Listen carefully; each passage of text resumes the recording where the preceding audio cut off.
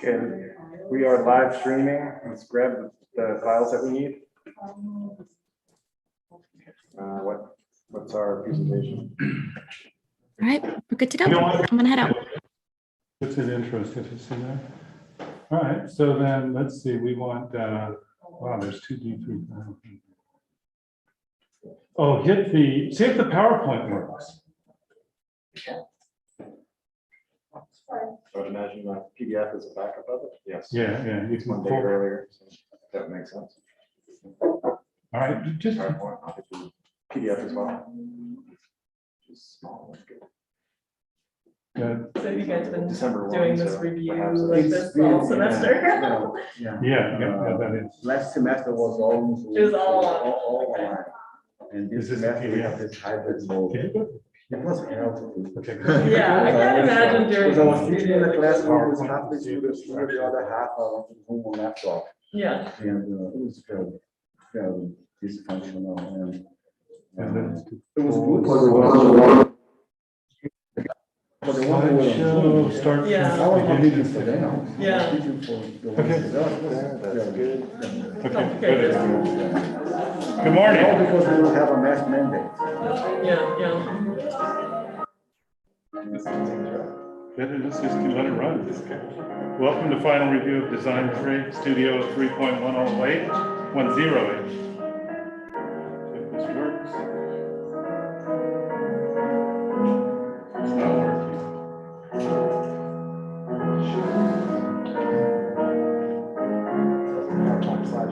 It's supposed to be video. It did. It does it every time. It just goes on its own. Yeah. Perhaps from the video file. No, I do.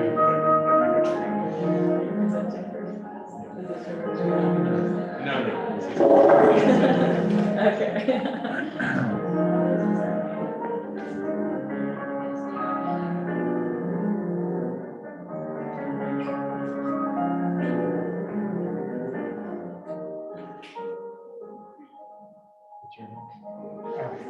What's that? Josh. Josh. Nice to meet you too. You're practicing in Austin. Okay. On my page. Did you graduate from here? I don't know, I teach theory. Oh, you just great, okay. That, I imagine that's been more difficult. Yeah, 'cause Yeah. It's like studio, at least you can do reviews on. That's the crazy camera. too, It's yeah. like one-on-one, a little bit Yeah, I different. know, I teach theory, so it's happy conversation. Yeah, Just a lot of detail. No, I just, yeah. No, I don't. We'll hear what to expect. Hopefully.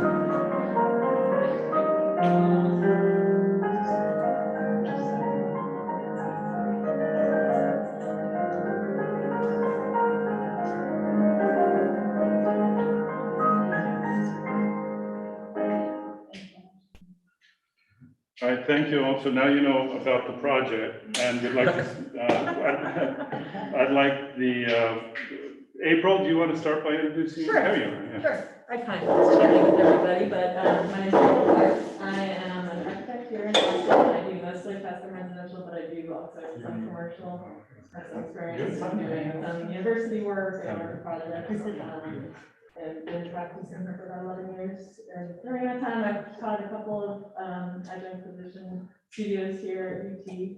I came from Connecticut before this, where I graduated from Yale with my master's of architecture.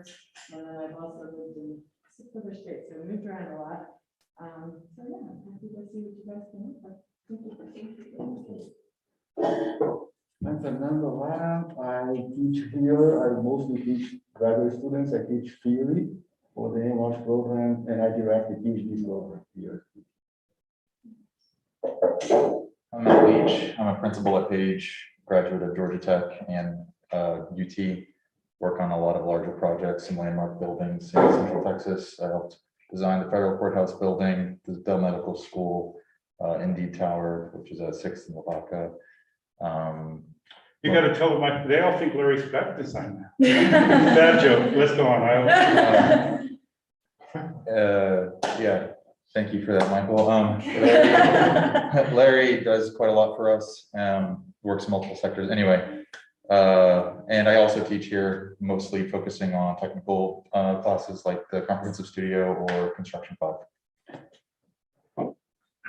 I'm Josh Ledger. I'm a graduate of school back in 2017.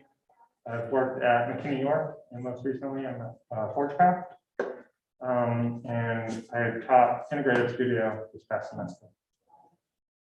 And so I don't know if you guys, the schedule that I sent, I had links to April's website and some of the other people's websites, right? And I think I linked Josh's issue portfolio from UT. So if there's as a representative of, as you go through portfolio review and stuff, you might go back and look at it. It's actually very nice. And I think it could be really helpful as you start to put this work into your portfolio for portfolio review. Also was really fortunate to be on their review yesterday and the work that, who is your partner? Jordan Sheets. Yeah, He's they- at Cordy. It was a really, really incredibly wonderful course. And if you get a chance later to go back and look, I don't know if they recorded it or not all of them are. So real quickly, any questions? I know you were paying attention to our little video, so you probably don't have any. No, I'm joking. Do you have any questions about the course? It's a musician in residence. So the two big parts of the program are a performance hall of about 3,000 square feet with a coffee shop and some other amenities maybe. And then apartments or living a situation for 10 musicians who will be in residence here. We wanted to keep about 50% of the site open.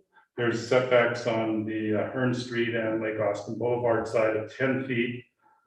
I think we're not obviously that engaged in this overall zoning other than the 60-foot height limit. We did ask them to be engaged in. There's a retaining wall about 3/4 of the way or 7/8 of the way maybe through the site, and then there's a slope that goes up.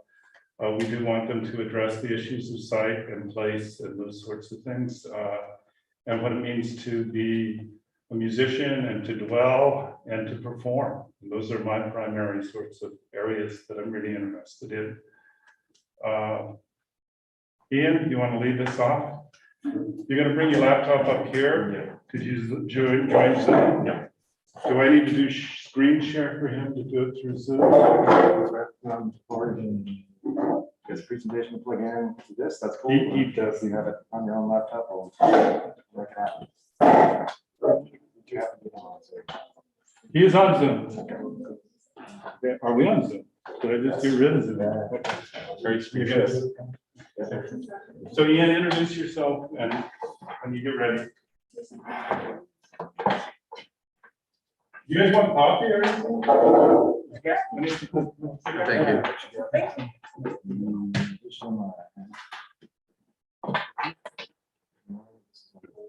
Yeah.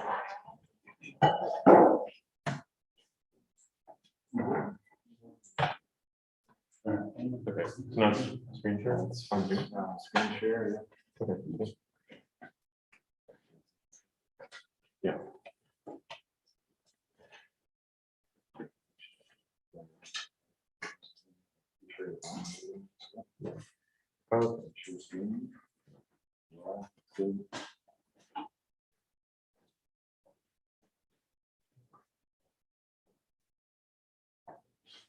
Oh my God. Okay. I went to go look at a light switch. You gotta be a PhD in electrical engineering. So is it okay for you, Ian, or do you want Butler? I think that's fine. Good. All right. So I'm Ian. Hi. This is our third semester here and our first in-person semester at UT. Yeah, that's about it. I have a question for everyone, the reviewers in particular. Do you mind if the presenter takes their mask off? I'm not trying to pressure you into it, just saying no if you do. You're vaccinated and everything, even though I'm not supposed to ask you. All right, good. So this is my musician in residency project. And I wanted it to be about letting the site's original contour lines, the rhythm of them influence the program and the buildings.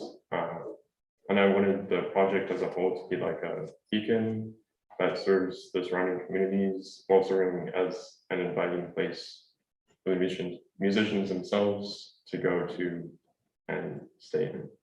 So my neighboring site, that building was inspired by Valerio Oggiati. So I decided to have one of my presidents be. Oh, Ian, I'm sorry, can I interrupt real quickly? There's one thing I should tell the jurors is that the second assignment, the one we called extraction, everyone, the site adjacent to ours, everyone was given, the teams of 3 designed a folly, sort of a community space for activities, for music, for farmers markets, for kids to play.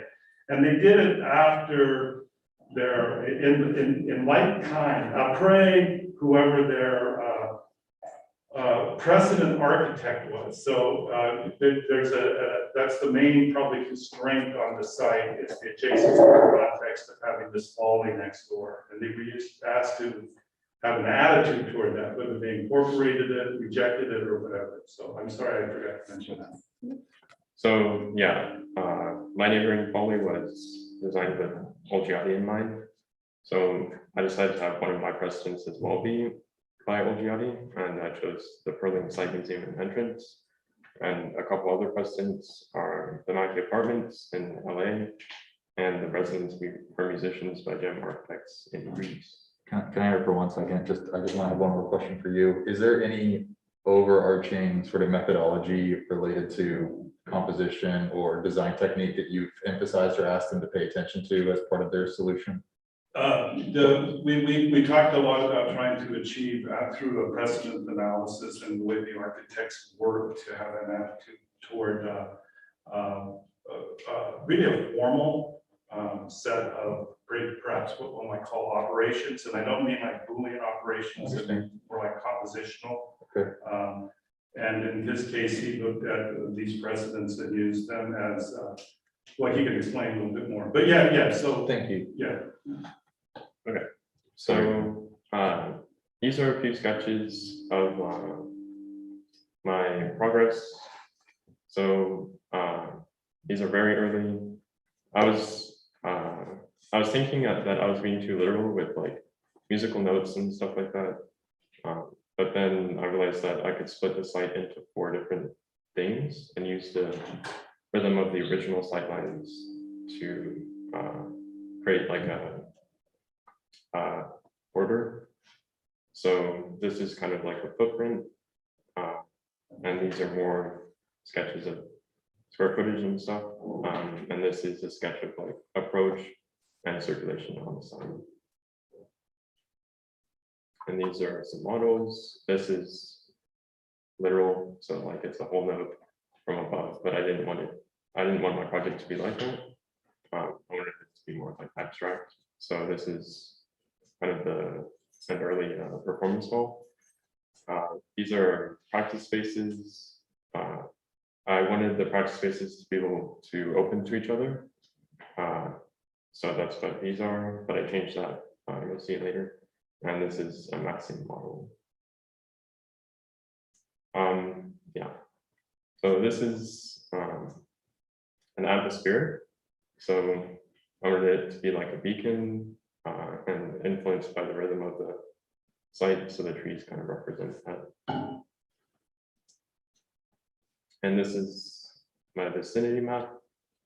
There's the Colorado River to the south, Lake Austin Boulevard, running along here, Fern Street. And this is Mopac to the east.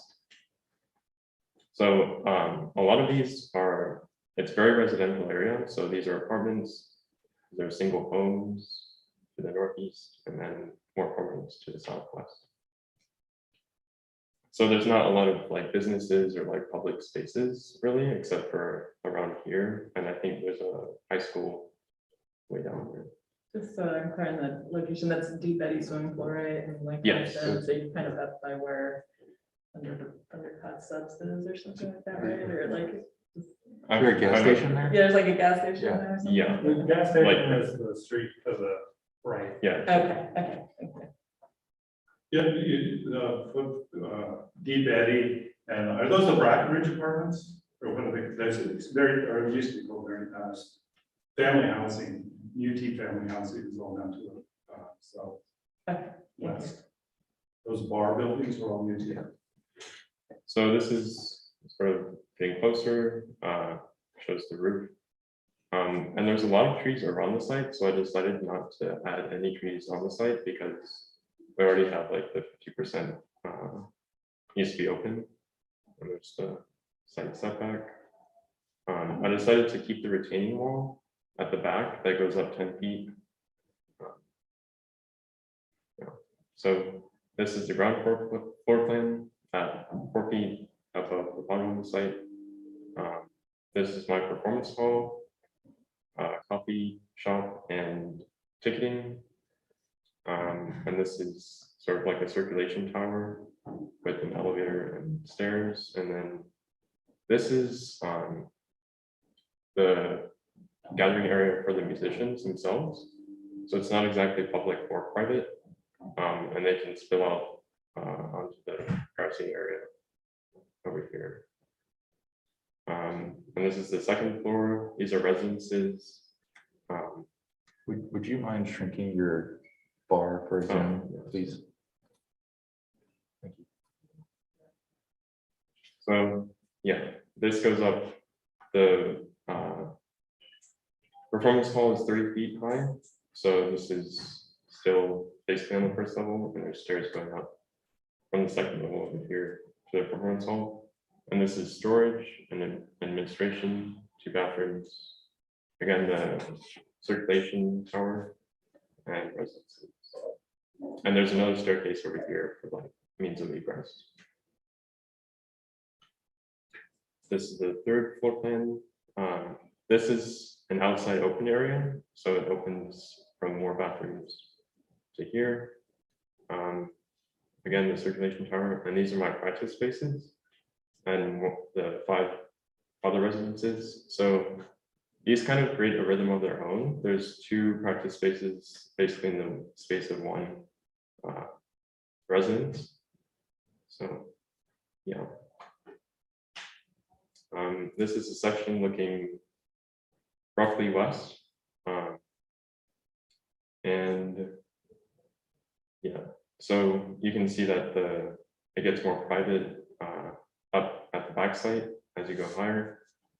And I kind of wanted to have this wall of the performance space be like where they can put posters and other things for like upcoming events, and maybe even like if they're hosting a regional competition or something like that, they can put things right here, right in the coffee shop. And this is a west elevation and north elevation, and these kind of show views that weren't represented in other representations. So this is from the north. There's a lot of windows.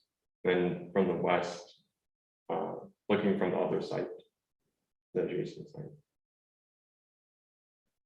And this is a circulation diagram. You can see the 2 staircases. And this is a program diagram. It's really public at the corner. So like the coffee shop and other things like bathrooms in the performance hall. And then it gets more mixed with the gathering space for the musicians. And then very private with the residences and practice spaces. And this is a sun study from sunrise to sunset. This is a view from the adjacent site. So I kind of wanted to have the courtyard be like something created by both of the buildings. Even though they're on different sites, they still create like a single courtyard that people can gather in. This is a practice space. So I wanted the interior of like the trim around the window to be a hard surface like wood. And then every other surface to be like softer, so that creates an interesting sound experience. And then this is what it would look like at night with lights on the exterior and then the glass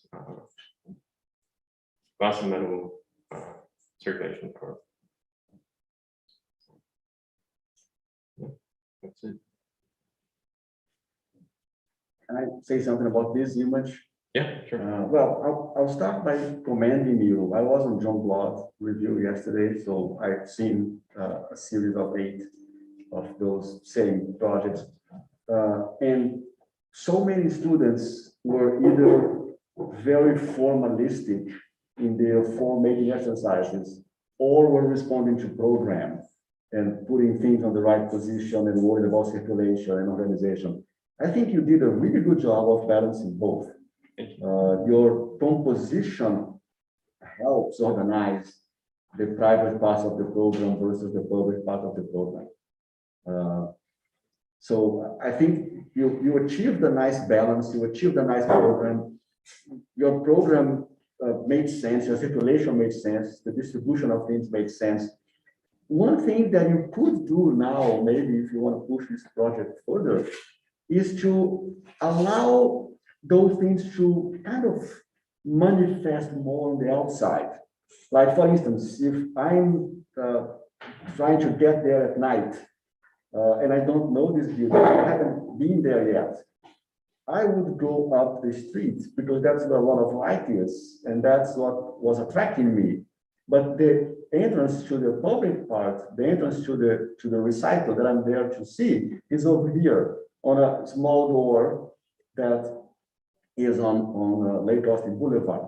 So some of those symbolic gestures, I think you could elaborate them a little bit more and let those things manifest on the outside.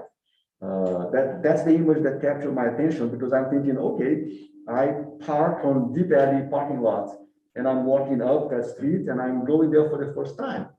I would continue, I would cross Lake Austin and continue going to where the light is. Yeah. And Sorry. yeah,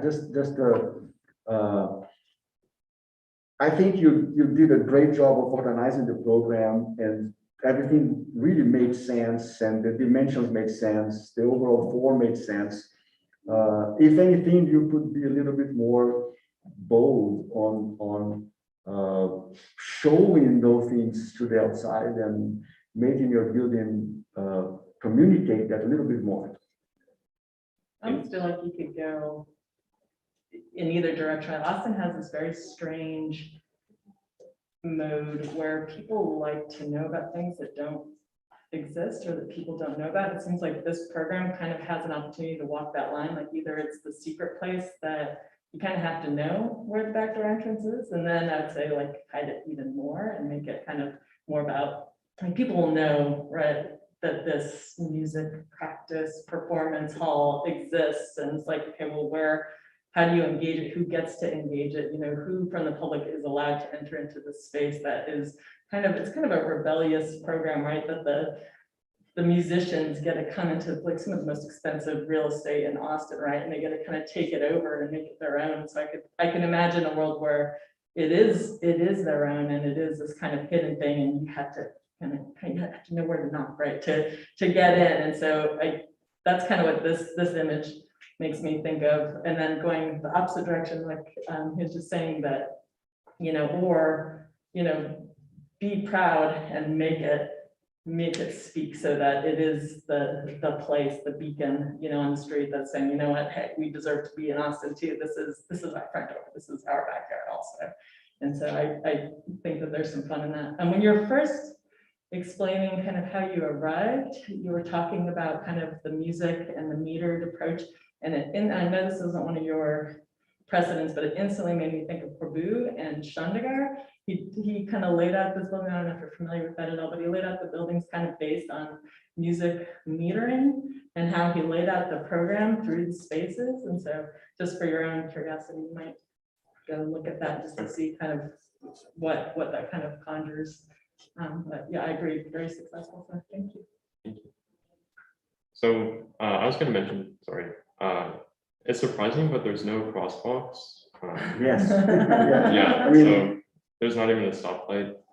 Being a big ACL fan, yes, I cross that in the middle of the night, it's lots of, Treacherous. yeah. Lots of healthy people tired crossing that street at 1 a.m. after the end of ACL. This is a great drawing for the question that I wanted to ask, and because I think what I'm assuming that this outcome is inevitable, given all the things you wanted to achieve, what I'd like to know more about, or what I would encourage you to think about, is really the hypothesis, and that is an architecture that is responsive to the site in a conditional way. And I can imagine other versions of this same exact building sitting on the site, creating very different experiences and very different outcomes for the program. And so I'd like for you to maybe speak a little bit about how those things played into how you organize the building, right? Because at the most basic premise related to Fernando's question, the entry in the kind of in the middle of the public space, if it were not there and were the public space actually organized towards the back, what kind of building would that yield? Because and it relates to the massing, like as a really busy street, perhaps the program that's the most sensitive to sound might be better situated in a different location. So I would like for you to speak a little bit about how the site actually informed your organization. Yeah, so I thought about having the performance hall back here because like it's like the sound stuff. But I decided to put it here because it's a lot more inviting. Like the coffee shop can then go on the corner. People can go access that. But yeah, I agree that like I could have put like a larger entrance or more like formidable entrance, like at least maybe in the performance hall as well. And if I put a lot of more important stuff back here, like the more public stuff, I think that would make it less inviting. Because then there would just be like residences over here, like maybe over here. Well, I think it's a good assumption, and I appreciate the sensibilities that you're bringing to the inquiry. But it's interesting. You put up the drawing of the trees and indicated then that they're a very important component to the project. And I understand the view looking out. If you were to take the same spatial arrangement and flip it, then the public space would be a product of the trees, right? Like if the courtyard and that wall along the back and along the side is incredibly consequential on the way one experiences this building. So I'm not saying what you did is wrong. What I'm saying is there's a level of rigor with the goals that you just need to remain in touch with so that you can say, because what's going to happen in the future, you'll have a client say, are you sure? And you need to make sure that they understand that the alternative may be less good than what you're proposing. One other thing I would encourage you to look at, if the precedents are really relevant to the project, the thing I loved about what you showed is the way that the volumetric displacement or the volumetric clarity of the buildings say something about their intended use. And there's so many rich opportunities in this project for materiality to be a counterpart to volume, like the coffee shop right now. In that nighttime rendering, it was completely black when you would expect it to be this really bright beacon and a really great social hub. And it seems like integrating that into the kind of volumetric expression in addition to the stair would be a really nice way to animate that corner. Okay. That's kind of like the next level of development, right? Like the materiality. You started to kind of touch about it, but I agree that there's some opportunity there to make it just really rich. And also, like, I know you guys are, this is your third studio, so looking at how things function isn't too much of it, but there's opportunity there too, and like how sound control and how sound bounces off walls and stuff like that, that you can kind of harness just those functional requirements to create really interesting material qualities through all those different spaces. And I was interesting actually when you presented the one corner cafe space, you said it's neither public or private. Could you tell us a little why you think that? Oh, So it feels to me just where you have it sided and how it doesn't have any, at least in that drawing, doesn't have any windows or anything, it feels very private to me. yeah. Sorry. So how do you think that it's kind of not very private? So this is like a gathering space for the musicians themselves. It's not, this is the coffee shop. Oh, So, okay, okay. yeah, So so that's this what I one mean. is- And Yeah. both need windows. Yeah. Yeah, Both desperately need windows. I was thinking about I was thinking about that for the gathering space. Mhm. I thought that people could like spill out onto the lawn and stuff like that, or like on a rainy night, like a wooden interior and stuff like that. They could just stay here and like Yeah, but kind of. you still, why don't you have a window? I mean, what's wrong with windows? And if you wanted to get dark and cozy, you can close the blinds. Yeah. So what's the kind of user, like, what do the musicians play? Like, what do you kind of have envisioned for that? I know some people had like certain music in mind or like certain musicians, but I was just thinking any musician, any So, instrument, any type of music. I guess in terms of kind of like program and plan, let's go to your third one. With, so all the like practice rooms are all the same size, Yeah, which like, yeah, thinking about like a user and musicians that play different instruments, they'll probably want to have different size rooms, so, like people playing drums or cello or bass that have like a lower frequency are going to want a bigger room that kind of relates more to the instrument that they're playing. So I think, and like fitting within the framework that you've given, like how do you give variety to the different types of users that could be using your spaces? Could be a kind of an exploration that can also lead to a little bit richer planning. And just in terms of kind of like the siding of your building, can you kind of explain the courtyard and like how some like when is that occupied and like who is using that? So as far as the courtyard goes, this whole area would be open. And since this is like a community center, it's really open and like, it's supposed to like not be like air conditioned and stuff. So like, it's like really open.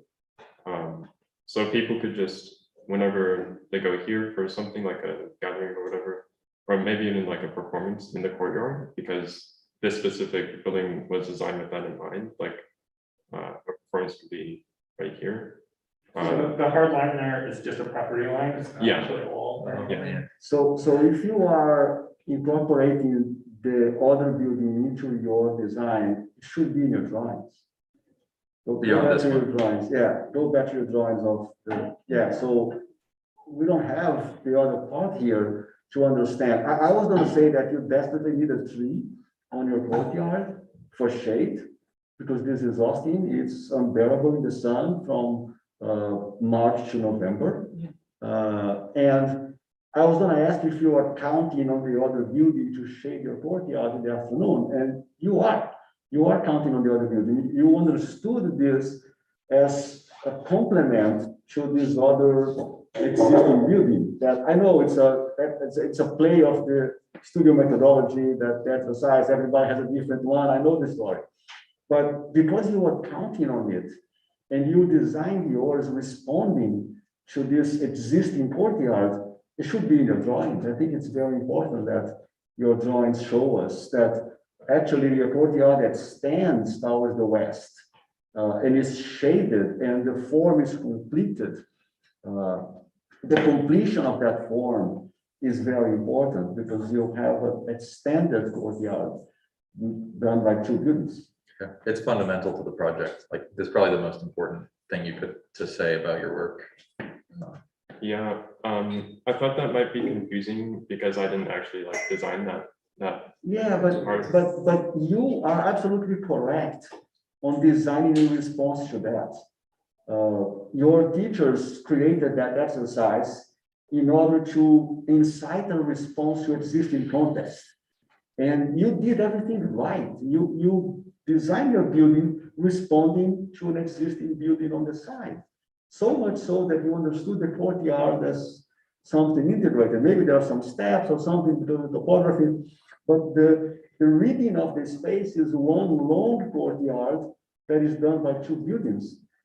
It's a plus to your project, not a minus. Yeah, if you go back to the site plan and imagining that overhang space adjacent to the courtyard and people moving back between those, it just seems incredibly much richer than this drawing suggests that it is. It's really nice. When you guys were given the program, did you have laid out like number of spaces? You have to have 10 practice spaces or? Yeah, pretty much. But some people like modified it a little bit, but not too much. That's, so when you go back to the floor plan of the practice slides. So when I look at this, kind of going back to an earlier comment that was made about the size for different musicians and stuff, like I look at that and I read, okay, well, he's given 10 practice spaces. And so he laid out 10 practice spaces.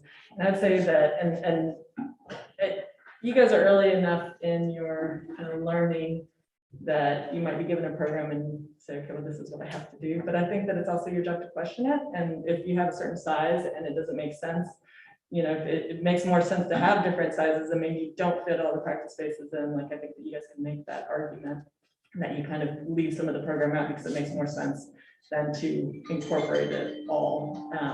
So I agree. Like this, it kind of reminds me of, you know, a lot of musicians will often go rent storage facilities, right? And this is what that looks like. It's just like in a row and they'll rent it and they'll put up mattresses, you know, and that's kind of like acoustically quiet. 'Cause it's not in a residential. No one cares if the sound is coming out of the storage. And that's kind of what that makes me think of, but it's not ideal for, you know, sound or for practice. And so, yeah, I think that kind of moving forward, like even the shapes of the residences and the different sizes that you start to see in there, like I can imagine like the bands are probably going to practice in their residences more than in those, just because they're so narrow that it's awkward. Like even just imagining setting up like a drum set in there, you know, like how do you kind of see each other? Or, you know, if it's just one single musician, then maybe that's totally fine. So then I'd look to you to define and say, well, this is about musicians and this is where a violinist is playing, and then maybe it's a different conversation.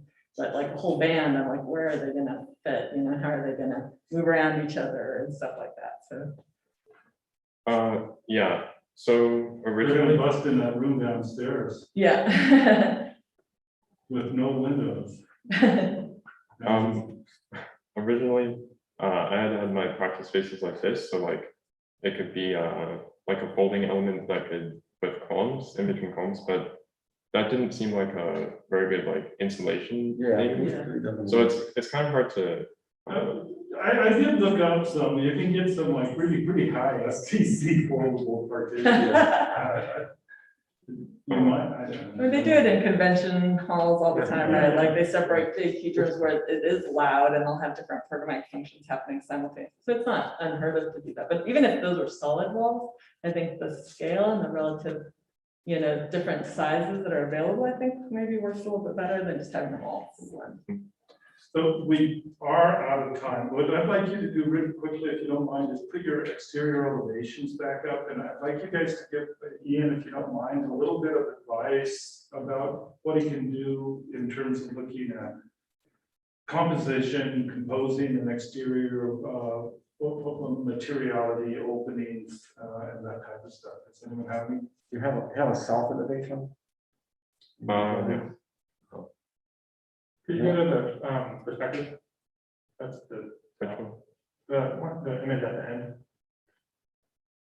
Even though it's- Yeah. But I guess in terms of lighting, like these kind of seem like they're just kind of stuck on. I like in terms of like composition, like start to think about like how you can integrate that in with the architecture. So you have those bands that are kind of wrapping over. Can you integrate lighting into that? And that can like start also. Sure, like where your entrance is, and like kind of wrap that maybe around your building a little bit more. And the cafe needs glazing, the cafe needs glass. The only way to attract people to that cafe is by showing it to the street. And you have an amazing window into Austin. I mean, this is a fairly busy road where everything happens on Lake Austin Boulevard. So, show your cafe to them. Could you go back to the hardline elevation too? Yeah, I'm just thinking about the precedents that you had chosen to kind of look at in relationship to this. They were kind of two natures. One was kind of very formal, you know, and it wasn't about kind of, you know, the punched holes. Is definitely very volumetric. Another was kind of about if I'm remembering them all three. One was kind of about wrapping the punctuations and kind of defining the holes that were in the facade. And I don't know that any of them were necessarily about just having a planar punched hole approach. And so I'd say just looking back at your original precedents and looking at how they treated the openings and the fenestrations in the facades will help you kind of define it. And it doesn't necessarily have to change the floor plans, but you might find that it influences the way you think about the floor plans a little bit differently, to where you can start to make formal moves on the outside that kind of reinforce what's happening inside. So I would just advise you kind of it's always kind of going back and forth, right? You just design a little bit of the plan, a little bit in elevation. And sometimes precedents get left off. You look at them in the beginning and you forget about. Yeah. But it is helpful to kind of go back and say, okay, well, what was it about these that I was drawn to originally? How can that influence where I'm at? Like your kind of first kind of thought about the like sheet music and bars and everything, like can that start to relate onto the elevation with your 4 strips and then the quarter, 16th, 8th, and then start to kind of play with that type of rhythm and kind of use that to inform your elevation. Right. Thank you very much. Ian. Thank you. A couple of quick things about Ian too is that, thanks for going first, and very good job, very professional. He's also a very accomplished piano player. And we brought, I brought a little very funky keyboard to the studio, and so he's been keeping us informed a little bit about music theory and playing. So one thing you need to think about is how you bring the big piano into your concert hall. And play it out. Exactly. I didn't want to comment on that, but You gotta quit sharing, or how do I do this? Do I quit sharing? Am I sharing? You just gotta switch the No, source you're back. sharing, so you gotta quit sharing, did you? Yeah, so Wait, you're next. So real quickly, lots of times in the studio, I like to do a lot of poetry, and we didn't do any this time, so can't do a review without one poem. This is from 100 Poems in the Japanese. They're all translations by Kenneth Rexroth. And since I've been so merciless for Aleva and Zoe and teasing them, this is one on me, okay? Listen carefully. The acoustics in this are good too. You know, Very you can good. tell, oh, never mind. That was gonna be a Never page mind, check. never mind. Yeah, thank you. A strange old man stops me, looking out of my deep mirror. thank you. Wait, how do I make it bigger? Oh, what do you got? You have, what do you want to do? I just have I was screen sharing from my You want to do laptop. screen sharing? Yeah. you have to go to HDMI 2. What's that? HDMI 2 on the. Here? Can you help me? If you just enlarge the Zoom window, Oh, yeah. just make it full screen, you can do it directly. You don't want, do you want to do HDMI or Zoom share? Yes. Zoom? Well, Zoom is one thing, HDMI is a whole nother critter. How did you do it? I think you gotta do Zoom share. Did you do HDMI? Yeah. Were the people back home able to hear that? Is there anyone? Okay. There you go. Okay. Okay, my name is Zoe, and this is my project. I wanted to start off by showing my precedent building. It is this little model here. It was designed by a few students in my class, inspired by the sauna architects. And when I designed my building, I wanted to take inspiration from all the organic forms and the curvature in the sauna model. But then I also wanted to kind of juxtapose those curves with just orthographic rectilinear geometry as well. So that's how I got to my form. And here's the two forms side by side. Here is the site plan. Like Ian said, it's mostly a residential area, and most of the buildings around the area are just apartments or small houses. But it is like at an intersection of a main road and then a residential street. So it can be a little loud, but it's mostly just residential. For my initial ideas, I started with sketch work, and I included that in my presentation. I also had a couple of study models, and then I included a conceptual diagram. So initially I started out just playing with like these really organic like amoeba shapes and stacking them and like interlocking them and seeing the different relationships I could create with those shapes. And then for my juxtaposing shape, I decided to make the residencies the kind of rectilinear modular piece, but I still wanted them to be interesting, so I worked with staggering them and stacking them and seeing like the different relationships between those as well. Here's a couple of photos of my analog model, which I also brought to class. It's down there if you want to pass it down in, but you can see them here as well.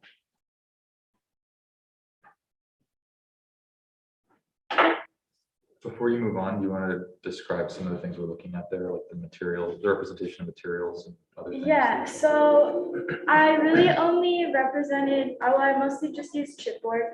So I'll go into the materials in a different slide, but mainly the chipboard is like the main structure of the building. And then I also use trace paper to represent all the glass and windows. And then the green is grass and leaves.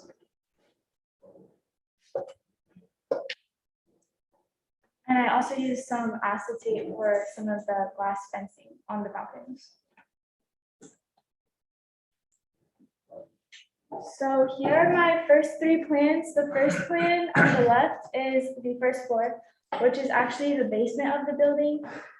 There's only one level below ground.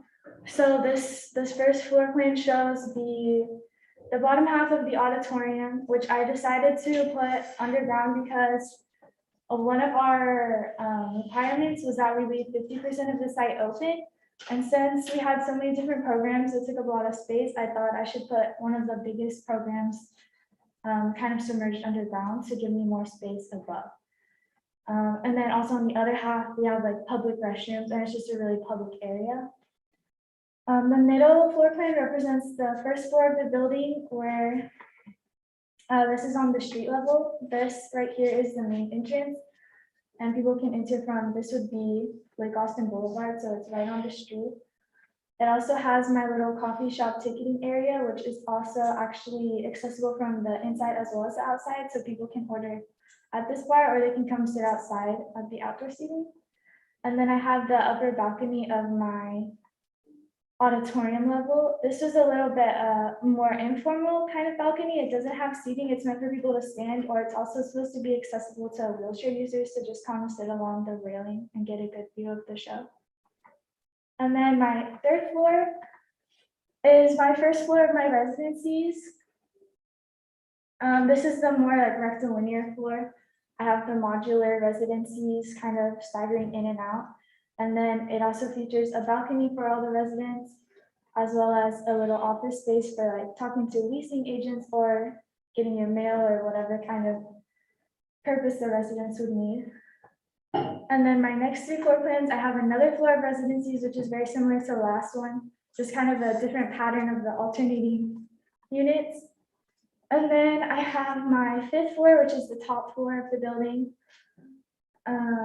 This floor is dedicated just to the practice spaces and a storage closet for whatever instruments the residents may need to store.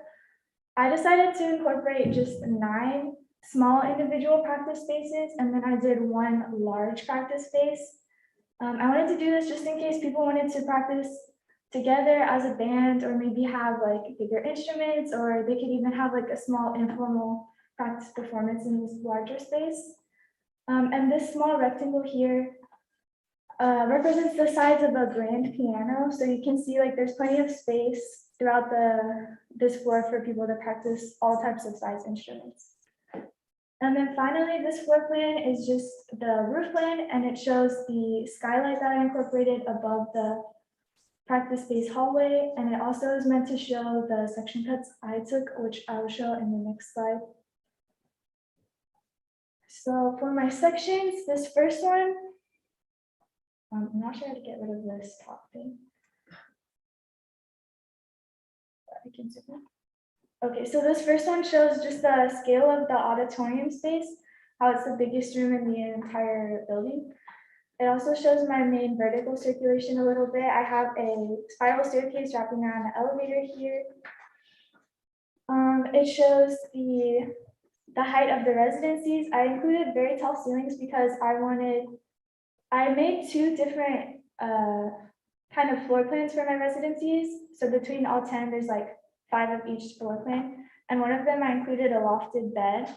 So I included these taller ceilings to make room for the loft. And then the other residential floor plan that I have does not include a loft because I wanted it to be ADA accessible, but they still get to enjoy the tall ceilings.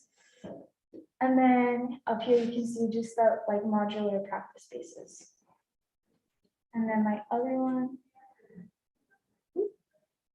below here shows a different angle of the auditorium so you can see where the balcony cuts through, the layout of the seating, another view of the residency. And this is actually cutting through like the secondary staircase. That's not the main staircase, it's just like another option.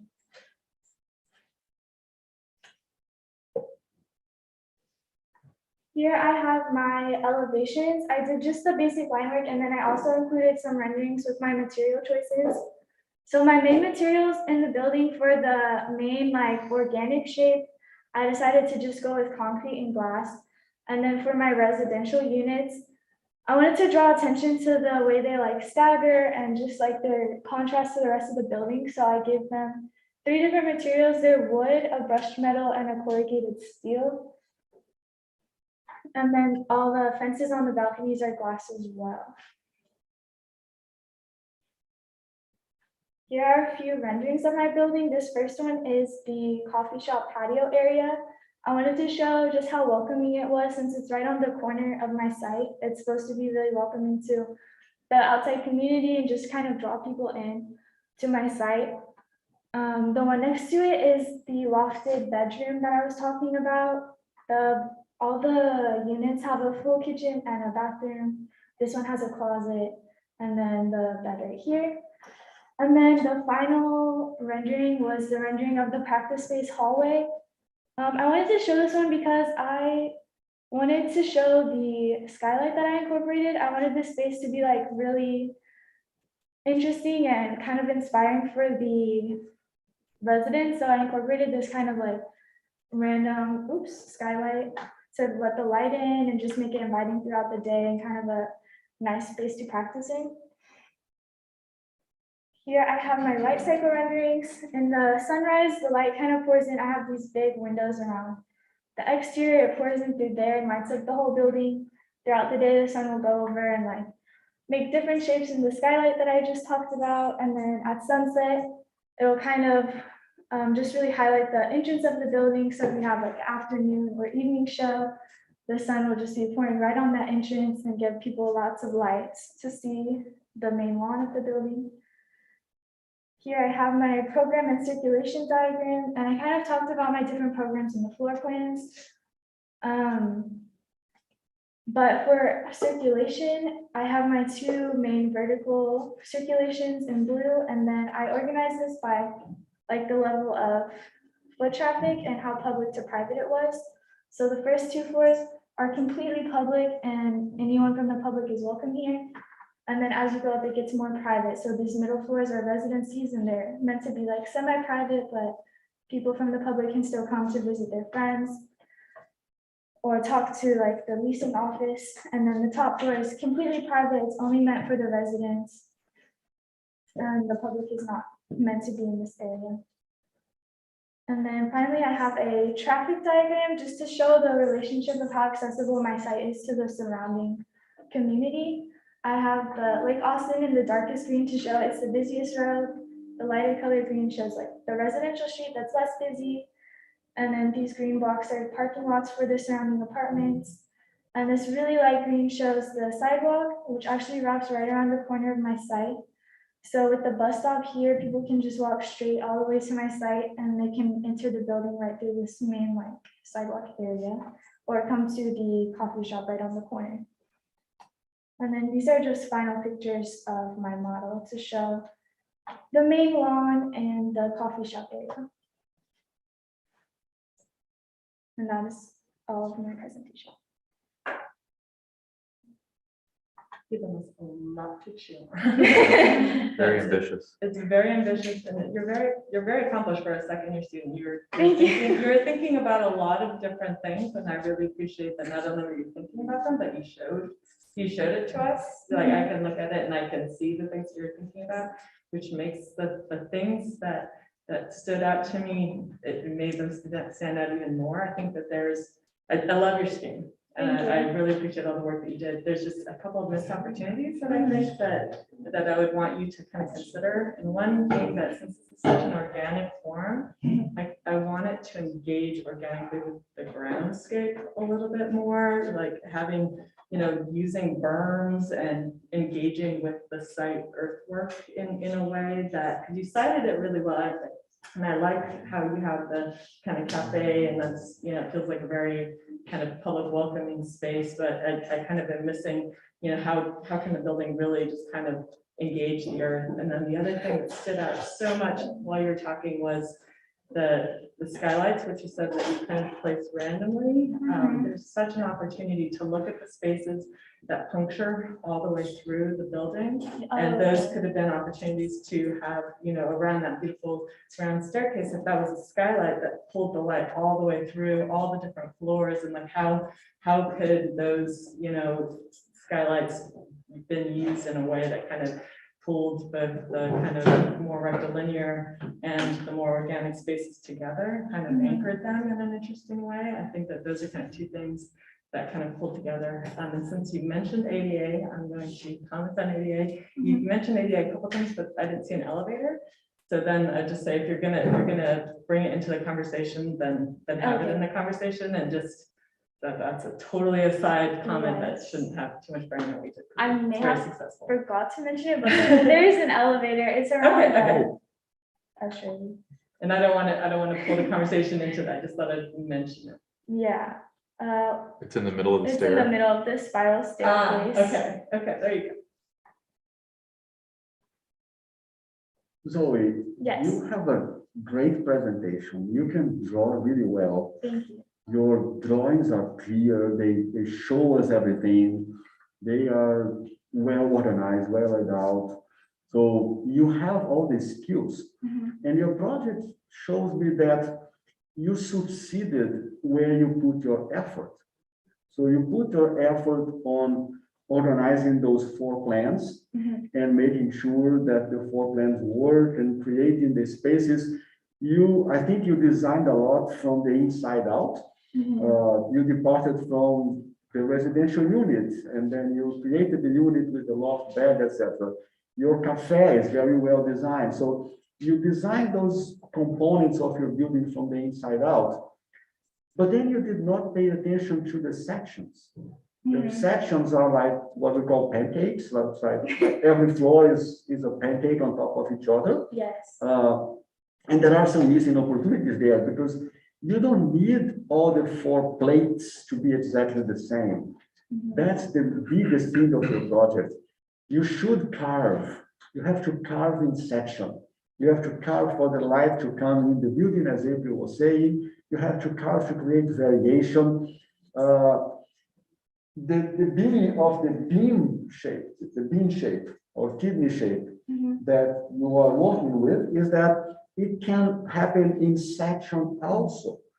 The 4 plates can be different, and you can have a real, something that is really closer to a kidney or a bean, or by varying the sections. Yes. That's the next step of your building, and you have all the skills to do it.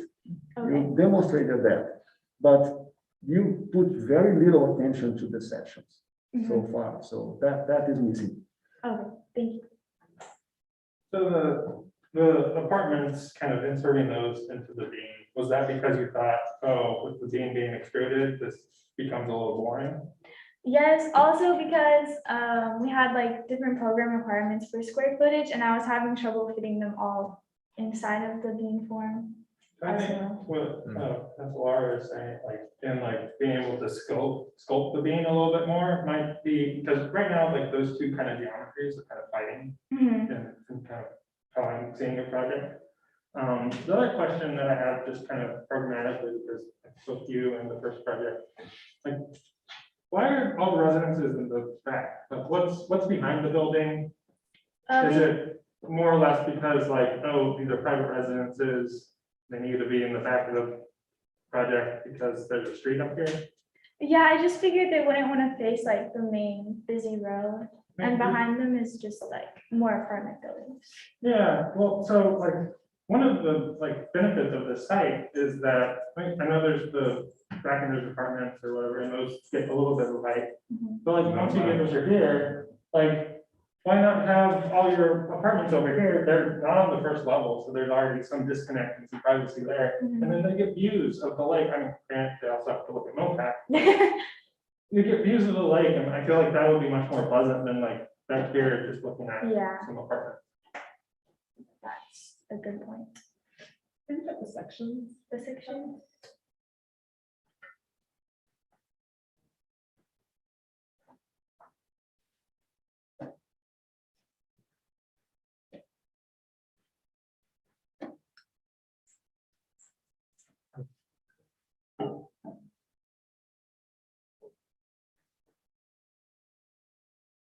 Yeah, I think the comment of the sectional carve also kind of leads to thinking about the acoustics too, and it's beneficial in that way as well.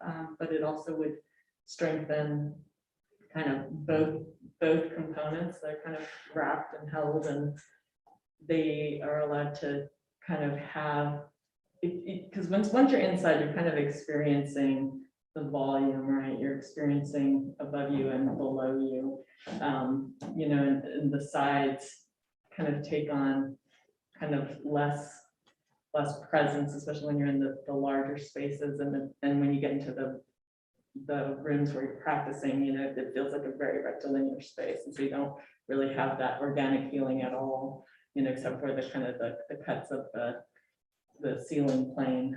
So I think that would kind of push it a little bit more. And I'm actually, it hadn't occurred to me before, but you would have views of downtown from the site as well, yeah. right?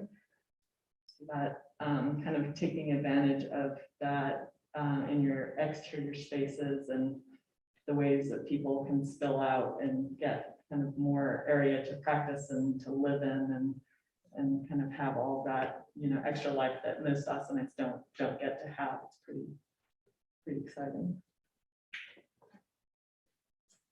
I have, design is a really interesting trap because there's always, I could have done this, or I want to do this, and it's easy to layer all kinds of desire onto a project. Would you mind going back to your diagrams?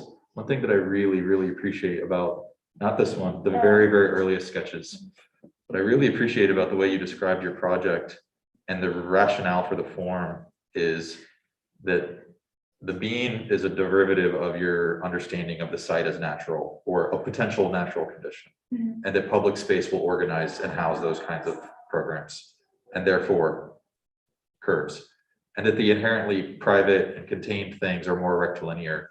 And I think that's a really, really interesting way to approach your understanding of the program, because it's discrete, and the way that you draw it on the right before you get to subdividing it is equally clear. These drawings are so important for yourself as the constitution of the concept, because when you get into the resolution, i.e. the messiness of the sections, you have to look at those with the same eye and say, am I actually achieving what I set out to do? And so it's really important that you go back to these initial impulses, because they actually contain all of the potential of the project. And if you start to realize that it's not meeting that potential, that's when your critical eye is the most useful, because you're not going to have your professor to tell you, hey, I'm not quite sure. And then you have to go through a process of editing.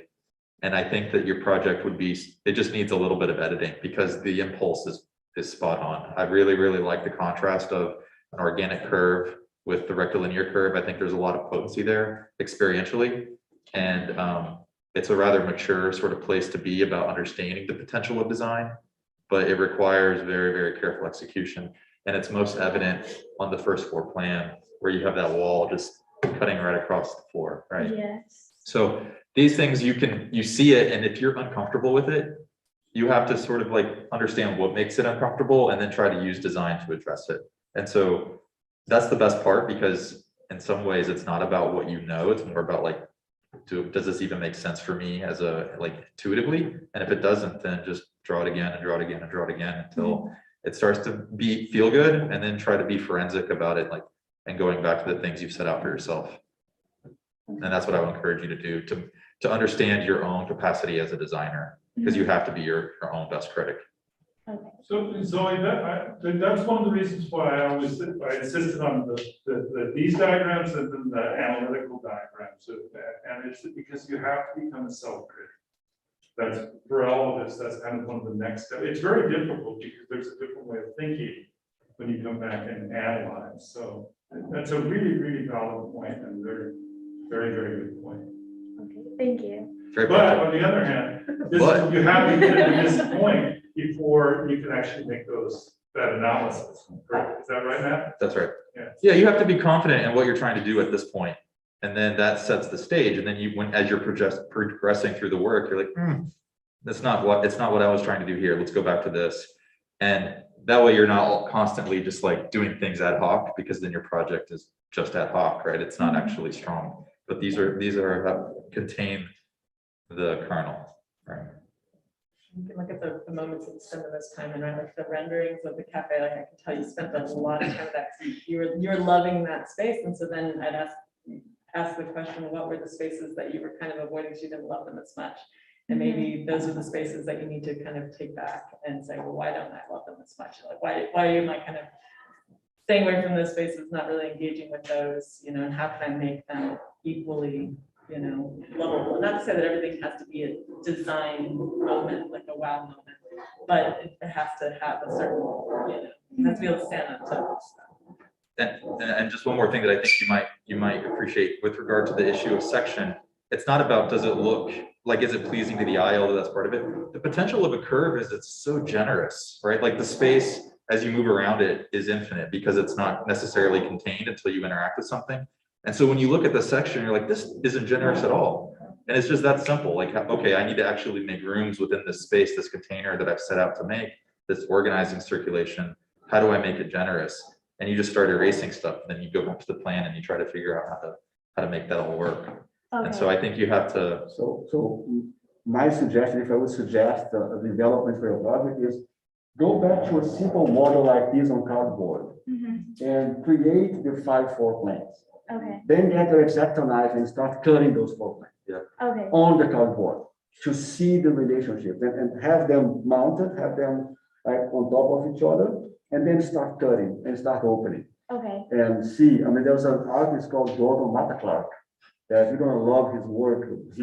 He would take a chainsaw to buildings and he would cut slices of the buildings. Oh wow. Okay. So look at Gordon Clark and do this to your model, and you're gonna have an amazing project. Okay, thank you. Or maybe even switch to a different medium like clay and say, okay, well, if this isn't about organic forms, then maybe just the functionality of putting together chipboards, sorry, has a little bit, has limitations, right? So it's like, if you're doing something sculptural, what's a sculptural way to explore that? You know, and that might give you a different way of looking at it. Okay. Josh, just to kind of piggyback off, but like, I know like laser cutting is like good for making these final models and presentation models, but like when you're doing explorations, make sure you're doing it by hand and really like getting through that feeling, because like while you're doing it with your hand, you're also thinking with your hand. So that's a way to like, if you were to just like draw these lines and then start to cut them up on the computer and then laser cut them, that's different than taking it and doing it by hand. Yes.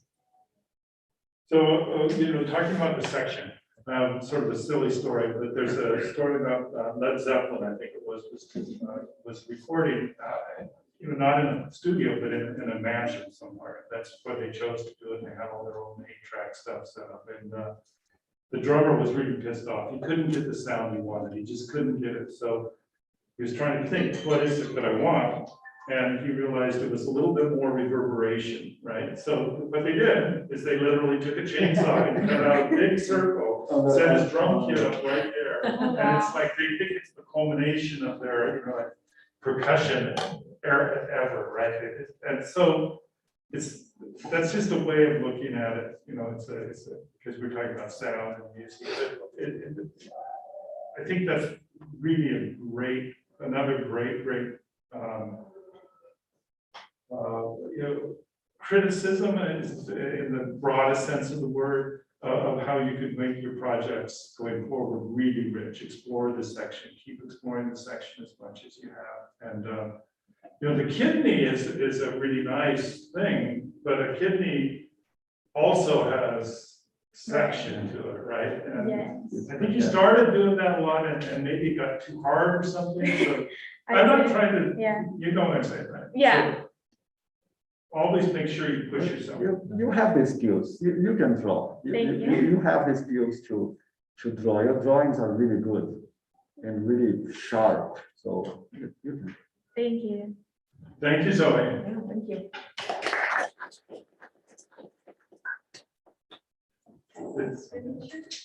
Yes.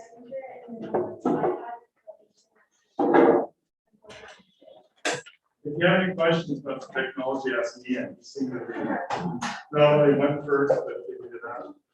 I tried to get the keyboard up. But Yeah.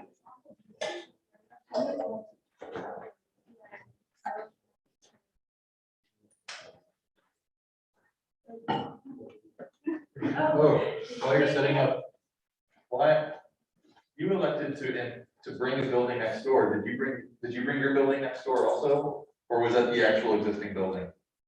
Like, is everybody electing to bring in an alien spaceship to the neighboring site and then do something with it? Oh, like the president model? Yeah, I didn't realize that both of you brought your precedent to the neighbor site. Yes, that was like part of the assignment. was Okay. we all had to- And it's not their precedent, so to speak, it's the, one of the other groups in the class. I see. So they didn't. So it was like a toy box, Did and you you look could at take it? you could take a toy from the box, and that was the thing. Yeah, no. Yeah. But they didn't do, it was kind of a lottery, right? Yeah. So, lottery. So a project from somebody else was placed at their neighbor. Yes. But it was None of the an projects. architect project. Yes. No, it was not an architect project, it was another group in the class. I see, who I was see. working as Sana. It's a little bit of, we're using a little bit of Juan de Rose, usually when I do precedents, I do objects, I do buildings, right? Uh-huh. Juan likes to do an architect. Yeah, in the style of an architect. Yeah, so it's a little bit like that, praise Sana, but they weren't Sana, they were whoever they were, I guess. Anas. Yeah, they were someone. I made a joke. Well, you know, like, I don't know. Hello, my name's Aleida. Here's my project. So to start off, I'm gonna read my manifesto, like thesis statement. This project aims to explore the possibility of informal spaces. I don't think it's screen sharing. Oh, What do we do, Ian? Well, did you? Here you go. Yeah, there. okay, nice. You can also minimize the. Okay, thank you. Okay, hello again. My name's Alida. So I was saying, my manifesto thesis statement, this project aims to explore the possibility of informal spaces for the sake of creating a relaxed environment in which musicians can freely compose, practice, and perform within the Austin community. Blurring the lines between interior and exterior spaces, several moments are placed among the trees to enhance the relationship between the user and the surrounding environment. What was the image? I'm sorry? Oh, this is my atmospheric drawing, or yes, conceptual and stuff. Okay. So my site vicinity plan, similar to what you guys have already seen. Here's like Austin Boulevard, and then here's Hearn Street. Here's the site we were given, and my adjacent site, made by some of my classmates, was Kengo Kuma inspired. They had Kengo Kuma as their precedent, or the architect that they were like exploring. So this is the adjacent site, Pavilion Community Center.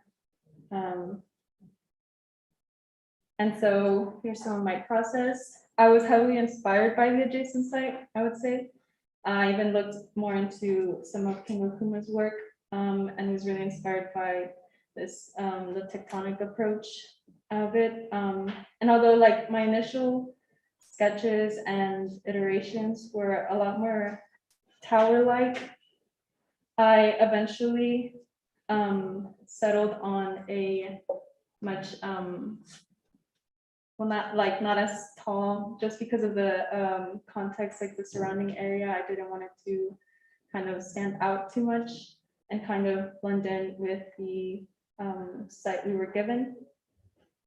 And then to kind of better, I guess, represent that, I have pictures of my analog model, which I also brought. If you want to pass that, Zoe, it's kind of heavy-ish, but here's kind of some more exploration that I did. And this is kind of showing how I kept the same idea, but just kind of did not follow through with the tower-like structures, I would say. Here's some isometric views of my my design next to the adjacent site. And I guess here you can kind of see how I tried complementing my design with the adjacent site, and also how kind of my form was inspired as well. And then here, this is Lake Austin Boulevard, and this is Hearn Street, Lake Austin and Hearn Street. Here's a programmatic diagram that can kind of better explain the layout of my site, or like how I distributed the programs. Beginning with the cafe and office space right here on the corner, where I felt was the most public and accessible area. The residencies, you can kind of see the layout of how I kind of created this C shape to try and create, you'll see in one of the renderings or the perspectives, a courtyard area right here, where there's trees. And then the practice rooms towards the back of the site, also because I felt that it was a much more private or individual program. And then my concert hall is actually below grade, and then it connects to a storage unit that's towards the back of it, and it also connects along with the practice rooms. And then there's public restrooms throughout the site. This is the lower level, so this is the concert hall floor plan. This is the point of access, which can also be seen through this floor plan, the ground floor plan.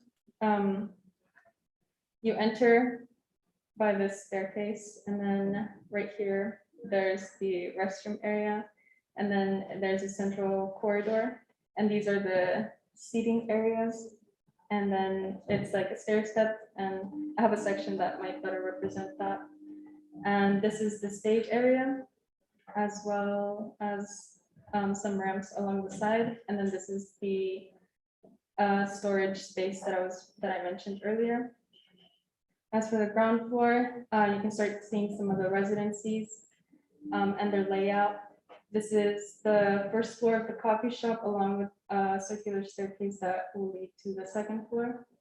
And then back here are the first floor of the individual practice rooms, and which I created different sizes for, taking into account like different instruments that could be used or the amount of space that musicians might need.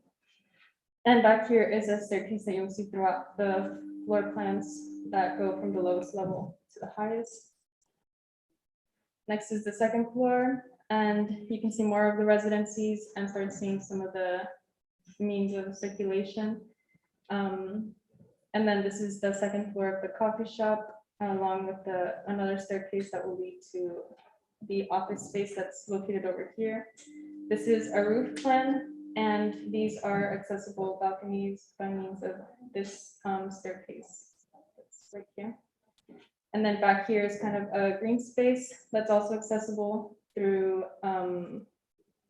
this elevated platform that runs along right here. And these are like the stairs that lead down into it. Here's one of my sections, which is cut right here vertically. Here's I guess a better representation of the circulation to get into the concert hall space. Here's the stepped seating that I was talking about, the stage, and how it connects to a storage space back here. The two levels of the practice rooms, and then some sections of the residencies. This is a staircase that leads up into the circulation or walkway corridor into the residencies, the second level of them. And then the stairs that I mentioned that would lead into a green space back here. This is a section that is cut along this way to kind of better show, I guess, kind of the below grade. The practice rooms, they have the same, although varying sizes in the rooms, they have the same layout. And then the storage, and this is the staircase that I mentioned, runs all the way vertically.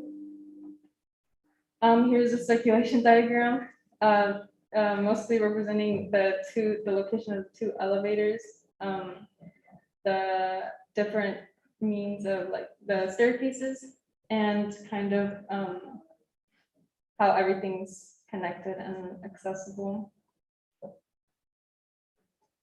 Here's some elevations. So this is the street view, the southwest elevation. Here's the coffee shop. Some of the materials I decided were also inspired by the adjacent site. I went for steel, wood, glass, and concrete mostly. So this is the street view, and then this is what I guess you could call the back end of the site where the green space would be, and it's elevated along with the residencies, as well as the balcony space up here that's accessible through this staircase. Here's a southeast elevation, which is facing Hearn Street. And then this is the northwest, which would be facing the adjacent site. And this is the courtyard space that kind of also flows into the adjacent site. And then another look at the practice rooms back here and the staircase. Next, I have some renderings. This is a view from the second floor of the coffee shop looking into the courtyard space. This is from the courtyard looking towards the back end where that back staircase would be. And then this is a view from inside of one of the residencies. And last, oh no, it's not last. This is a view from the back end on that green space that I mentioned earlier. Also looking onto the stairs that lead up into the balcony. And lastly, a view of the courtyard from the adjacent site. She has your tree for now. Yes. But I have something to say about that tree. I'll keep quiet. But yeah, the tree is there. Since the initial diagram, beautiful. I'm sorry? Like the tree was in your initial diagram, the concept diagram. Yes. And the tree is still there. Yes. It's survived. Okay, and that's the end of my presentation. So since Michael already prompted me, you have an amazing project. You have a really amazing project.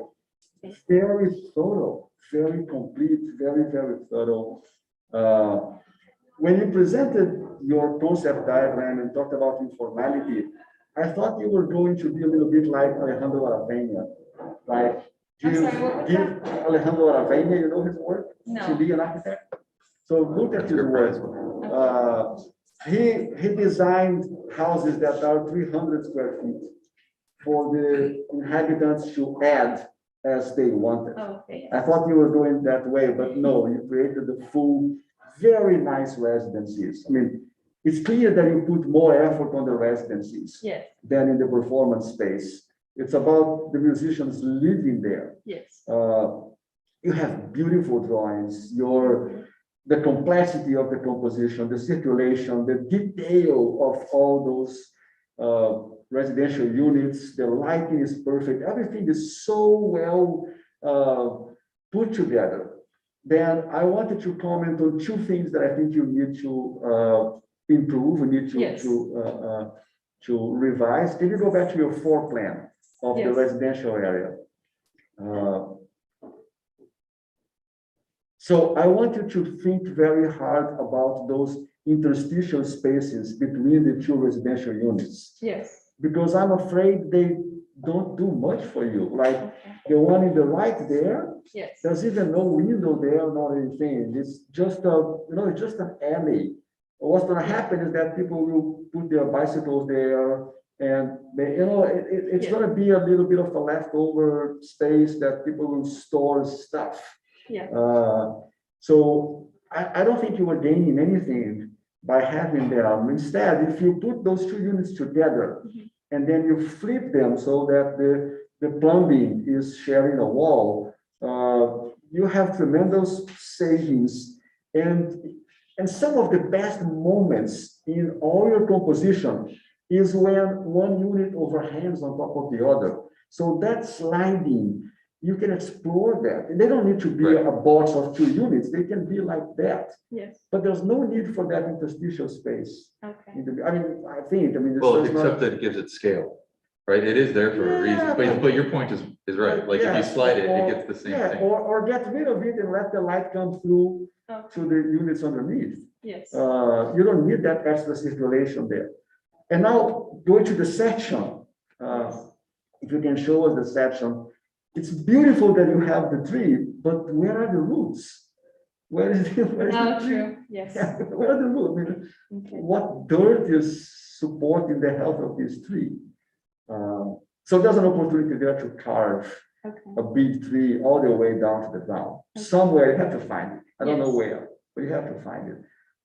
Big trees have to be rooted on the ground. Otherwise, it's just ornamental,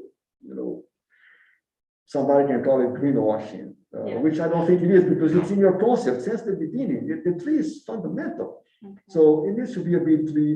It needs to be on the ground. You could start the section by drawing the roots. Yeah. Okay. How did you arrive at the concert hall underground?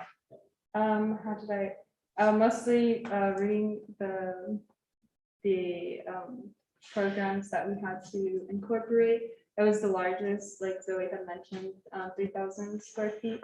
And so I figured also it would be better for sound, but saving space, I guess. And I didn't want it to be on the ground level, just to kind of avoid towering it too much, the entire form. Again, referencing the adjacent site and it like overpowering, I guess, the other surrounding buildings. Yeah, I agree, or I appreciate how you arrived there, but I would ask you to think about two things in making it really successful. Okay. One, people identifying it as a place to go to, like in the Yes. case of an event, and like what that occasion is like. And so if you have thought through that, I would like for you to speak to it. And then the second thing is, like when there's a concert and there's a party, there's a bunch of people here who are not necessarily living here. Yes, And how do those different groups interact and how does the site accommodate them? okay. So I guess I can show my floor plan. The way that I viewed it was kind of the coffee shop being this means for finding that point of entry. I have these two openings that I guess I felt that it would be a bit apparent if you look just this way that the entrance would be right here as well as the elevator. And this is kind of like an open space that I didn't really set a program to or any sort of functionality, but I thought that could also be like a gathering space for a larger crowd. And it also opens out into the courtyard area. That was kind of my thought process with that.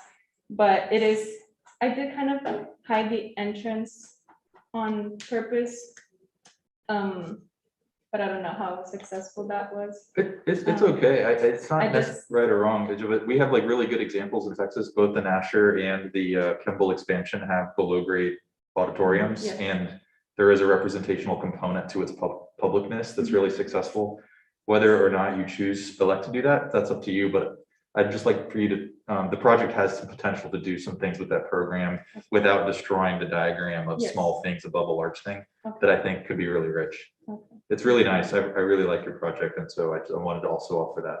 Thank you, I appreciate I love your project. I think that if the neighborhood hears that there's a concert venue and then practice rooms coming in, they're terrified and they're up with picket lines and then they see your renderings and they're like, okay, Where's the property concert values hall? just went up, this is gonna be awesome. Yeah. Right, like they're suddenly not terrified of this moving into this, semi-residential area. Yeah. And so like, I think that it's the scale of it and kind of thinking the large program, I think works to benefit you in that way.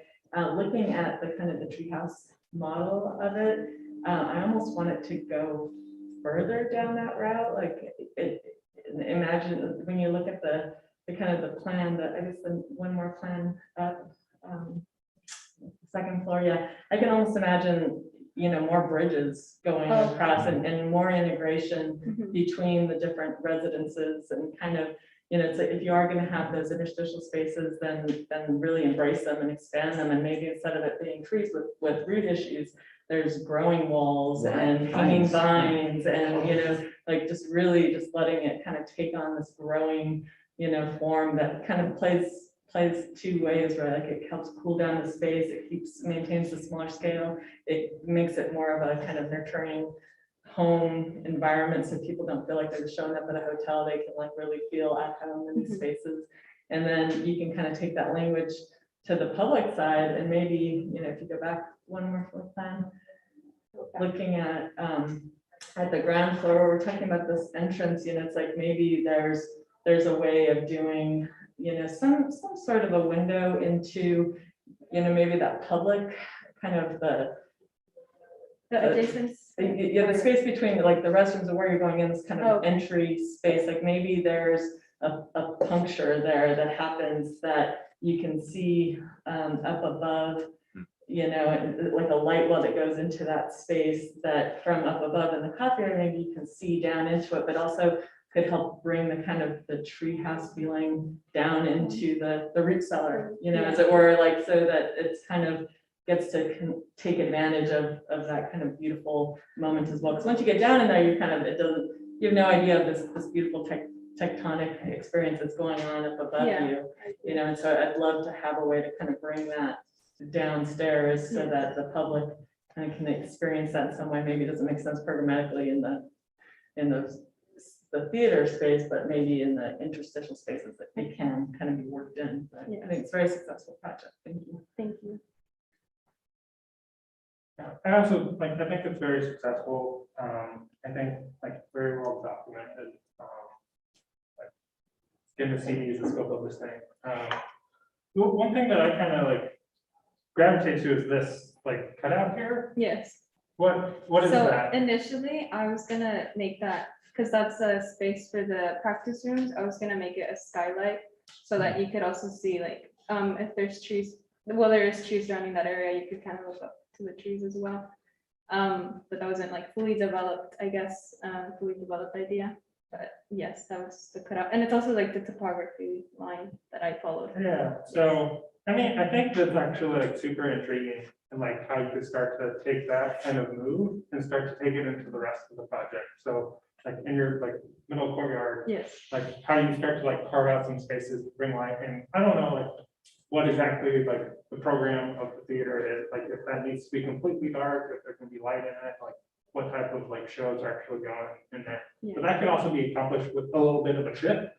And then like if you could align the lobby underneath wherever you're bringing that light in, like that could be a way to accomplish it without totally taking away the kind of black box nature of the theater. I do like,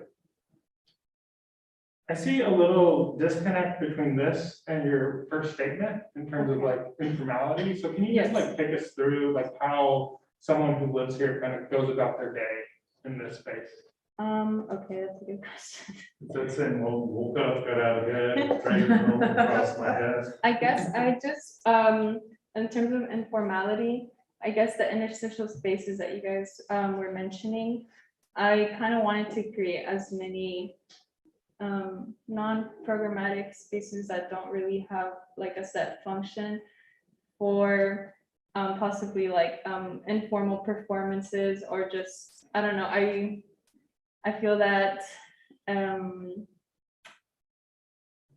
they could, I don't know, I guess I don't really know. how That to was answer somewhat of a leading question because I knew where I was gonna go with it. Can you go to your perspective Yes. of the outdoor kind of middle space? So even like in this, like you're still like everything's very well defined. So like I think like it needs to have a little bit less definition to it if you are kind of interested in the informality. Yes.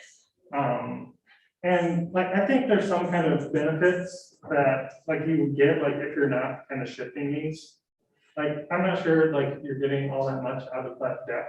Yes. So, and like, just as a practitioner, I'm like, oh, that cantilever, that's just gonna cost money. Let's just move that back. Yeah, And let's give a little bit more space in here for that informality Yeah. and for that kind of gathering down in that courtyard. okay. Saying like, those are kind of like some small moves that start to relate back to your concept and how the space can kind of relate to that a little bit more. Then the last thing I kind of wanted to talk about was like, for all the like fenestration, like what was the strategy there? Like it So, seems somewhat timid to me. yeah, I agree. So that's also, I feel, something that I didn't fully explore. I think that I could have done better with the views that I was giving to the residencies. Overall, though, the largest fenestrations are towards the courtyard, but I do think that I lost some potential in opening up kind of the back residencies towards the back and the green space that's back there. I kind of just made them, they're all just one single like floor plan, but I think also going into the informality that I was talking about, I could have maybe explored different floor plans for different parts of the site or the placement of the residencies. I think there's some like small moves that you could make that can kind of benefit that. Like, I actually like this like tall window here. I'm not sure that's doing all that much for you, like especially in the view here where you're having the clear story all about. Yes, So like you're getting enough light in there where like some of these little punches, yeah, I'm not sure are doing all that much. yes. Whereas like some of these like small moves, like the corner window, Mhm. I actually think that's quite lovely in terms of like, oh, someone's like cooking here Yes, and they see a neighbor, they can like wave them in. Yeah. Like that type of kind of like experiential kind of nature yes, about kind of those moves. So I think about that a little bit Okay. more for whichever kind of next project you get into, if you're Yes. doing kind of a more clear story, kind of to just get right in. And then how that can relate to the outside. okay. Thank you. People living on. It's Alana, right? Alina. Alina, Alina, can you go back to your four? He can plans? say your name right. Yes. Yeah, the four plans of the underground level and the first floor. Yeah, yes, this one. So when we're discussing your project and you showed us this, I kept thinking back of Michael Sorkin. Michael Sorkin is one of the heroes of my generation. He died very early on the pandemic in New York City early last year. But Sorkin had a project that he did, I think in the 1990s, so 25 years ago, in which he proposed planting a tree right in the middle of the crossing of the street as an act of civil disobedience. Like what happens if we sledgehammer the asphalt in the middle of the crossing of the street and plant a tree right there? So I kept thinking of that in your project, like what happens if the tree is right in the middle Yes. of your performance hall? It could be a beautiful act of disobedience, like you carve the ceilings of the performance space and put a tree right in the middle there.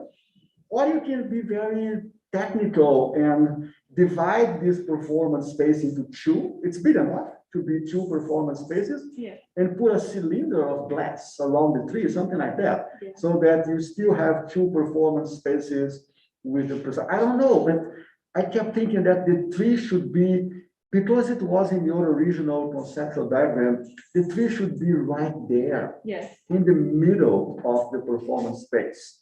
And you'll find a way to make it happen. It would be a beautiful gesture. That's The whole Has thing. And then, anyone been to the Austin Rodeo for a show? Austin, what? Rodeo? no, So they have a circular stage that rotates because it's in a bowl. yeah. So that's what you should do. So have a big ring, and There you that's go. where all the musicians play, There and you just go. rotates around. so yeah, I keep thinking of form here. So if the tree is not exactly in the middle, if it's a little bit off center, and the stage is around the tree, it gives you the possibility of having so many different sizes of audience, right? Yes. Because you can slice this thing on the diagonals Mhm. and have it like full with 300 people, or 2/3 of it with 200, or a small room of 50 people. It just gives you tremendous possibilities. Yes. Thank you.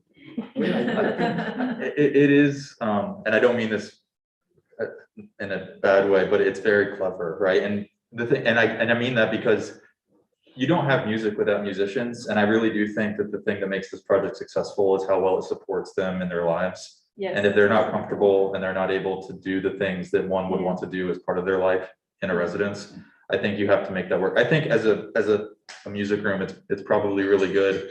And so I understand your interest in developing those parts of your project. But the comment about it being like a hotel, I think is actually really interesting because there is a consequence to it being too about appearance and about presenting one's life to everyone else. Mhm. When really, I would say the defining characteristic of a home is how one is able to be themselves and Yes. be comfortable in their own space, as well as outside of their house. Yes. And if you can achieve both of those things with this project, they're going to make wonderful music and they will be able to perform it in that room. And so I would just say, as it relates to windows or anything else, if you can measure those decisions against that goal, it will be very, very nice. It'll be absolutely wonderful. So, Olivia, one last thing, and then we need to move on, that I would say, do you feel like now, after you've had this comments, that the idea of having a concept that centers everything starts to make a lot more sense to you? Yes, I feel like I did not dive into it to its full potential. But I think that it's, I mean, it was a fairly good start. I do think that it could be developed a lot more. And the idea of informality, and kind of like the tree leading that as well, and the spaces that it can create. Can I just make one final comment that keeps popping up to me too, is I'm thinking about like the Salk Institute, and what Lucan did was he created kind of a series of spaces for the scientists where they would be kind of happenstance, they would interact with each other. They would come out and they would see what each other was doing, Yeah. working on, and there's kind of synergy and unexpected serendipity, Mhm. moments in that interaction. And I think that kind of your residences are doing that. And then also, we didn't talk about it at all, but I really appreciate that you, your practice spaces lead to the performance stage. You have this like very kind of well-defined kind of transition for the musicians themselves to kind of go Yes. back a house in a very kind of simple, elegant way that you almost don't even notice because you just did it with such ease that I appreciate that you kind of had that in there. And just looking at like the Salk Institute and kind of thinking about the residences so that you are walking the line of kind of privacy and interaction and display. I think it really comes in a question of fenestration. Yeah. So I don't think that's a whole concept change. Maybe it is rotations of the spaces. Maybe it is just how you define the openings, like, I don't think it's a major change. I think that the concept you did really well. Thank you. Thank you guys for your comments. Thank you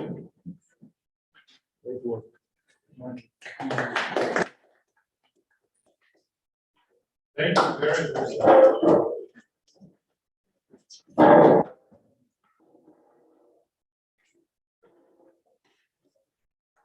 We have a 2-minute break. Yeah, why don't we do that while get ready?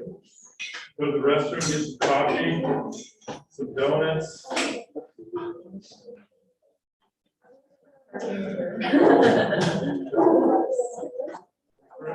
That's ours. That's our, anyone want, there's some donuts, some cookies, some coffee. We went all out with health food today. You know what you're doing up there, Carmen? Is everything, I think you know all wrong. I think I know what I'm doing. I don't, so if you need help, you're gonna have to ask. You just plug it in and then just make sure it fits.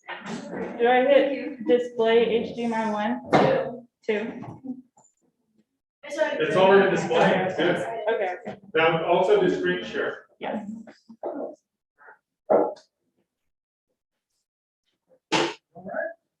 Good.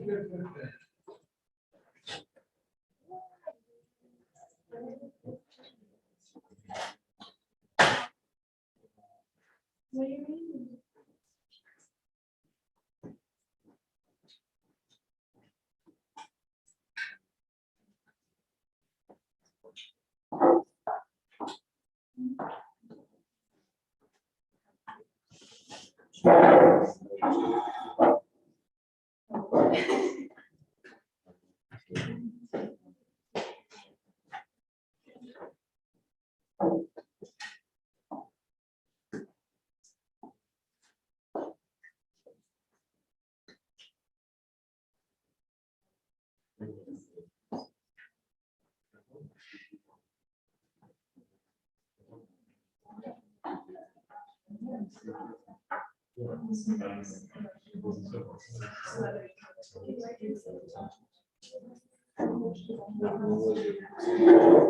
Yeah.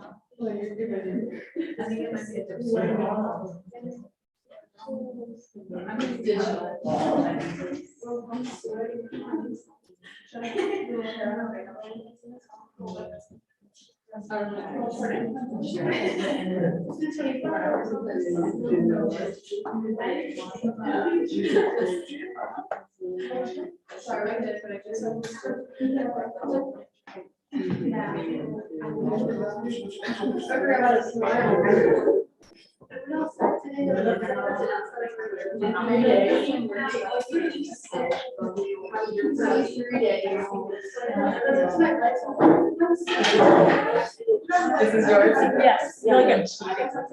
It's a preview.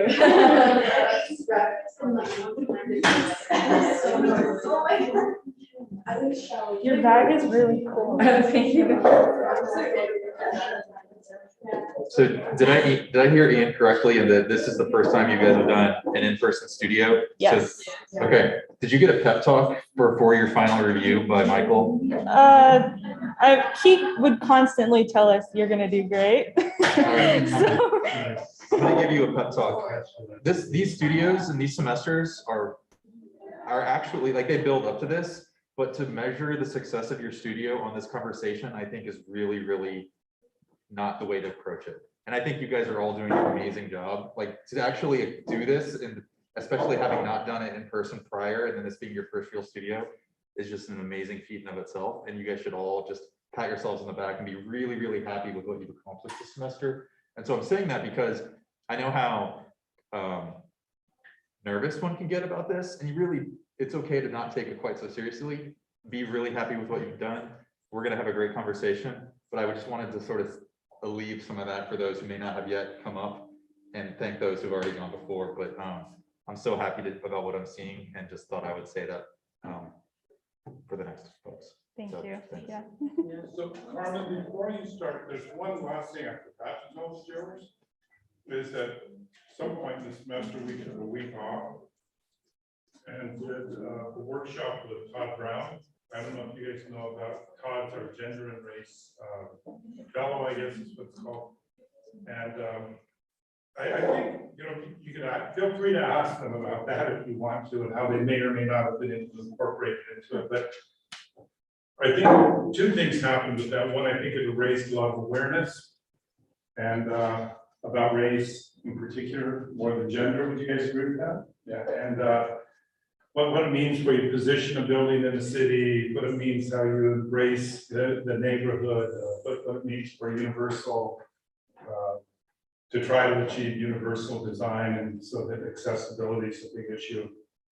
But also that we lost a week of work, so I'm really kind of impressed that they were able to sort of incorporate that in some ways, but also rebound from it. So social justice, environmental justice, those sorts of images and ideas and tropes or whatever realities are part. You can feel free to question it because they've been part of the semester, all semester. And now, Carmen and the Devil. The devil? It's a bad joke. Oh, okay.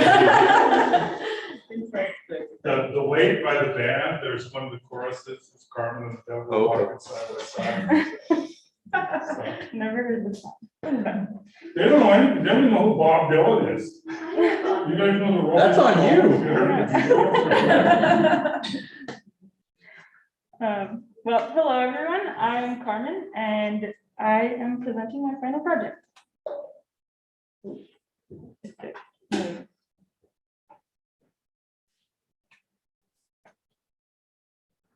Sorry.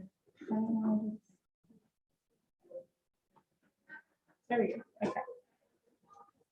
Okay, so my key design ambition was to create a more casual and informal space for musicians, Austinites, tourists, and other visitors. I was hoping that this space would feel welcoming to both enjoy music as well as share your own. So one main way I'm implementing this is a little different than everyone else. I'm doing an outdoor amphitheater. So in my mind, having an outdoor amphitheater means that it's more accessible directly from the street. It's physically accessible, but it's also visually accessible because I have a channel cutting through my building and you can see my amphitheater from the main corner of the intersection of Pern Street and Lake Austin Boulevard.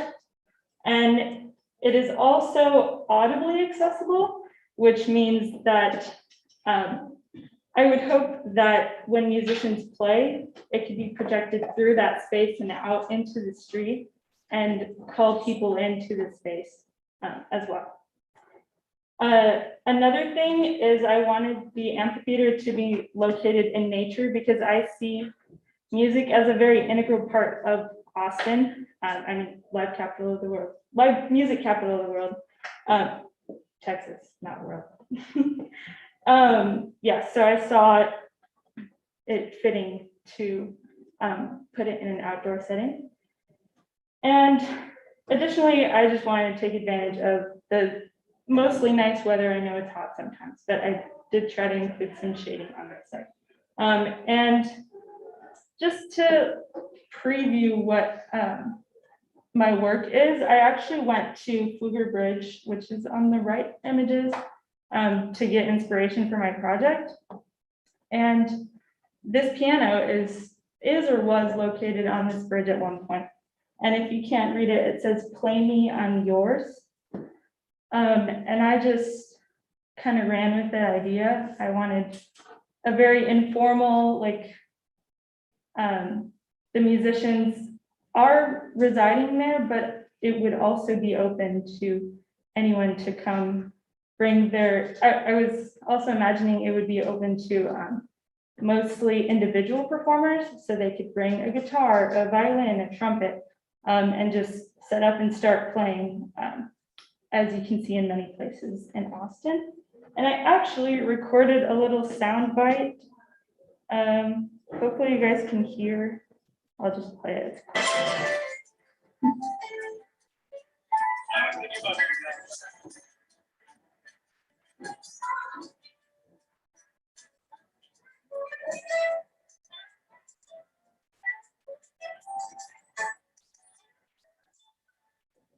Not there. So that's the piano?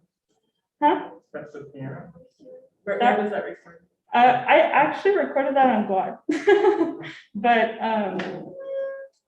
when I went to visit, I also saw a guy with his guitar and just didn't record it in that moment. But yeah.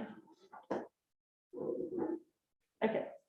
So as I said, I really ran with the idea of my space being a very informal area where someone can just go with their instrument and set up and start playing and kind of bring the city in to listen to their performance. So that's what these sketches are. They're not mine. I wish they were. And then in the top middle picture, that's actually a project in Estonia, and it's called the Forest Megaphone. And I know my building is not located in a forest, but I took inspiration from the shape of that to make my own amphitheater. And yes, as well as materiality. It's not shown in my physical model, but I imagined that my amphitheater would be made of wood. And then in the pictures to the right is really just my sketches of how I would create a channel to bring people into the site. So I started off with one big building and then just thought that was not inviting enough. So my way of being inviting was to split the building and create like a corridor to bring people into the site, as well as the amphitheater to listen to the music. Oh, and initially, I actually had the corridor running from the residential area to Lake Austin Boulevard, but I realized I wanted to rotate that from the Lake Austin Boulevard corner diagonally into the northern part of the site. So here's my site vicinity plan, and this is the bird's eye view of my building. As you can see, I have two separate buildings and they're connected with bridges on the third and fourth, or second and third floors. And there is a very prominent channel running from the southern corner to the northern corner of the site. And if you can see, it kind of copies the main entrance in the neighboring site. They have a very prominent staircase running through their community center, and I wanted to copy that movement. And also it was just convenient to use the corner. So here is the beginning of the nitty gritty of my building. So I have 4 total floors, 1 below grade and 3 above. So as I've been mentioning, the public floor is the ground floor. I wanted everything to be accessible from the street. And then below grade, I have the music practice rooms for the residents. And oh, I forgot to mention services like public restrooms and storage and offices are on the ground floor as well. And then the top 2 floors are very largely residential, to kind of separate the spaces for the musicians and give them their own space. But in order to get to the practice spaces, they would have to move through the public space. And I did that intentionally because I wanted the musicians and the people visiting the site to kind of interact as much as possible. So starting off with my ground floor, I have 6 practice spaces in this building and 4 in this one, and that correlates to the amount of people that live, or the amount of units in that tower. So there's 6 total in this tower and 4 in that one. So people would just go down to. Is that underground or is that ground level? This is subterranean, this is below ground, yes. And as you can see, there's a little elevator here and staircase and elevator as well. And that continues all the way up. So this is my ground floor. As you can see, the channel leading to the amphitheater. And this area is I envision it as a public, kind of like a Book People, Waterloo Records vibe. I wanted to have a place where people could, the musicians could sell their music, and the public could purchase it there as well. And also in this bottom corner, there's a little coffee bar. And I didn't draw it in the plan, but I was envisioning some tables and just public space where people can enjoy their coffee and the music. Yes. And then in this right side, we have the office space and storage space, and then a public restroom with stalls and public sinks. And then the second floor, we start off with the residential spaces. So as I mentioned before, 3 in the left building and 2 in the right. And the third floor is pretty similar, but one thing that does differ is the shape of the bridge. So this bridge would actually be accessible to the public through this staircase. And I wanted to make the bridge go towards the amphitheater. So there was a like tiered viewing area for the music. And then on the third floor, the bridge kind of goes a different direction. It's more for the residents, but they also have this overhanging balcony area that I was imagining would be a very communal area that all the residents could sit and view their fellow musicians and maybe at times practice or perform for themselves up there when there's no show going on the ground floor. This is my elevation, and it starts to show a little bit of my intended materiality. I wanted the building to fit into the residential area, so I tried to make it more horizontal and a low-lying building, and the material complements that with the horizontality. And here you can see also the relationship between the amphitheater and the buildings and how the buildings kind of encase the amphitheater and close in that sound, or I'm hoping they would. And also the residents have kind of a exclusive view from their balconies looking down into the amphitheater as well. And then here's my section just showing how I cut through both buildings as well as the bridges. And then the siding as well. So here you can see the practice spaces. And then this is the very edge of my bookstore. And then 2 units here and 2 up there, and then more units there as well. And then lastly, I wanted to take these photos of my model. So really I did kind of contrasting views. So the leftmost picture is what the public would see looking into the amphitheater area. And then the right side shows what the musicians would see looking out from their stage and seeing the many crowds and fans listening to them. Yes. That is all. So your kind of initial kind of slide and with all the imagery, like it all has a lot of joy and kind of gathering within it. So what part of your project gives you the most joy? I really enjoy the channel that I created. I would imagine that would be a very lively area, especially on the ground floor, because I have a very public building on that left side. And I don't know if it was shown in my elevations, but I envisioned that whole facade being glass.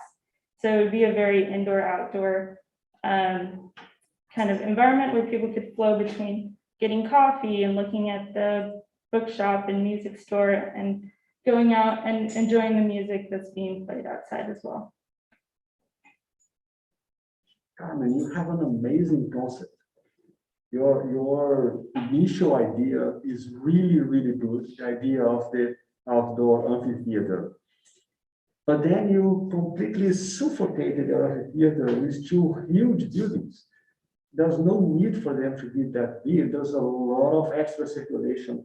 There's a lot of space that you don't need in those buildings. So for your concept to be as beautiful as you were proposing, the buildings need to be half the area. And the amphitheater, especially the audience, needs to be 3 times bigger. You have seating for 40 people. You need 200 to make that amphitheater really resonate. So increase the seating area of the amphitheater and shrink your buildings as much as possible. There's a lot of, you can cut a lot on that circulation. Yeah. I had a question related. I don't know what the solution is, but did you and Michael talk about whether or not the architecture could actually shape this? Like, is there any way for the building to actually create the band shell condition? We did not talk about that, but that, Could you click through to the next slide? Like the one on the far right in the middle, like the sixth square, you see how like your building begins to shape that plan on the middle right? That one, right? Like if there wasn't a space between the band shell and you were to cut a plan section through this thing, it actually mimics the building. Mhm. It seems like if you could somehow get this, get a part of it underneath it and get the rest of it on top of it, you could actually open the entire site. And if you look at your volumetric analysis, where you're showing the full program, if you click through this one, you start to see, and David Haven teaches a studio like this, where you're given a volume and you're asked to find where the things fit, but you have to maximize, you have to complete that volume study. You have the potential, because what you've implied is that the whole site is actually cubic, or it's, you know, it's maximizing all that. And so there's potential underneath as well. And I think that the idea of publicness is what's going to, how your project will be measured as successful. But there's varying degrees of publicness too. And I think in addition to the band shell, there's other opportunities that are really interesting. If you, on your floor plans, you have these kind of dormitory-like spaces where they're semi-public, because you have the rooms, then you have the circulation. Yes. And I think being aware of the opportunity there and how it relates to outdoor circulation will make the building a lot more porous and a lot more generous. And I think that'll help you get to that point that you were seeking to find out of the project. This kind of reminds me, it's like found installations, right? Like we've done a couple of public installations where it is all about kind of in a location where the installation is discovered, or in a location where the installation is kind of passed by. And I think that looking at your precedents, looking at the images that you have of Austin of people like climbing the piano, or, you know, having the place to just kind of take over in a very public sphere, relies on a couple of things. And one of those things is people are already moving through that space for some other purpose, some other function, or people are going to a space for a secondary kind of situation. And so I think that when I first looked at your model, not knowing kind of where you were leading to, I really liked looking down that long view and seeing the amphitheater at the end, but then thinking about the program of, okay, well, this is really about like these kind of moments of serendipity, right? Of like discovering the piano when you're walking through, then it really wants to be kind of more of a, like a moment where you're kind of moving through a public space already. And so you have to look at your program and say, okay, well, what kind of program do I have that would drive that conversation that are going to kind of pull the public through in a certain way? And then I agree with the concern made that it's like the buildings just feel like they're kind of just, they're creating the car. And I think that you liked that car formally. Like it feels like you're kind of embracing that and letting the other program just kind of be where it is. I would just challenge you to go back and look at the program side again and say, okay, well, maybe like if you look at your floor plans, can you go to the basement? Like, so I'm looking at this space and I'm like, well, there's all this space, but the places where people are practicing are these tiny little divisions and that, you know, so it's like, well, so then maybe that means I don't need all that space, you know, so get rid of all that space, you know, if you don't need it, and then or completely change the way those you know, practice spaces are occupying that if you decide, well, the volume is really important. And then if you go to the next plan, like this, so you start to see, okay, well, this is like you're talking about Waterloo or records or those different things. So if you have some sort of a program like that, that's kind of pulling people through, then it becomes really important, you know, kind of how those programs can spill outside. And so you need to start looking at, okay, well, does that angle do any favors for the kind of the found space of this kind of performance area, or are they something completely different? And maybe you'll find that maybe the shape of them creating that view through doesn't really engage publicly with the main space. And so you might say, okay, well, maybe it's because these are too big or they're kind of too singular. And so you find a way to kind of either, you know, subdivide them or make them smaller so that they're supporting the primary goal, which is to kind of pull people through.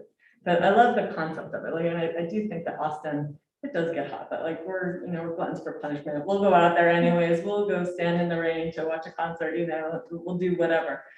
So I think that you can kind of make the argument that we'll deal with it, outside, but you have to make it kind of the space that we want to go to. Did you look at Gene Gang's Writers Theater? No. Did anybody look at Gene Gang's Writers Theater? I bring it up because based on your comment, like the thing that is challenging about the model is it's actually not like what you've drawn in a way, because I think materiality is super important for how one perceives the openness of this project. And I think that it plays such a critical role because you've drawn it as glass here, but you could push that even further and that could be a completely convertible wall system. And then you would have this open ground floor plan and you could take that idea of either or conditions, not just for enclosed spaces, but for outdoor spaces. And because you talked a little bit about it here, like one could easily imagine all of that being a kind of tiered balcony condition. And you'd very easily have like an outdoor Philharmonic, right? Where there's terraced areas of viewing. And then it might suggest that all of your stairs and all of the circulation is actually public and one might find themselves up on the second or third floor by chance watching this show. And I think if you can, and that's just assuming that this is the right amount of program and the right configuration for how you want to do it. So I'm leaving that behind for a minute, but it starts to think about the pure potential of how the things you construct and propose achieve the program. And I think if you start to look at it through that lens, you might find that this arrangement does allow you to achieve the things you wanted to by being really, really just critical, right? Of like the things that you're drawing and saying, oh, well, it is lighter. Maybe it can go away entirely. And how do I make that happen? Because I think you could do it with what you've set out to do here, but with just some tweaks. So I agree with all the other critiques and I kind of started off by asking you about joy, which isn't something that you'll typically be asked in an architecture critique. Right. But there's such a disconnect between what you've drawn and how you present it. There's so much struggle in this project, and it feels like you latched on to the part that you really enjoy, and then everything else was kind of around that. And you're like, okay, well, how do I fit everything into this program? Similar to what we've been kind of talking about. And I think, especially to the last point, about being self-critical. And figuring out okay, I know what I want this project to be. It's this band shell and it's about this channel that kind of draws people in. So I gave myself these two kind of buildings that are split. Is that the right choice? Is there a way to integrate this more with the band shell? Maybe the channel doesn't have to be two parallel lines. Maybe it can start to splay, start to shape all your spaces to reinforce what you like the most about your project and what relates back to that concept. Josh, I think that's the critical point. It all has to go back. The rest has to support that beautiful idea. And one of the things, I'm sorry, what you've done, the one word you used the channel word, in some ways, I think you want to make a street. And I think the streets I would look at would be medieval streets, where they can get, go to Sevilla or someplace, go to, anywhere, you go to Mexico and look at the little teeny streets that can wind, especially in some mountain towns, right? And so, but you're really, and then the connection to the rest of the public space, you didn't show us well enough, because the idea here is, in my opinion, is that when that's filled with a farmer's market and all the positions and everything, you have a really beautiful bookstore that's a nice coffee shop, but that street's filled with people eating candy and playing music, and that's what the joy that Josh was talking about. So how do you make the architecture support that? Not just filling the programmatic requirements, but how do you make the size, position, number of elements, the conditions, the texture? I really am dying to know what the texture of your channel is, for example. Does that help a little? Yeah, it does. Did I help with somebody? To get back on my soapbox for a minute. I mean, we're all very serious professionals and we're making architecture that supports health, safety, and welfare, but we also want to make, and this goes to the whole studio, we want to make buildings that people love. Because those buildings are going to be the ones that are most beneficial to society. And they're gonna be also like, I know we haven't really talked about sustainability, but like, they're also the most sustainable building, regardless of whatever their carbon footprint is, or the embodied carbon within those. Like, if they are here to last, like, that is the most sustainable building. Well, I have a friend who's done real research, not like us architects, but, and she came back with this whole thing that like user satisfaction. They do all these things like the comfort, you know, you study it at HVAC, 3D theory, what is the comfort level, how does the building perform? And the building performance can be kind of all over the place, but if people love their workspace, they feel it's comfortable. Yeah. Beauty and comfort. The idea is there, and like, that's what's important about this part. Like, I know we've been kind of like saying, like maybe the execution isn't what is working, but like, the idea is there, and that's what's the important part, especially in these early studios, is having that idea. Like, you can get to the execution part. I'm gonna ask a loaded question. Yeah. If you weren't in this studio, but you were given this project, would it look like this? The devil made her do it. The second time she did it on You don't have to answer it out Yeah. loud, but I just want you to think about that, because there's things that are deep inside of us that are built up over a lifetime that we don't recognize, but if you have that impulse, it's valid, and like, you should pay attention to it. And I think the best work comes from that part of our body. So just believe in it. On that note, like, come back to those original images and those moments that you brought in, kudos for having, you played a live recording for us, which is what this is all about, Yeah. right? Like lest we forget why we're even talking about any of this, is about the joy and the energy that's behind that. So it's looking at, okay, well, what even brought you to record that piece of music? What was exciting about that moment? And since this is your thesis, like, are you kind of allowing for people to engage in that moment? And if not, why not? And if they are, then how can you support that even more? it. So it is a really a great idea. And then you need to start, that next step kind of is to understand how materials and things really support your thesis. Yeah. So when you show the band shell, you know, it's just a chipboard with green on it. It's completely different from what you're talking about, right? And it could have been like, it could be a really beautiful mass timber, like sculptural band shell, megaphone, playful, but very productive. And then you just be blasting through that channel, all sorts of stuff. This is filled with potential.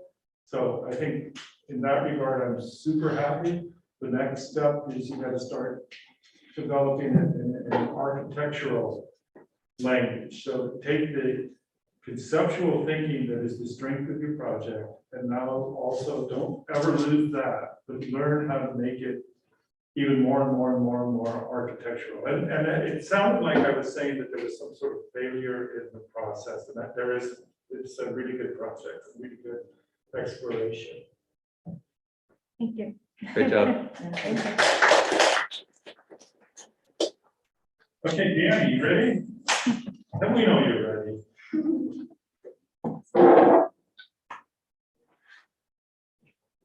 Thanks, Carmen. Carmen also has an opera. It's also my mom's thing. So you There's so many references people wait. I mean, I know the You guys have to look at that Well, game we're project. put you on our team. It's her best project by far. It's so good. It has this really interesting wood detail with the cat paws interlocking. So like there's a walkway around the theater, and it's suspended by these steel and wood straps, but the wood straps are engaged into the floor slab with the cabinetry detail, and it's just really, it's wonderful, really simple, and in an amazing urban setting, but it is incredibly generous. This is like, if this wasn't about music, you could just take that project and put it exactly.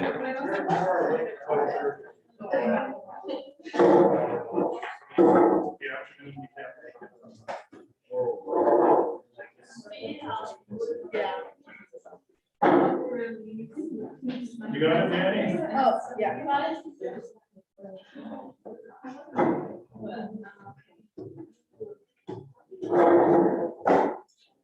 Make sure it's shared. Yeah.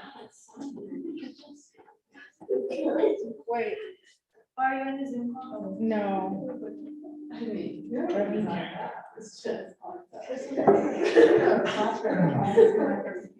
Well, but you can disconnect, that's, if you want, you can either use the flash drive, that's what they told us, they wish we were wanted us to do, but then nobody's done it yet.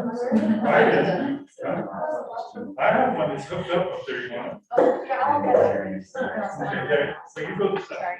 That's okay. Yeah. Remind me. Can't forget that flash drive. How many more do we have to review this morning? This morning, well, yeah, 3 more. And then after her? Two more. You gotta go. Well, Well, yeah, we gotta go. 2, 3. Was that mine? Hi, Mom. Love you too. All right, I'll tell Danny to get working right now. What happened? You turn it off? I have to log into What's that? the Zoom call.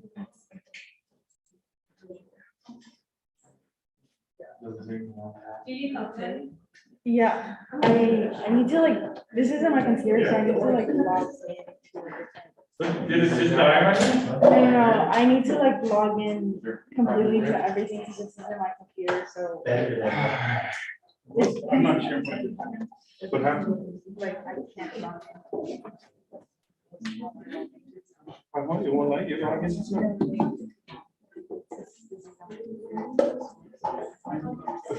Yeah, are you ready? Yes. Okay. If you wanna pass this down. So, oh, okay.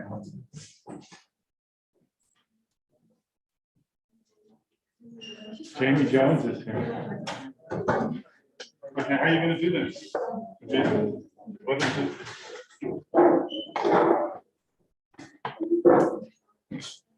To use this, right? Is that the HDMI? I don't know, actually. So I don't think so. I don't think that's gonna work. Ian, you got a sec?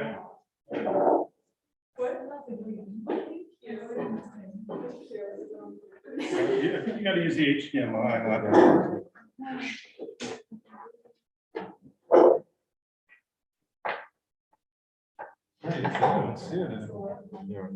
Oh, here's one. HDMI on that side.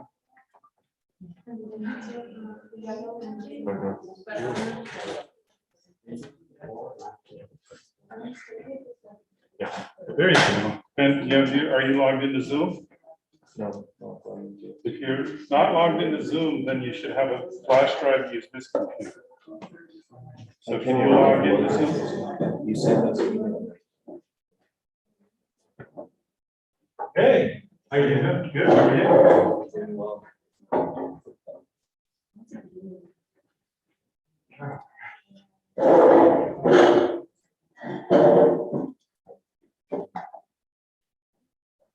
Wait,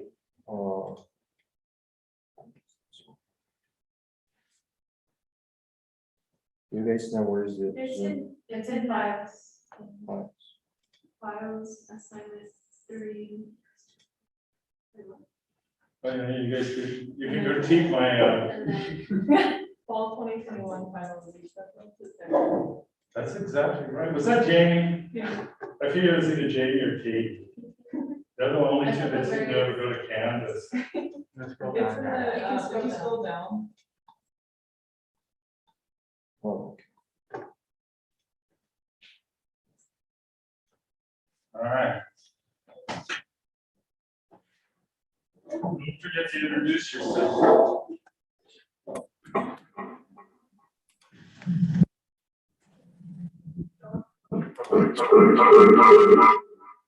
Oh, God. Mute your laptop. I unmute myself. No, mute yourself. Yeah, I already did. Oh, did Turn your computer speaker off.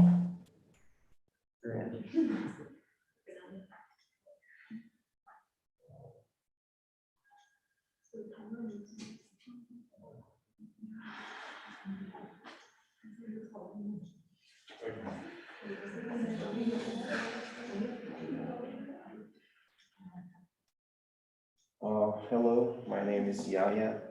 I am a second year architecture student. So today I'm going to present my design. So as you see here, okay, these are just like the quick images that's about my project. So basically, I want to show you this one first because like I started my project with this building.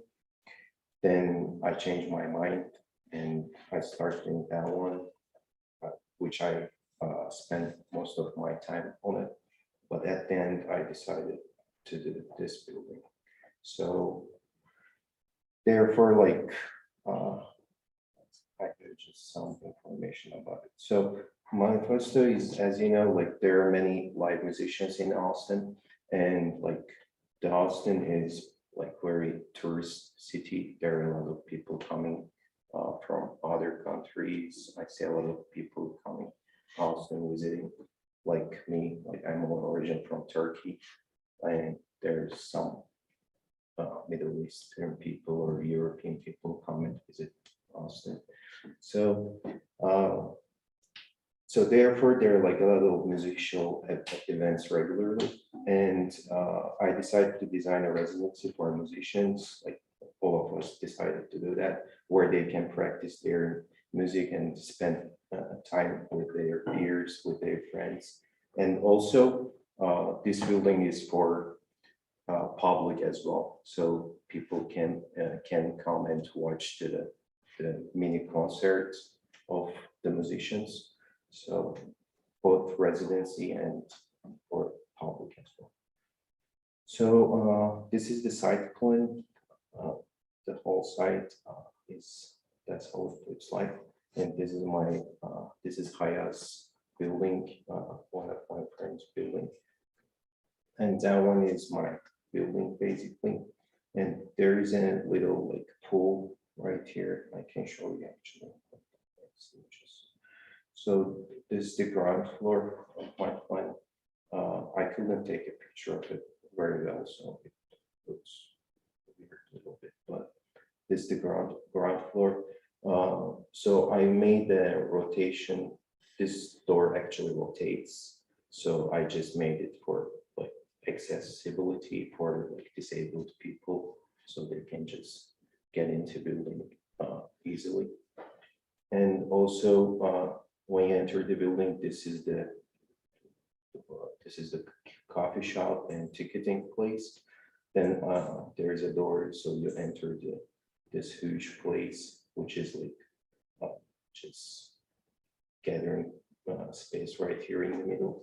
And on the right side, this is the administration office, and this building, this room is storage, and this big one is for practicing and gathering. And I have an elevator right here. So if there's a disabled person, so he can just, or she can just come here and goes upstairs. And there is this, there are my stairs right here. So this is the second floor, which is where I have just the living units. So I put all of my like public stuff in the first floor, and the second floor is my like living units. So these are this one. There should be 10 of them, and this is the performance hall. So from first floor you can enter the performance hall, and also from second floor you can enter the performance hall. So it is two-story building basically. So these are my section views. So this is the stairs, the huge, window that I don't know why I put it, but like it seems very like for lighting basically. There are like two huge windows which emphasizes the lighting more. So these are my elevations. And this is the perspective image. So the perspective views of my building. This is the first floor, as I said before, and these are my scale figures. So it shows the height of the rooms in the building. And these are my progress sketching. As I said, like I was working on all different buildings, but I ended up with this one. And because like this building right here, it has a lot of curves and it is very like, I don't know, like I couldn't basically calculate the dimensions properly. Therefore, On the site? yeah, Okay. that's why I ended up with like rectangular, but still some circular shape here. And also I forgot to mention about this one. This is the second floor right here. This for the practice, like the practice room, so people can watch outside and practice, you know, right here in this room right here. So yeah, that's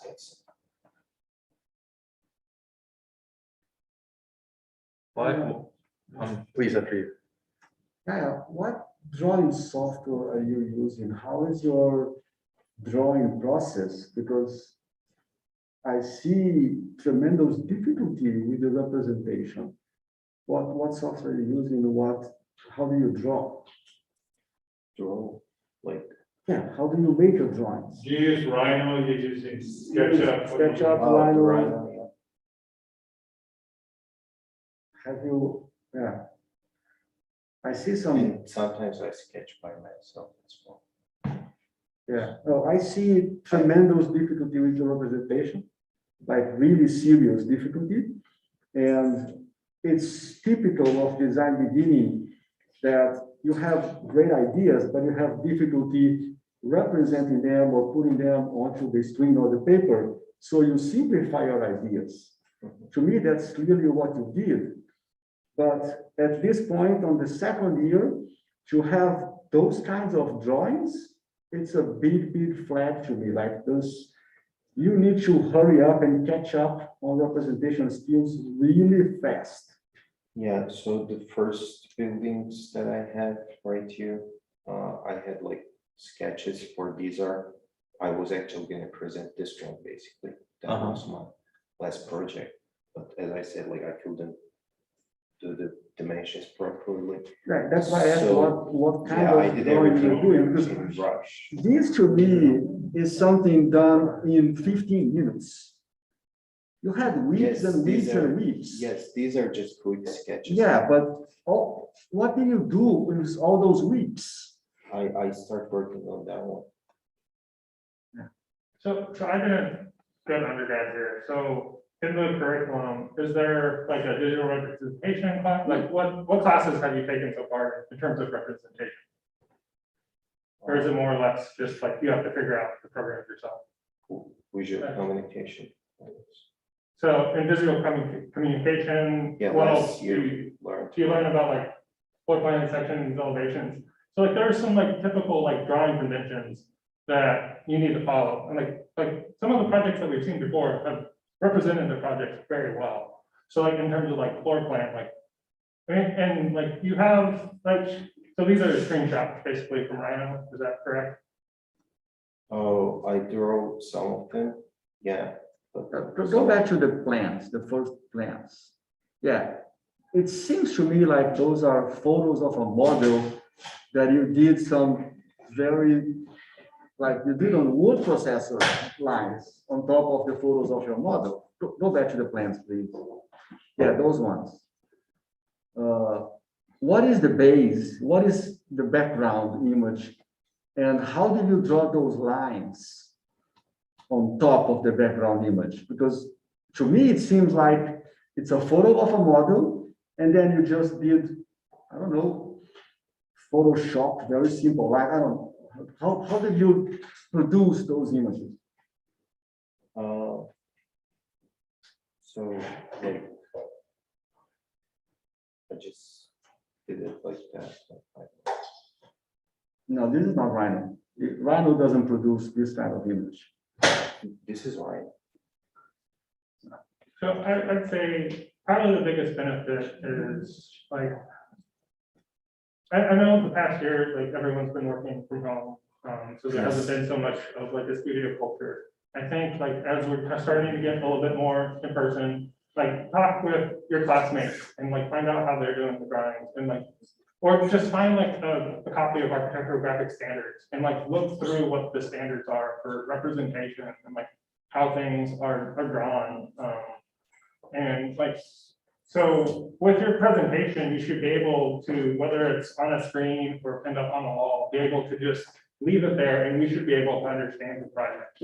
So like clicking through, like with your cursor going through and showing like, oh, this is where the lobby is. And this is like, that shouldn't be something that you have to do. Like your representation, you should have legends to show what things are, show fixtures, door swings, all those types of things. So I think that's the biggest kind of gap here is just in I mean, there's issues with the design as well, but before we can even talk about the design, there needs to be better representation. So find standards and copy those, and then once you kind of understand the standards of drawing, then you can start to kind of experiment and have different representation, but you need to get the standards down. Can you go to the image where you had the calculations at the bottom? Like, we're spending a lot of time talking about graphics, because you had it right, yeah. Go back. We're talking a lot about the graphics just because it's how we can engage with the project, with your intent. But I think that what was very evident when you were presenting was that you were talking about how you made this building and you decided not to do it, you made this building, you decided not to do it, so you made this building. You didn't tell us what it was that you were designing. So what it was that you were trying to accomplish with any of the buildings, like what was it that drove kind of your mindset beyond just being able to calculate out, you know, how many square footage, you know, how much square footage it was. And so I'd say I've been in a review where someone presented just music and didn't have any floor plans, didn't have any drawings, didn't have anything. And they were talking about how that music, that piece of music that they had composed for this project was their architecture. And they created such an elaborate discussion around the theory of architecture and what it meant to them for the building that no one even cared that there was a representation because the idea was so strong. And so I think that we're struggling because we don't see the representation, but you're also not giving us a way of engaging in any other direction. And so we're using kind of our bias and what we expect to see in an architectural presentation, which are the tools of the trade, right? The floor plans, the elevations, the models that allow us to have a conversation about the built environment. And so I feel like you kind of need to have a stance one way or another. And if your stance is, well, you know, this piece of architecture is more of a theoretical look, which UT is kind of less that school, but then give us that to talk about. But if it's about a building and it's about the numbers, then you really do need to use these kind of tools of the trade. And as everyone's saying, you know, kind of make it legible as floor plan, elevations, sections, and tell us why. Like why did you leave these buildings behind? Why did you decide to start over? And it's not necessarily about how they're difficult to calculate, because ultimately, like, we don't really care. As George, like, honestly, like, as long as it's relatively the right scale, I'm not going to be like, that's not a 3,000 square foot auditorium, right? Like it's kind of less the point. It's more about creating the experience and showing us the experience. It is, if you had told us that this was a school for classical music, I would understand how you might go from the top building to the second building to the third building, because there's an interesting impulse and gravitation towards a formal language and formal compositions in music. There's types, right? Like a concerto has very specific rules and et cetera, et cetera. So if your project is built on those kinds of impulses, then I would encourage you, and if you like those kinds of things, then I would encourage you to try to better understand the rules and to communicate them clearly. And because it'll give you a much broader vocabulary to talk about the decisions you're making that is more than this is where the door is. Because I think that there's some things that could be really interesting about the project as a classical composition, as a formal architectural language. But for you to have that conversation, it probably requires a little better grasp of what those things are, but I appreciate the interest, the evident interest, right? And I use that word specifically because it is evidenced in all three approaches, because it's not common. And if it is something that you want to develop, then it has a lot of potential because it's not trendy, right? And it requires rigor and it requires commitment, but it won't be successful without those two things. But I think that you could take that if it's important to you. So that's what I would leave you with. Right, any last comments? Anything else you wanted to add? Yeah. Just thank you for feedback. Thanks, Yayo. Thank you. Danny?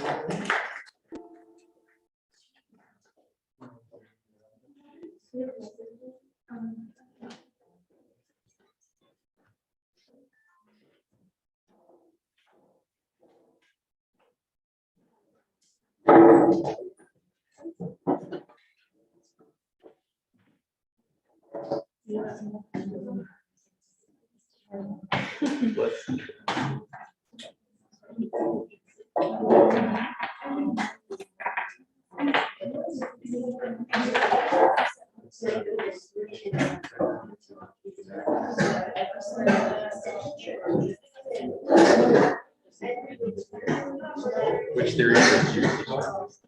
Theory 2. Theory 2.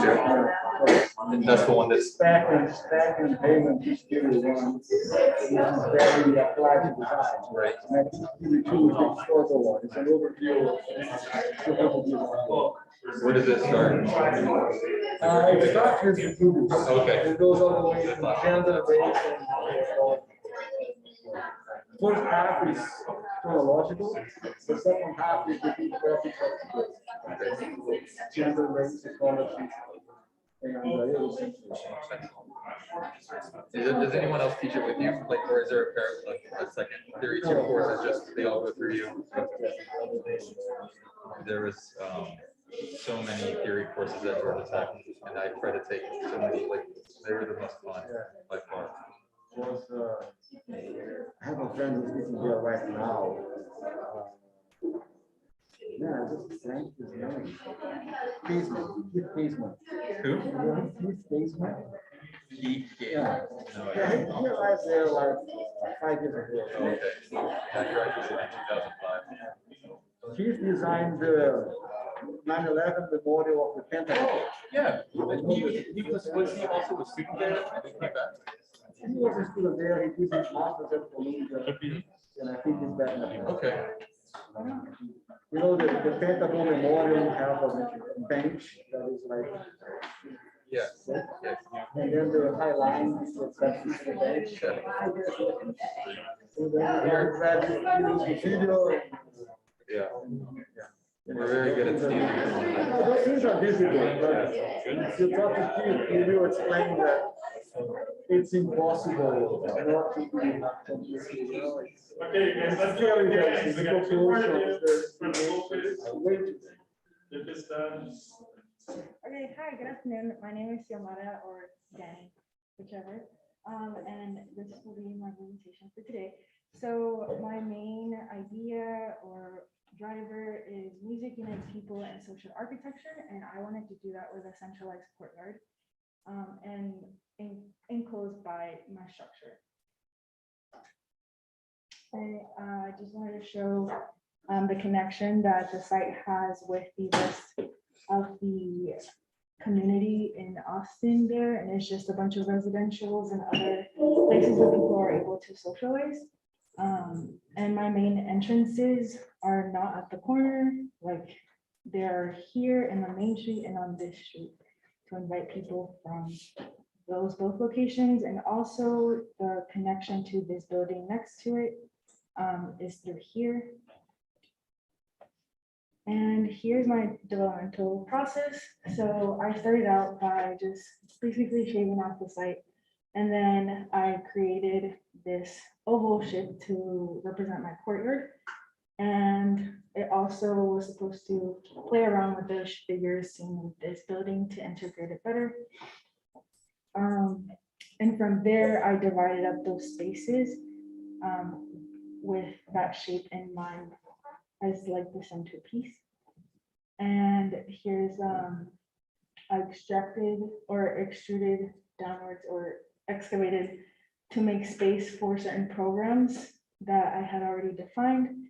Then it was about extruding that up and then creating the required space and program that I needed. And then I shaved off space that I didn't need, and it created a more dynamic looking structure. In my plans, here is that first bottom basement floor that is excavated underground, and it's the theater. The performance space is underground, and so are 5 of the 10 practice rooms. And they're not connected, but they are connected on the first floor, which is right here. They're connected just through the courtyard. The courtyard connects every single building together.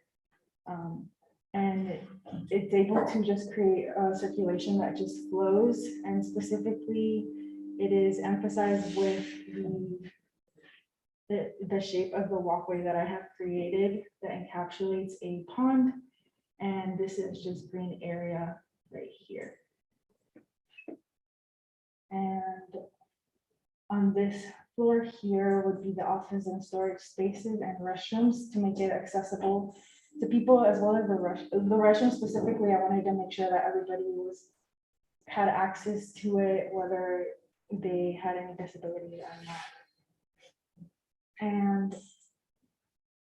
And here you can start seeing the residence areas, and the oval shape is what drives the circulation as well.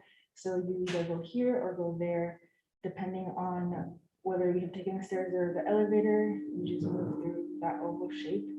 And because of that, emphasis on this shape and looking through here, all of this will be windows. And for the second floor, there is a restaurant kind of space here that opens up to this rooftop. And because of the movement that's going to be taking part here, the residences are lofted. So this will be 2 stories. The next one will show the second floor of that. And this one has no access to that corridor area in order to just create less disruptance. And then something I forgot to point out real quick. The first floor has these residences that are 1 story and are specifically for ADA accessibility. And then these are the lofted ones. And then this is the second floor. There's entrances here. This is just communal space that can be created with whatever purpose. They also have access to a rooftop. The rooftop from this floor is connected to the one from the previous floor through this stair that also takes the shape of that oval.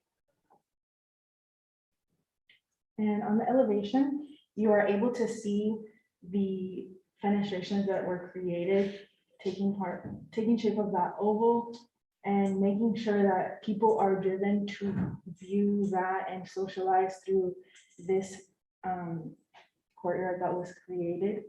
And also these fenestrations around the building are just mimicking situations and moments that were found in the neighboring building. And the undulations are also driven by the fact that it's telling you to come in. So when it's higher, it's kind of like stay away.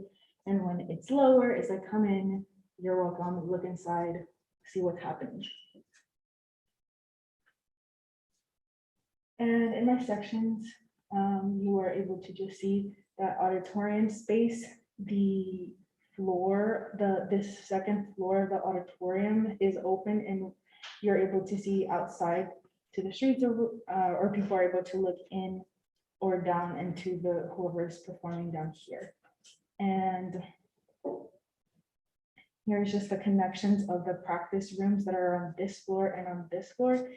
And on the main floor, the ground floor, I wanted to keep the restrooms because again, I wanted that accessibility. So you are able to interact with people if you want to go to a practice room upstairs or downstairs because of the general public that will be in that ground floor through the offices or the restrooms. And the circulation is here, and as you can see, it just molds into that same curve that was created initially. And these are just perspectives to show some materiality that was considered. This just is white brick and some concrete. And this is just like the kind of view and the kind of feeling you would get if you were sitting upstairs in that rooftop that was created. And I do have a panorama that if you guys would want to see. Sure. Yeah. And here is. Well, Very dramatic dance. And you can see here exactly like if you were standing here, how you would feel so connected to every single room, because every single room opens up to this courtyard. And even the auditorium area, you can just see through that as well. And then this is the coffee and ticketing. Can you talk a little bit about how the Todd Brown workshop kind of helped inform your project? The what, sorry? The Todd Brown workshop that y'all did for a week? The Brown workshop, yeah, so some of Either it, impacted your process or the Right. project either way. yeah, so one of it, well, it's, as you can see, part of it is elevated with these columns, and that was because I wanted to make sure that everyone had like some sort of good view. Initially, the people residing on this floor would have the view of just the neighboring building. And so I decided to bring it up, and not only that, it also opened up the walking area between the neighbor building, integrating it more. And I also took from that to be more conscious of the accessibility for everyone to enter a building and be able to experience it, and not just keep that to what we think is normal, because not everything that we think is normal to everyone else.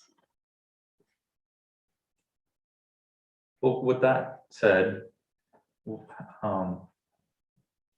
there's an interesting sort of like interest and generosity with the way that you're approaching the ground floor and trying to improve connectivity. But then there's this strange contradiction with the exclusivity of the theater and the exclusivity of the rooftops. And I wonder what your project would look like if things were a little bit more synthetic and stitched together. Because I could imagine a version of this where the theater was actually an extension of the outdoor space and was absolutely public.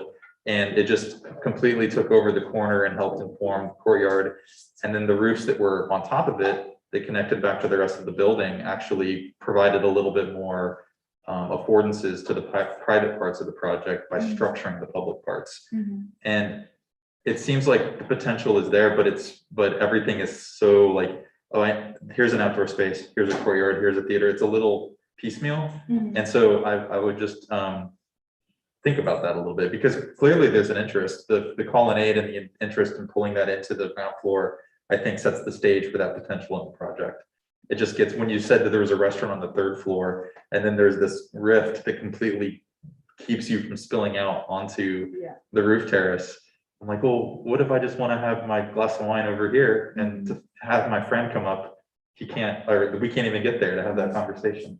Yeah, I actually, what I envisioned, which I wasn't able to put it on my plan, on this rooftop, I put the seating areas here, but on this floor, I wanted like a live music session happening every once in a while. That's what I was envisioning for that. I spot. see.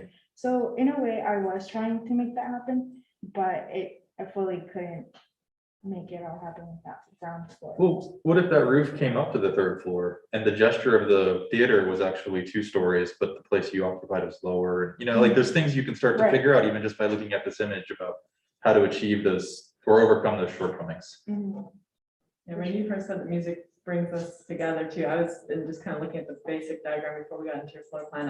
I thought you were going to tell us that either the amphitheater was outdoors or in that, because all these spaces kind of seem poised to look down over those spaces, or that it was kind of at the level where it could spill out into this courtyard. So it's like right now it just feels a little bit removed, but I think the potential is there for it to kind of, like, all the spaces really want to integrate, but they're kind of being stopped by themselves. Like there isn't a way to physically connect from the spaces, like the circulation is kind of halted where they're at. And so, and maybe it's just a question of where you're placing program, like maybe the cafe is in this kind of pilotis area and the performance space is kind of raised up, and the water, it's very easy to be seduced by Enscape and water and stuff like that. But like functionally, I think the space has a lot of potential to do what you're saying it's doing if you allow it to be space. Because I think that the pool kind of stops that interaction in a way, because it's kind of getting in the way of where that interaction could take place.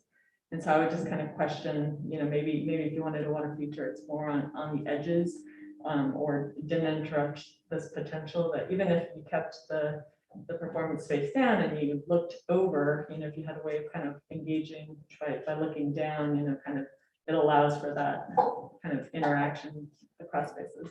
So I was gonna say, I really appreciate your comment that people don't experience the same spaces in the same ways. I think that's really important. I'm really glad to hear that you guys are learning cultural awareness, race awareness. My other hat is I work a lot with the AISD on their equity advisory committee.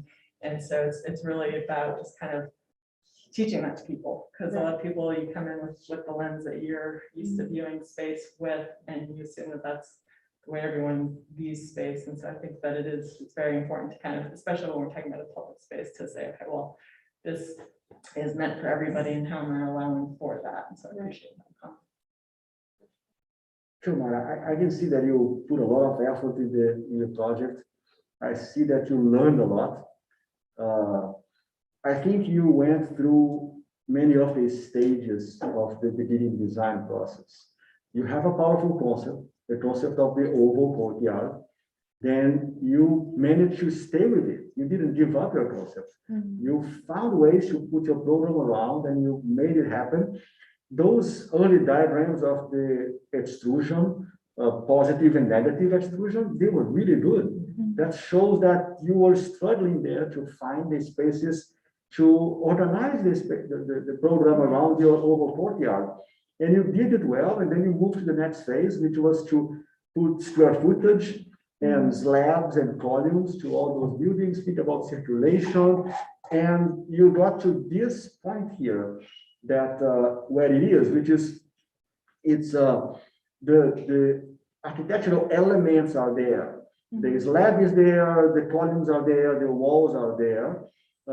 You need to take that to an extra level on the detail, on the shades, on the fenestration, the windows, the railings, the mullions, everything. But before you do that, you need to reconsider some of your volumes. I think there's a step before you go into more detail.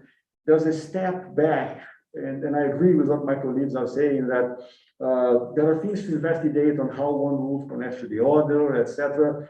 It's very much like you need to abandon the digital model now and go back to a simple cardboard, chipboard physical model and start seeing those things like, where can I connect one roof to the other? How can I give access? Like, if this place, I want to be inside this pool. From March to October, I want to be in flip-flops and shorts and be in the pool. That's the best place in Austin to be, right? For 9 months of the year. So explore that, explore the access to the performance space. Is not well resolved yet. It's a tiny little stairway at the corner, not really good for 100 people. You have to remember, going in the theater, going in the performance space is fine, because people come in an interval of 15 minutes, but going out, you have 100 people trying to get out of there in 3 minutes. And you can't have a 3-foot stairway at the corner for 100 people. So those things, you need to allow all those ideas to change your design now. It's good. It got to a point that you did it. You checked all the boxes that you needed to check to have a functional, symbolic, strong design. Now you need to go the extra mile and really revise everything, allow your design to change, allow your ideas to be transformed by the experience of moving around and checking what's working, what's not working. So, good job. Thank you. Just to kind of piggyback on that, like this, it's kind of like this is diagram as architecture. So if you go back to your diagram. Can you go back to your diagram? Yeah, sorry.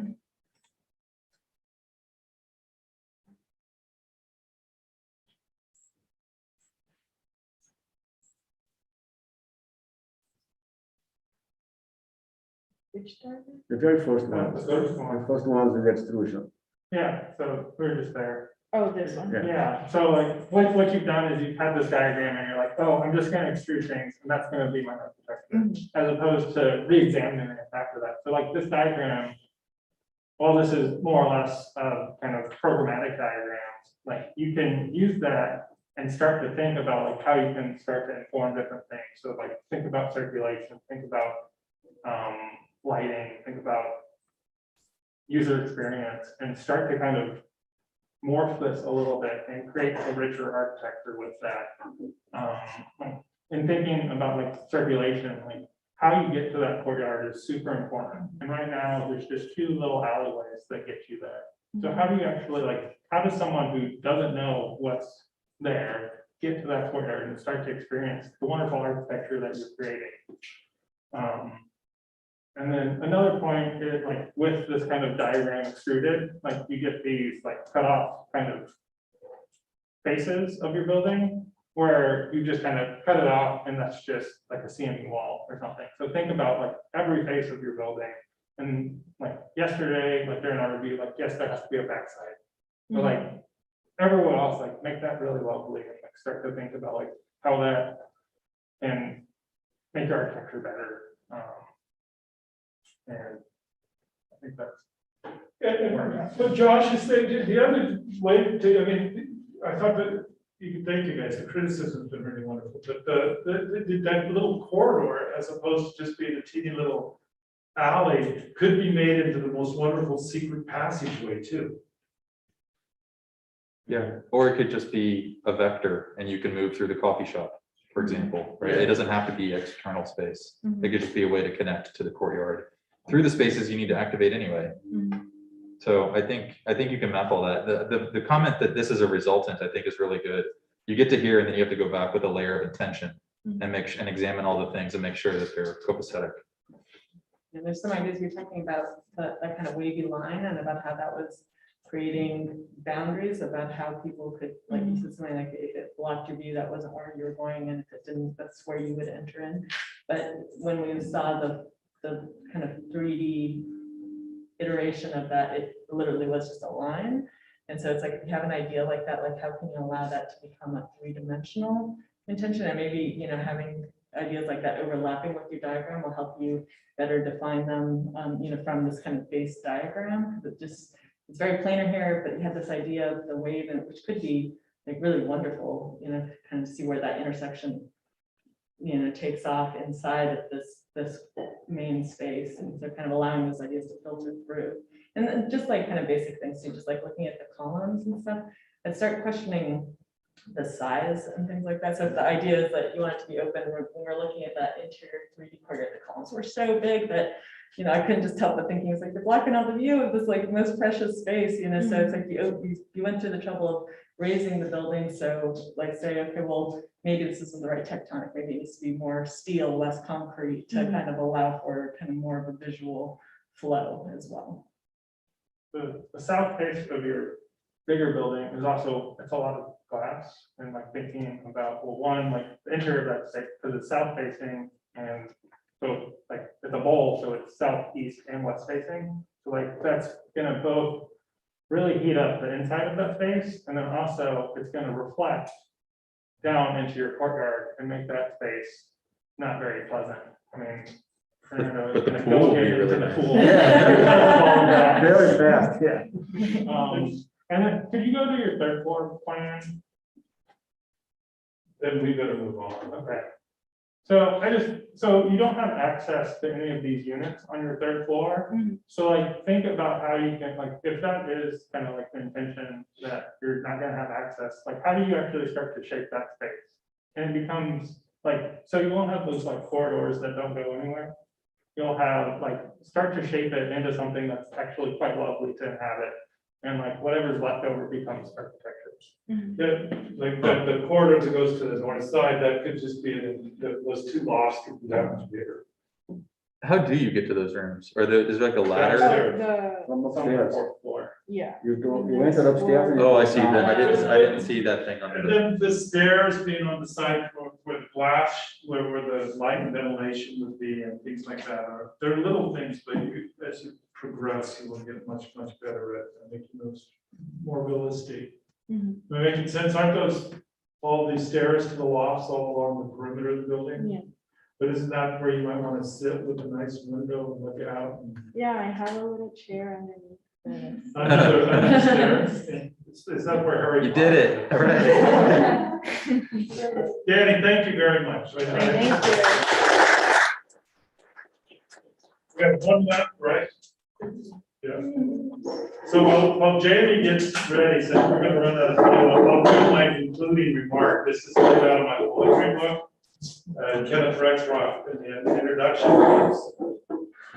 The Japanese poetry does what poetry does everywhere. It intensifies and exalts experience. And I just like to say that's what architecture does as well. And that's the poetry of architecture. Exalting experience and intensifying. So there was so much for my profound point. Thank you, Mike. Thank you. Appreciate it.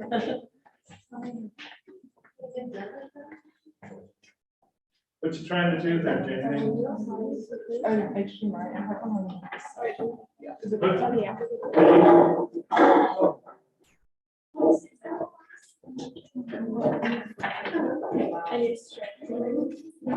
got the HDMI?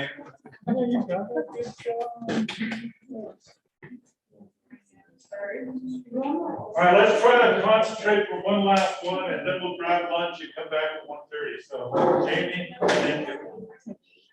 All right, hi, I'm Jamie, and this is my project. I have the model there that y'all can pass around and look at.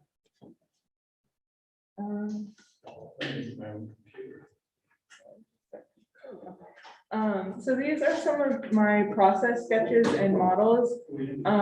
I started out thinking about this project as how it related to the geography of the site and the geological kind of forms. So I started off with this first model that I saw as kind of like tectonic plates almost, and how they could relate to each other. And I moved from that into more of this idea of the cliff because of the way that the site is shaped and how at the back there's kind of this sudden change in elevation. And I wanted to emphasize that and make this building into the cliff, which kind of became this model here on the side, which is more similar to the final model. And I wanted to kind of make that less intimidating almost. I knew it was like this large structure rising up, and so I wanted it to still be really welcoming to the community and have a really large open public lawn that could be enjoyed and give back to the neighborhood that it's located in.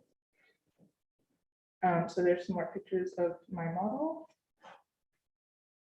And then in context of the site, there's the adjacent building there that the lawn kind of flows into.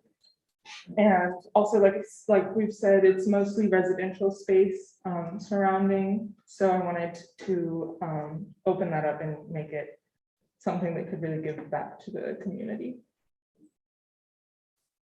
Here is some of my program diagrams. On the left, that's all the program, and then on the right is circulation. So in the light green color, that's all of my residential spaces that I put kind of at the top to make them a little bit more private.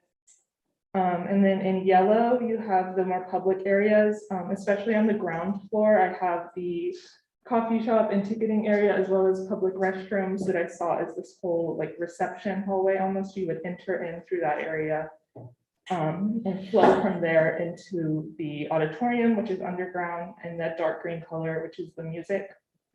And you also have the practice rooms on the second floor, where you have 4 individual practice rooms, as well as 2 larger rooms that I imagine being used for groups or for collaborations.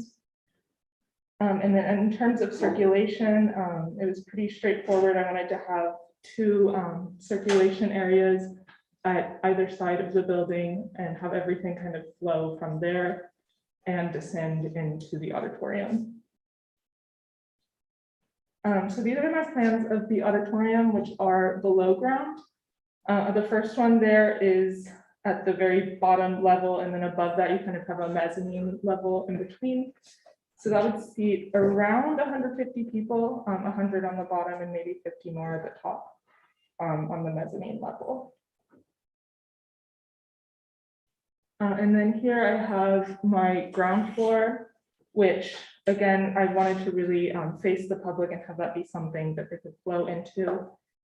So you have the rest of the floors above that kind of hang over it and create this nice shaded area that I imagine could be an expansion of the coffee shop. And just really invite the public in from the lawn to the inside of the building. Then on the first floor, you have the practice spaces and some storage and administration spaces, as well as this communal kind of outdoor balcony towards the back. That's more private and for the residents. So it's kind of, I imagine this is like a gathering floor for the residents to use. And then above that, you have the residential floors. So each residence would have a separate bedroom, kitchen, bathroom, and like a closet, as well as all of them have access to the shared balcony spaces in the front and the back of the building that I imagine being kind of like a more private and more intimate, but still shared kind of communal outdoor space for the musicians. Here is kind of the roof plan where you can see the overall form and how those layers of the building overlap and curve, as well as my sections.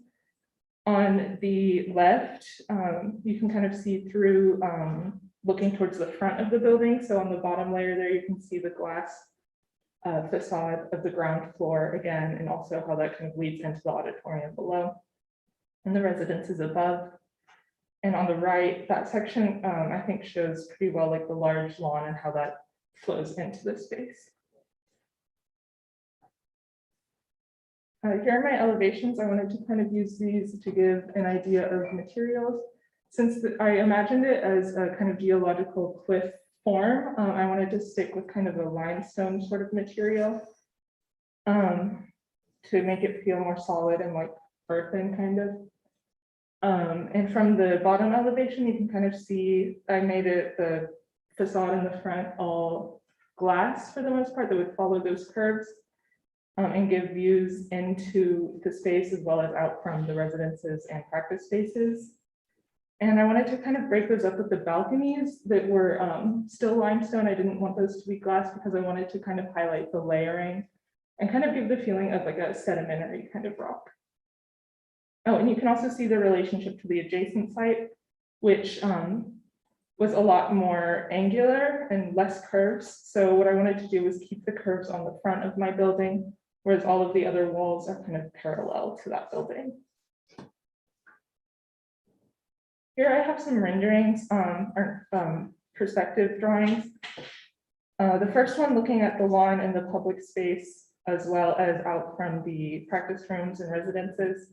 And I put a little sculpture there because I was kind of imagining this outdoor space being a sculpture garden or a place that could invite Austin artists to come in and kind of share the space with the musicians and the public as well. And then I also have an image of the auditorium below, and I wanted to show how it's kind of an intimate feeling being in there and playing music and just kind of listening in whenever you're performing. So to finish, I have another picture of my model. And yeah, that's it. Thank you. Did you pass your model around? Yes. We've been Yes, looking I at have it. it. Yeah. Oh, you got it. Can you give any more rationale as to why, like, other than just that, like, because this adjacent building is orthogonal, the wall, other walls need to be orthogonal? I just thought that it felt a little bit more connected to the site. I was kind of following most of the sight lines there. And along with the setback on the this corner of the building here, I just kind of wanted to follow that shape of the other site too. I think the building is starting to be quite handsome. I think like I agree with this edge. I think once you get to the Earth, which like everyone seems to be ignoring Earth Street, which just seems to be something that this video is doing. But I told them to. I said, God damn it, don't you? but like I would start to wrap that canyon language that you call it, like around this edge, because you're not responding to this building on this edge. Also, like, I'm not sure about citing it so far back. Is that successful? And like, I think you started to figure that out as well when you started to place sculptures here. Like, oh, this is so far back, I need stuff here. So I think like having some investigation on like, is this really the right citing would be beneficial. I rather like the proportion of that space in the front, and I think it offers some opportunity to the section that you could realize if you go back to the section.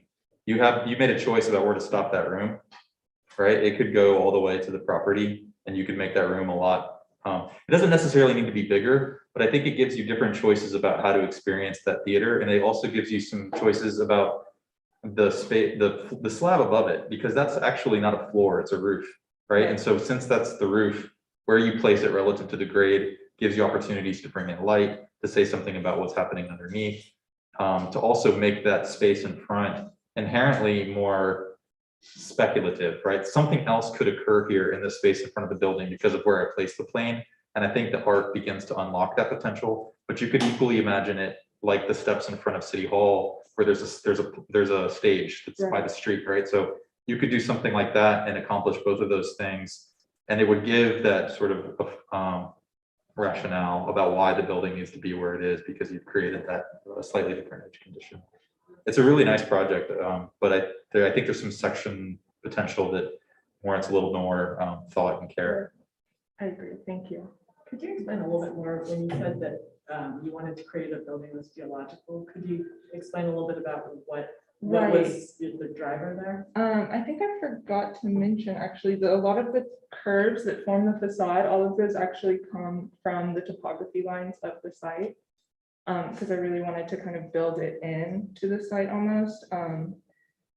And the ground floor, you can kind of see there, and also. Actually, could you stay on this image really quickly? Yeah. I was kind of leading you because I think that the notion of geological intent with this project has so much potential. It makes me think of, the cave, the geode, the grotto, it's like, it feels like your project kind of took on the grotto and the cave, like, so you have this language of this kind of fully enclosed underground, still having rock, and it makes me think of, there's a lot of amphitheaters that are done, in caves and with these natural surroundings that it just makes my mind, think of those different spaces like Red Rock or different spaces like that. And so I then want to see like it taken the next step further, especially like with the grotto, you start to kind of cantilever out, and I want it to even do more. Like I want those rock forms and shelves to kind of start to pull out and maybe shade that space. So like the scale of that space, I think is appropriate and warranted for this type of public venue. And so then it's like, okay, well, how can you use the building to frame it? And with this notion of this geological approach and having so many kind of rich kind of ideas that you can pull from just looking at that, I think that you have a potential to start using that language a little bit more, than just taking the topo lines, right? Like, so you have this kind of the stone that you're working with, kind of what is it about that stone and the qualities of it that you can kind of use to shape this and really just taking it to the next level. I like the project a lot, and I'm able to talk about this because the rest of the work is pretty, it's worked through really well, and we've gotten to a level of resolution. Appreciate that. Thank you. So I'll say something to you, but to the whole studio. I have a meeting at the tower at 1 p.m., so I have to say that and hurry out. I apologize for leaving fast. I really like the result of this studio. I really like your work. I think the project was well developed, well investigated, well placed. I mean, this is Austin. This is a city that is building its identity or trying to resist as a music city, despite the gentrification and despite the IT crazy boom that the city is going through. Music is still the soul of the city. So I think the project is correct. We are also in the 21st century. And the 21st century, we are already 20% into the 21st century. And the 21st century brings a couple of challenges for us that I think as architectural schools, we have the responsibility of providing a vision. One of them is getting rid of the automobile. And I love the studio because there is no parking. Yeah. And there is no need for parking. There is no parking. It's a non-issue. We have to evolve beyond the automobile as the center of our design. So I love that you guys don't have to engage with parking, and it's a statement. There is no need for parking. Let's design for the future. But in that future, I need to question your lawn.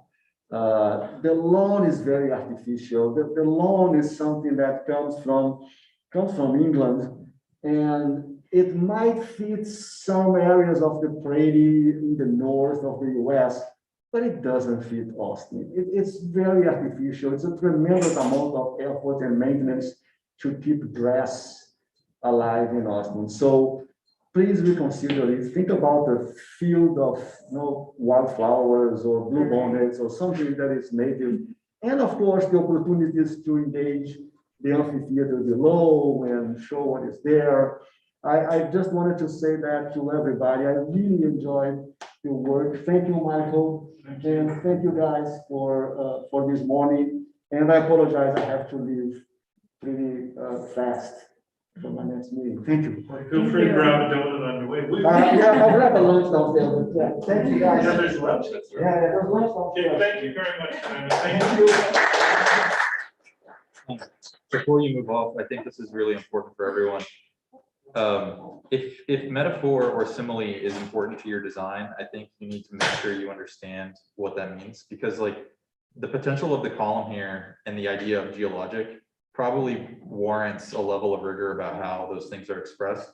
And this model actually tells you a lot about the shortcomings, or rather the challenge of executing it well, because when you build a building up, and actually this is kind of how it would resolve, like you would do one level, then another level, then another level, then you would hang the claddings. Geologic things, even though they're not homogeneous or monolithic, are of one kind of like gesture. Like even the geode, when you smash it, you can still tell that every part is part of the other.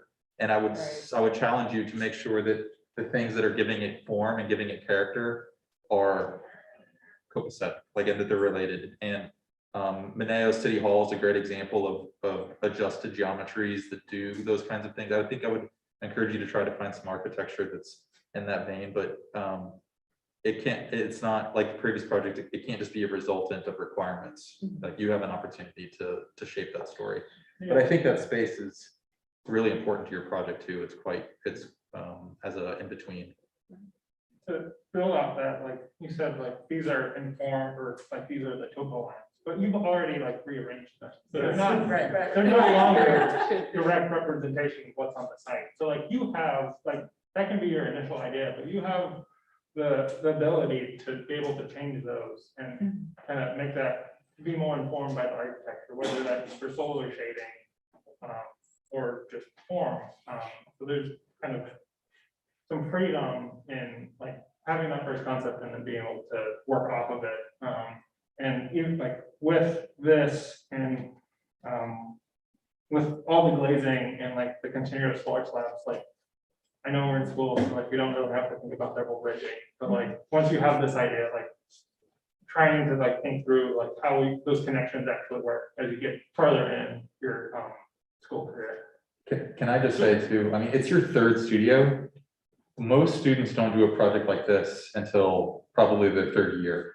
And like, so kudos to you for actually giving them a program that's not pithy, not a single family house, like not a pavilion in the middle of a field. Like, this is a project and it's really hard. Like, architects would kill for this project. It's fantastic. So Yeah. you guys got to struggle with an amazing set of issues and an amazing program on a great site. It's always, I was gonna say, it's always the problem with final reviews, right? Like, it feels like you get all this kind of criticism and it's almost better for it to be a mid-review, because then you're like, okay, what would be the next step? But that's the profession. That'll always be the case until you kind of have that moment where you're at the table with the client, and you're convincing them to spend the money on this iteration. And so knowing like, okay, well, where do all these decisions come from, and being sure that they kind of, that's like, we keep talking about the original concept, and that's your argument, right? Like tying back to your original inspiration, and then you set up the framework of criticism of your own work by that initial idea. And so you're kind of giving us the tools as if we're your clients to say, okay, well, do we buy what you're saying? You know, do we understand this project to be working underneath the parameters that you set it to be understood with? And so, yeah, I don't know if we're at the end or. Well, we are, it's time for, this is the last one, and it is time for us to end.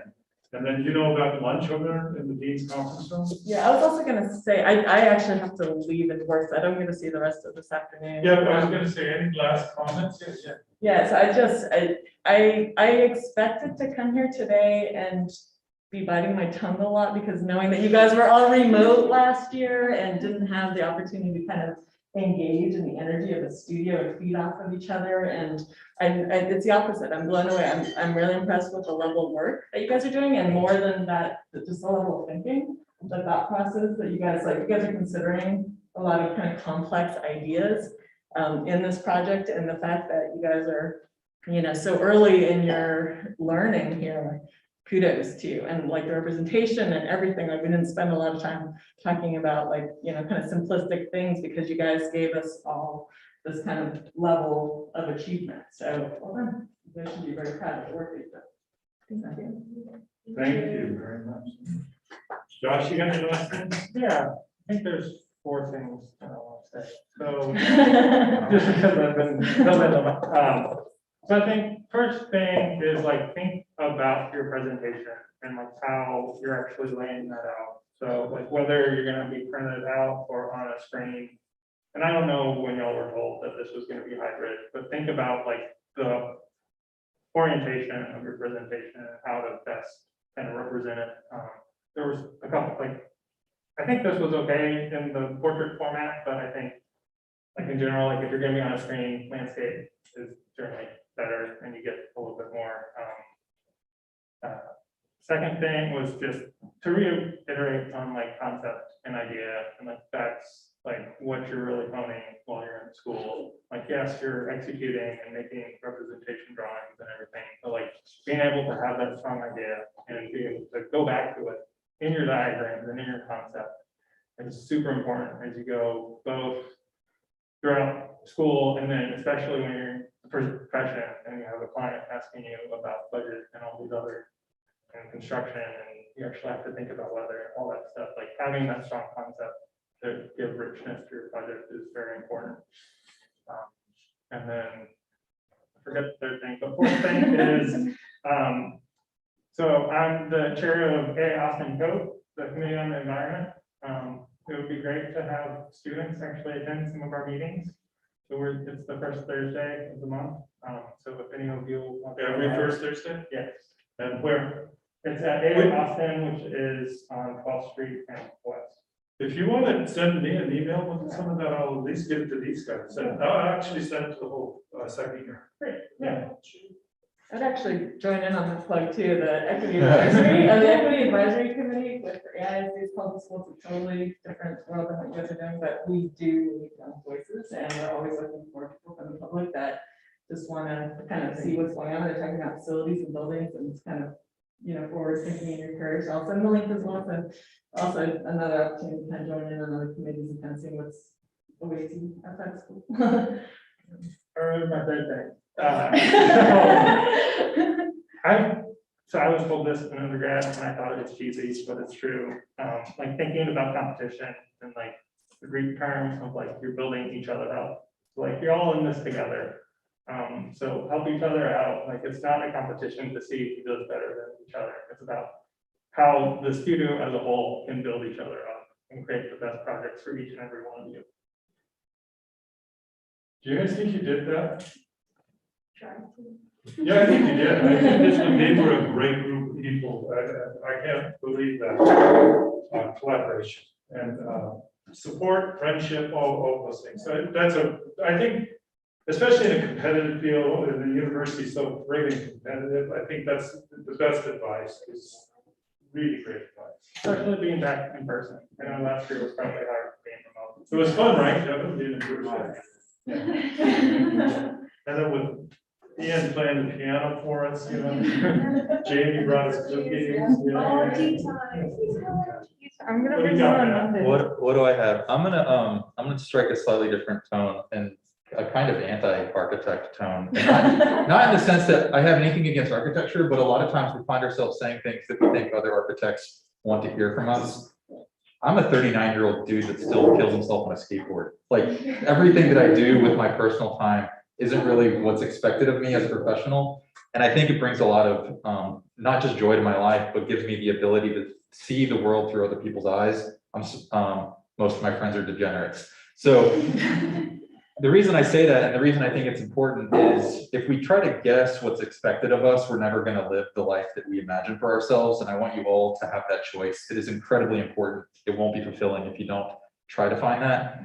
But you still have to, if you want to be an architect, you still have to figure out what it means to be an architect. And there's so many rules to the profession, but there's so many ways to be a practitioner. And you've got to balance those things.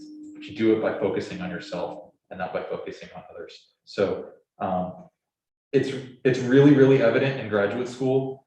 I remember when I came here from Georgia Tech, the first studio I took was a vertical studio. There's all these students with different backgrounds, and their first project doesn't look anything like architecture. And I mean that with the greatest admiration, actually, because they didn't actually know what was expected of them. And then over time, you could see them lose that self-awareness and just their own past and their own history. And then they just started doing the things like you would expect at a Dwell magazine or whatever the professor was interested in. And it was it was just really disappointing. So you'll figure out a lot of stuff, then you'll spend your entire career unlearning the things that you've been taught. And so just embrace it and remain centered, and you guys will be great. So it's really fun. I really love being an architect, and I hope you guys get to have the same success. Same. Where does architecture stand in terms of skating? Mainly, it's about boundaries, frankly. No, I mean, but you like to skate this much, and your architecture's here, or are they close? No, it's no. Everything that's a part of my life is equally important, and they complement one another. I love all my children equally. No, I mean, given. Yeah, I definitely, there's some days where I would rather be outside than in the office. I mean, that's true for anybody. We all have emotional, we're walking bags of chemicals, right? Like. So no, I mean, I think can I follow up on that? It's one of the things where I think you guys talk about that there's a ton of stuff about live work balance and studio culture and everything. I think you make your own culture, and I think in your studio, you guys made a really wonderful place to be and to be friends and to learn how to create. And I think I'm really proud of you, so thank you very much. But I'll have to say that again this afternoon. So thank you guys. Yeah, thank you. Thank you. Really, thank you very much. Josh, pleasure as always. Thanks a lot. Matt, it's good to see you. Are you gonna teach next time? Depends on if I get colleagues that work. It's really good to see you. You can go get that. Yeah. Yeah, thanks as much.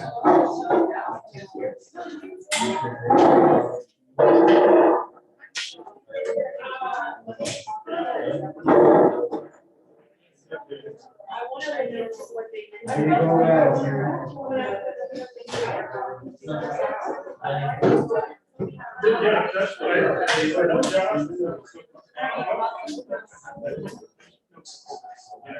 Yeah, okay. I'll get that for you. Yeah. I didn't, you guys know when I'll come back here? Yeah.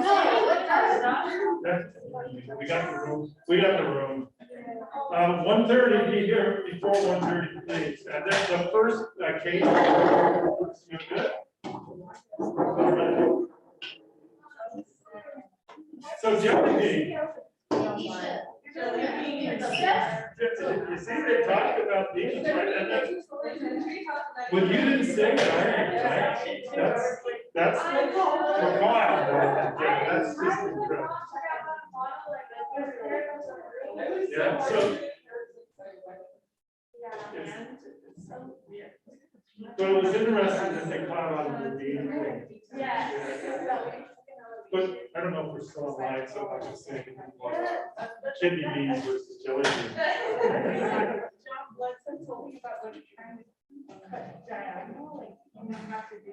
Great job. Now, I don't know what I'm supposed to do here.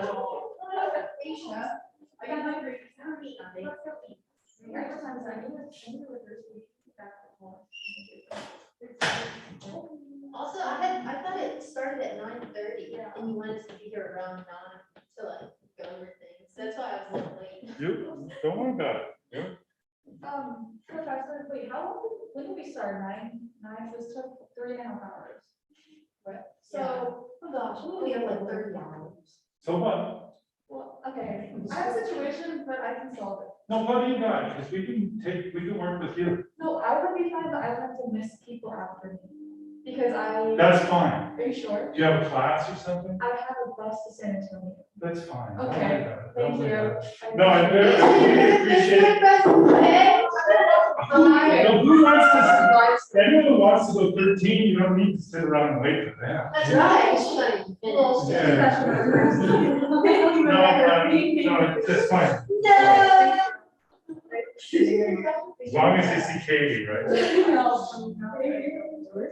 Yeah, Kevin helped me solve that, and then Nate 2D hates it. So for 2 of my diagrams, I completely had to rebuild it. Yeah, it was awesome. Now for these sections and things, because you know, you right down. I know, right? It's just like, really, oh, see this. Now that I said we could leave stuff here, I'm worried. Is it okay, you think? Do anyone Look see at that it? pretty girl. She's gorgeous. She's absolutely gorgeous. I like sit for so much freaking time. I'm just That's why I saying. said, Huh? no, my elevation is so like. I have it's not said like it. taking That's the your mom. elevation. That's your mom. You should know. Also, I like my friend, Jen,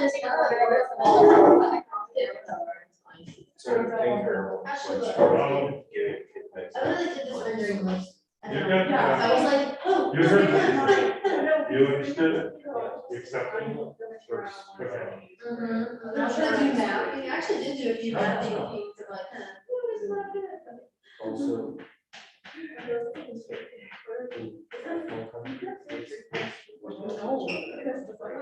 No, because that's what we're all about yesterday. So. But I will try I feel like to- you're on the we like literally talk upstairs. Right. No, you're just that way. If you go off that transfer, you will feel what how are you, Katie? I know everybody's trying. Great. I think I did delirious a little bit, but you know, as long as I'm I awake. don't know why. No, it's part you, part them, part us, you know, whatever, right? It's a I trick. could, no idea what Before I wasn't sure. yeah. Beware. Comfort. That's all. Or to get into this. But still, I said, when I need help, I ask the other coach. Yeah, I guess I kind of get this just for it. First years out there. Yeah, I think next semester, just like, yeah. I think also the health issues. All right. But I got. thank you very much. You are you gonna be able to come back? Yeah. take off. I will see, I'm not sure. Okay. All right. Do you want to come? I can. No, it's up to you. It's totally up to you. I wonder if I leave this here. What do you think? No. Katie, you gonna be No one is here? No one is here. You gonna stay? Uh, Or are you going out to get lunch? I'll play still. Should I leave my backpack or take it? It's already in life, so you will see what it takes. Yeah, that's right. Look at them on the screen. Wait, don't you trust me if I'm here? Oh, are you gonna be here? I Yeah. figure you gotta eat about 14 times a day. He No, I doesn't, haven't eaten in a while, that's okay. I'm on my 27th hour. There's donuts over here. I'm too big. I don't know. I think- what are you gonna do? Winter break? Just. We might go to Colorado. We're not sure yet. I'm losing it, Professor. That's okay. Stay calm. I'm calm. I'm putting this here. Okay. This This is makes not- something really valuable to me. Now I'm gonna look. I don't think it is. Well, my computer. But that's like- These are not mine, like, Okay. what's that? they're not mine. Ooh, I don't know if these are. It's like, you guys know. I did this actually. Well, it's too long. Yeah. You want- Are you gonna be here, Kate? Oh, yeah. Okay, I'm just gonna go run to the studio really quick. Make sure we're saving. Are you excited to present? I'm scared. Okay. Good. If you get scared, just look at me and go, "Ha, ha, girl."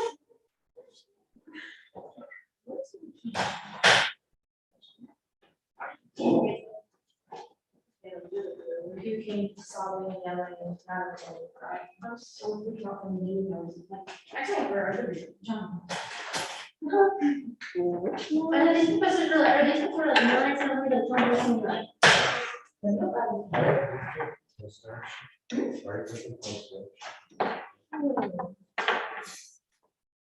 Huh?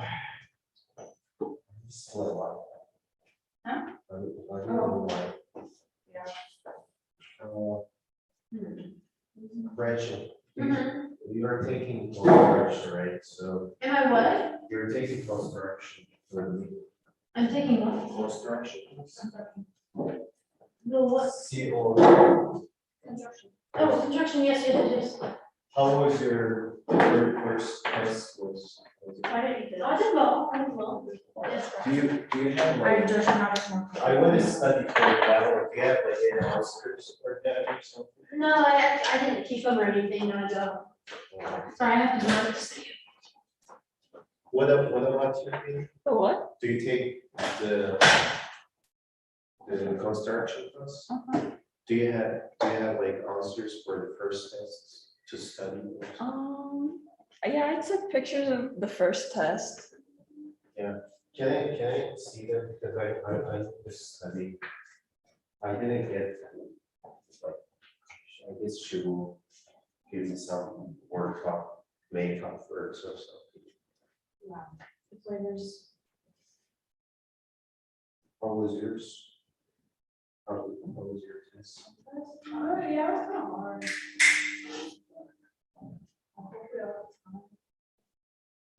Are you gonna take the game or something?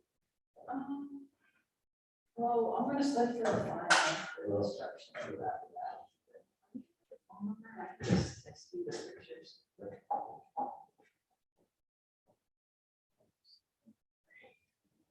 I don't know, my computer has an HDMI. Mine doesn't, that's why I use this flash drive. Oh, your name is like this, like that. I think it's the one.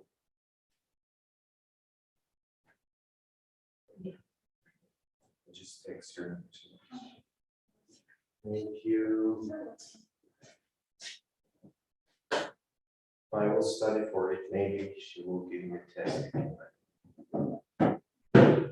Because we had conversation about this.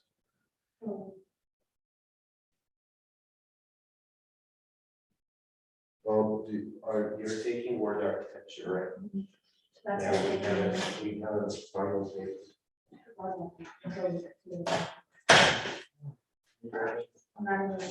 Thank you.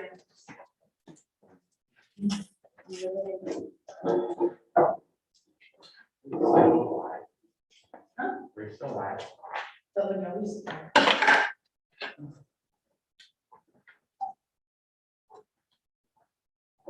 I don't know. I still want to do. Oh my God. Why do they never, like, the nurse never go away?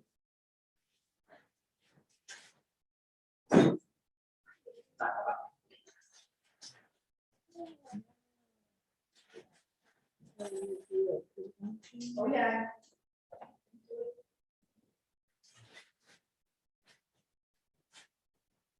Like that, wow. Man, like I escaped it. Give us a CP. There's not- She has a whole refrigerator in there. Oh, yeah. Oh my Enscape. God. Yeah. I kind of did not do it on that scale, but that's fine. Oh my God. Okay. Okay, I'll just do that. You got this. You got it.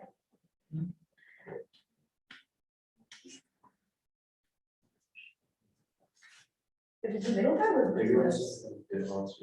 Just like. Huh?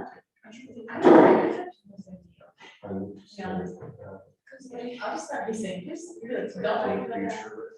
Just do it, so it's like, oh yeah, Fatima told us we're doing good, and then you just said, oh no, I'm so afraid. I'm about to talk for like 7 hours about like my concept, and then they're gonna see my building, and be like, that's what you decided. You just like got answers from the homework one or from like lectures? Most of them was from lectures. Lecture, even like presentations. Like, you can see it. Because I that she.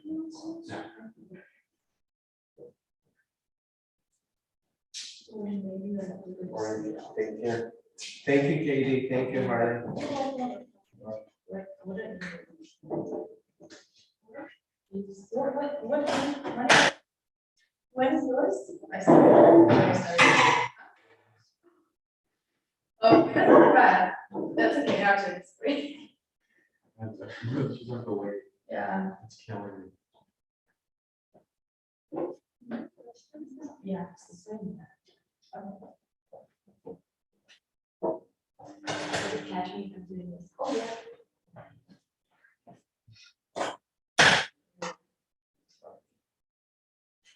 Oh, she's not. This will forever be on YouTube. Oh. It's on YouTube? We were talking. We were like talking a lot.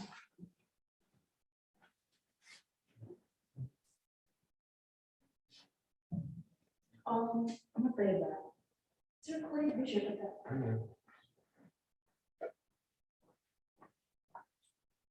I'm getting to it. Okay.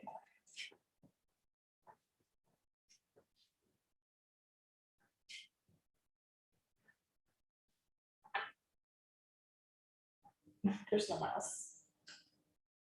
I don't like this. I don't know.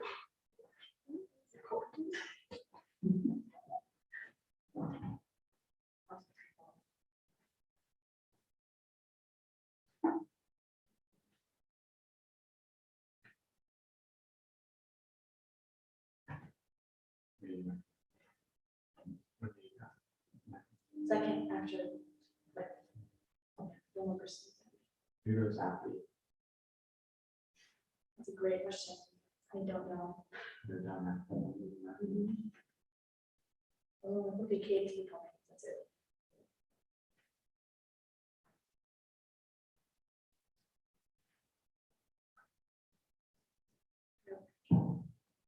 This is like the first year review. Not really, we did, no. Oh, that's Zoom. true. Wonder why, what was the purpose of it? Maybe because they didn't want, like, where we have, there's not that much space. I don't know. Especially also for a year like this, I have like 19 boards. Just gonna have a 9, but like still.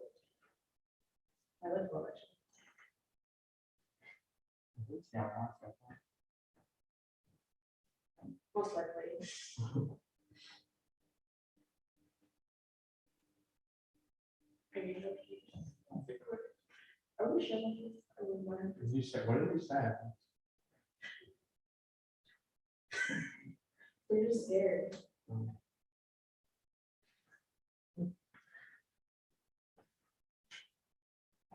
We're just real sure.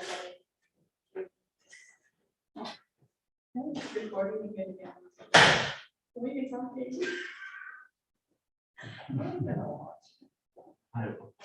I'm seriously talking. I'm literally gonna ask McCall if he can edit it for us. Hey, can I edit? Thanks, it's mine. Oh, my son deleted it.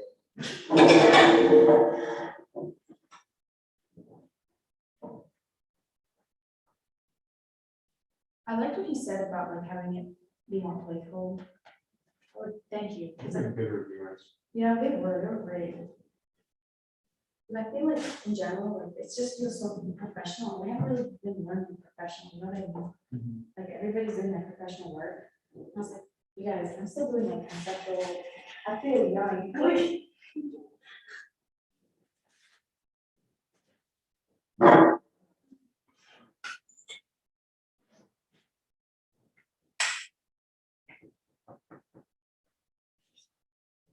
wow.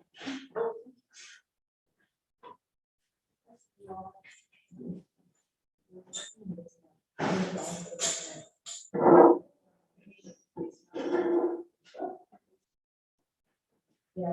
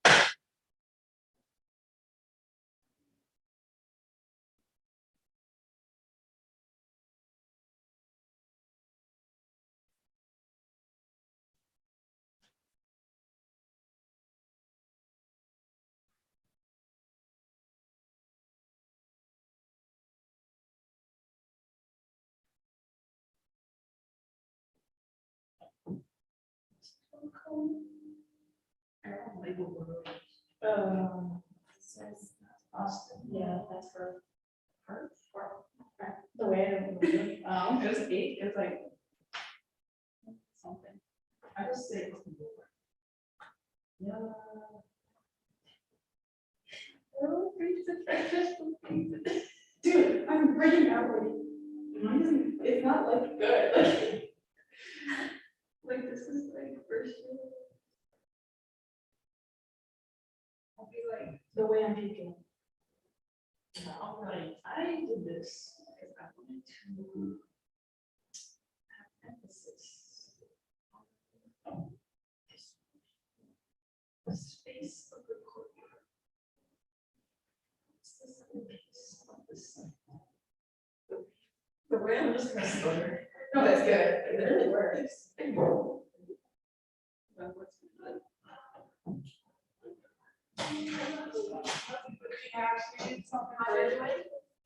I probably made it worse. It gives me more accessible.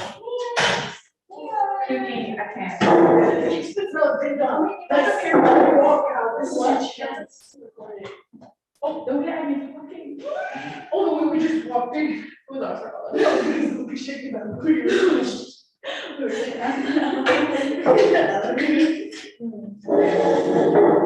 Myself till one time I'm gonna just, hey, I don't need this. I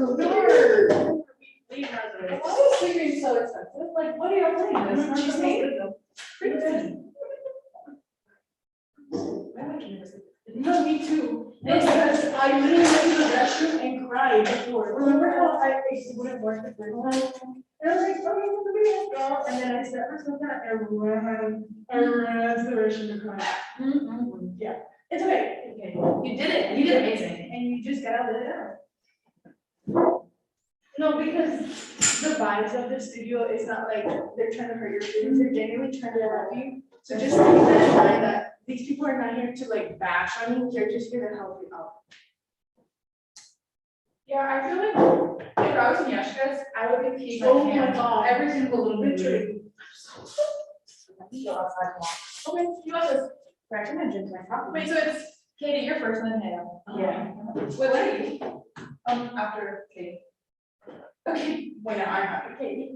Wait, Huh? no. It's, yeah, it's Hale Katie. and you. What is it?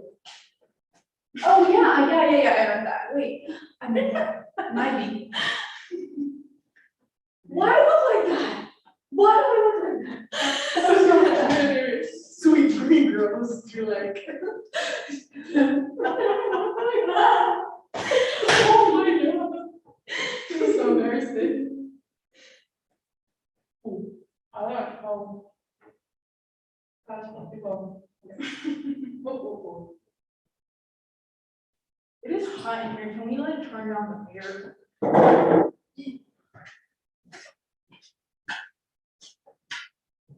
Conversation. You drop a pen. Oh my God. Ooh.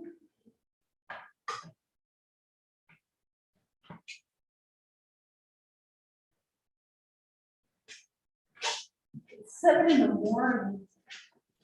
Oh my God, I'm very recording. So.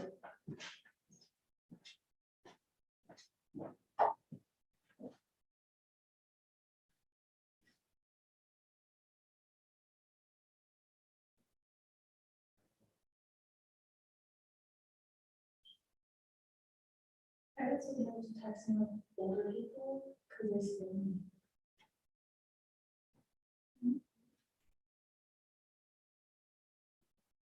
When are the presentations in? Can I follow recording? Is that bad? I really appreciate this. Wait, can we? Maybe, yes. What was I gonna say?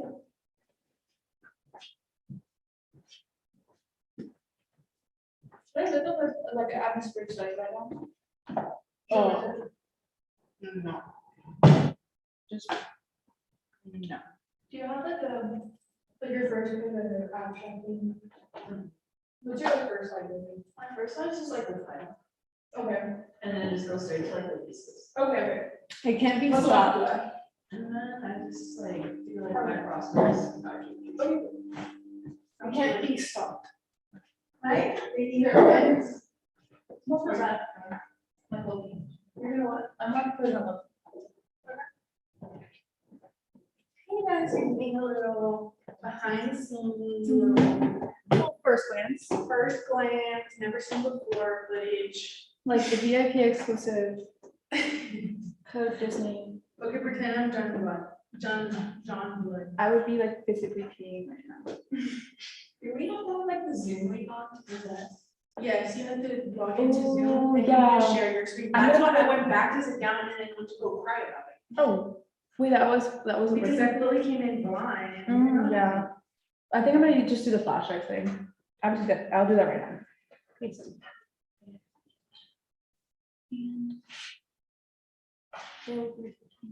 Okay, wait, I need to do this in the hallway before there's no one. I'll be back.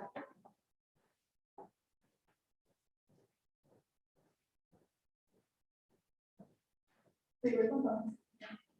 It's the way it's on the spinach. No, let me pay $13 for spinach. And brains. I feel like we're still affected. Right my own stuff.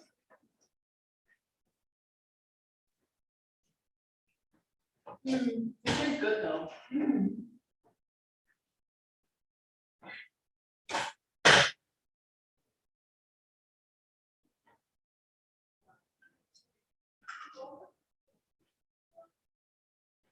You called.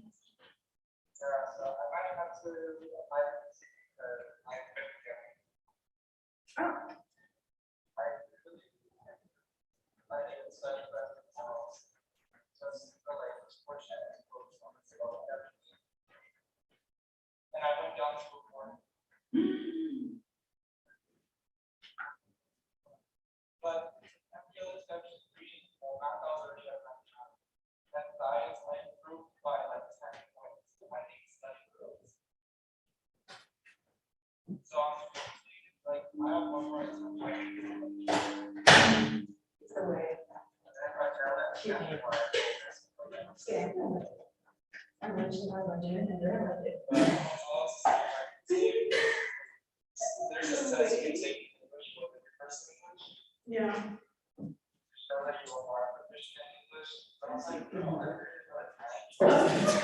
No, but you're just literally.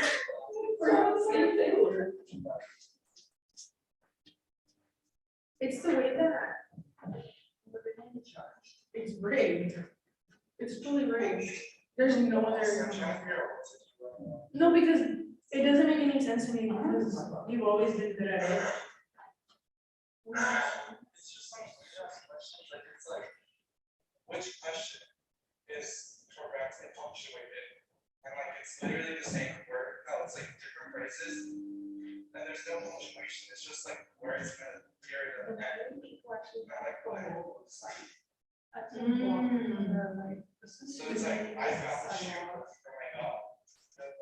Oh my God, like, Literally. Like, some simple shit like that. And I'm like, what? Like, punctuated. There's like no punctuation at all. It's so hard. So.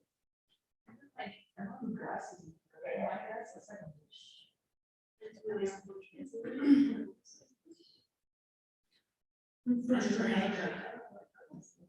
I love that you're like smart. No way. You're silly.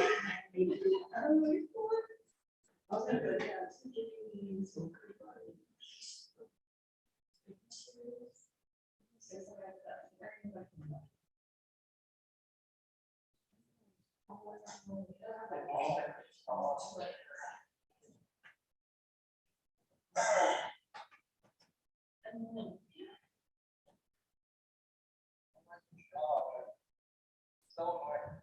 And then like you have to retake the whole fucking down in order to have retake that one section that's go. Yeah, I feel like I found the next one up there. It's here, just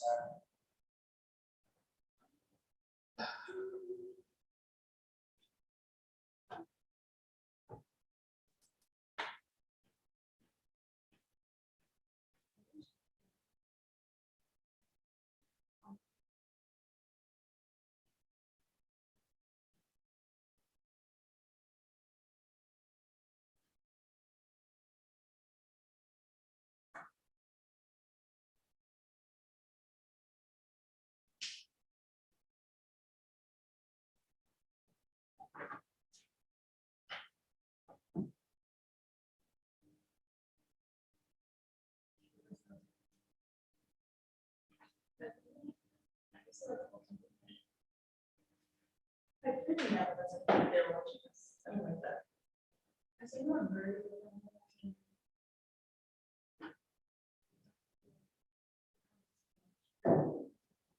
What was the purpose of having an hour and a half watch?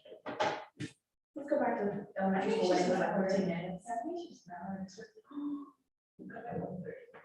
That's, was it close to 12? Maybe I'm wrong. Wait, what? It was around 12:30. Wait, when does everything end? Like today? Yeah, I think it's like supposed to be at 5.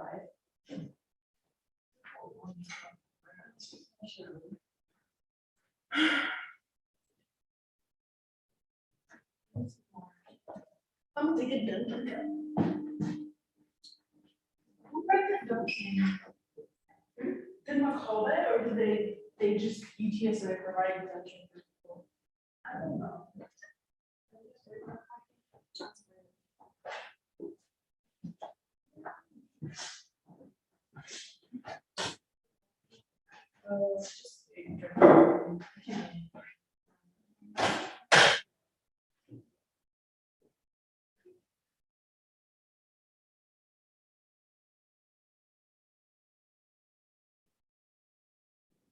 Rachel's a little weird.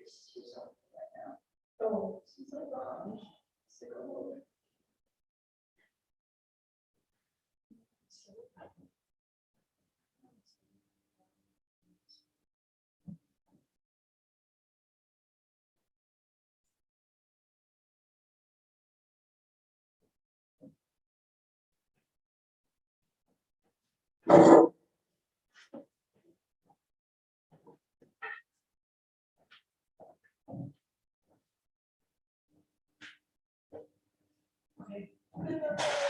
Because I'm sorry.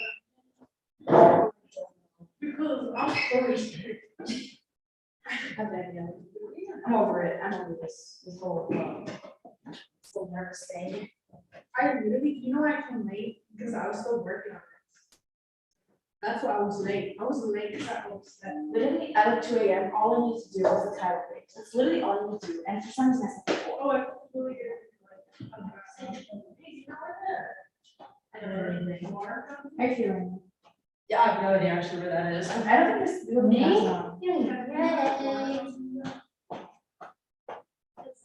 Wow, they have it.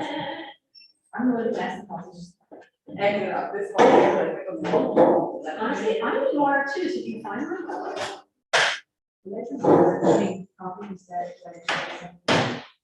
Kevin, can we switch because BJ's not like going last month and I want to go 13. Ugh.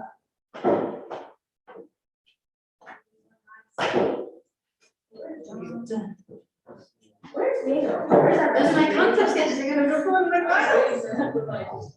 I really want to know. Yeah.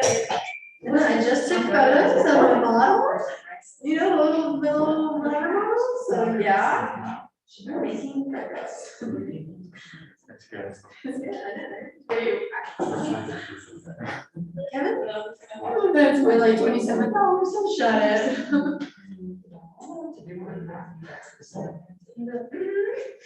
Thank you. Relax. No. Look, we're on. I'm gonna do that. See? No? I think especially when they're doing you like maybe Never that down. Mitchell, you guys haven't started the thing for architecture. I mean, just what was due, like for that outline thing. No. I'm gonna, what do I even do? Like, we can get that 4-day extension, right? Pretty easily. I was gonna use It's that. just over 2 days. Okay, usually it's 2 days. I'll be doing that because she's not even close. She doesn't even have a topic. Or maybe Kevin, have you written it already? It was supposed to be at 10:30 and just.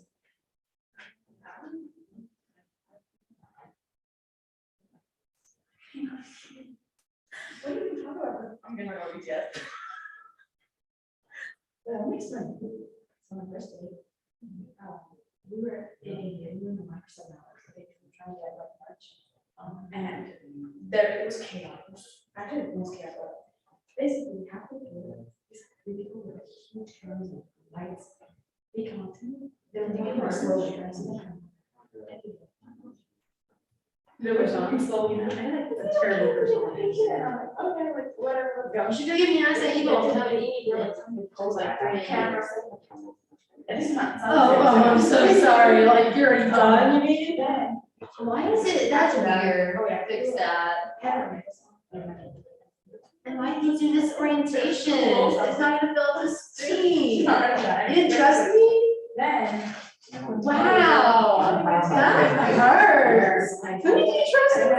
Obviously, the other people. Well, it's gonna fill up the damn screen, I can tell you that. Ha.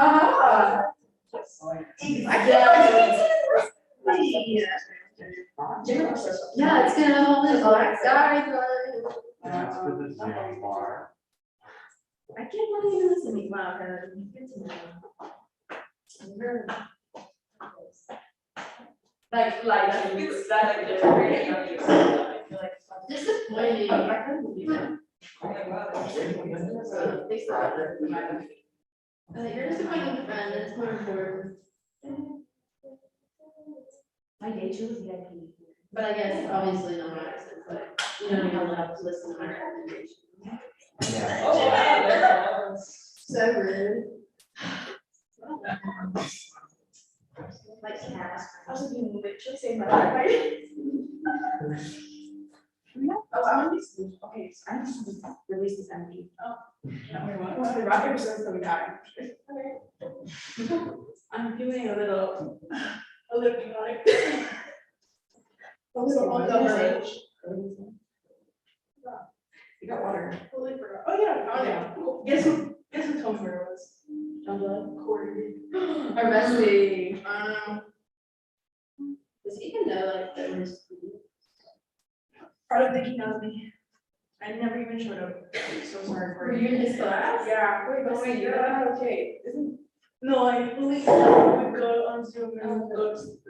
Oh, Like this code didn't have it for me. Oh, that way. Oh, let me wait.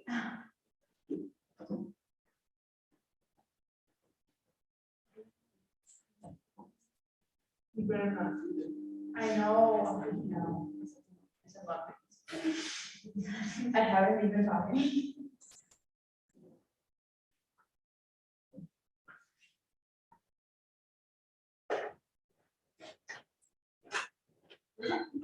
where is the water, by the way? It's on the fourth floor, like right when you walk out of school. Entrance.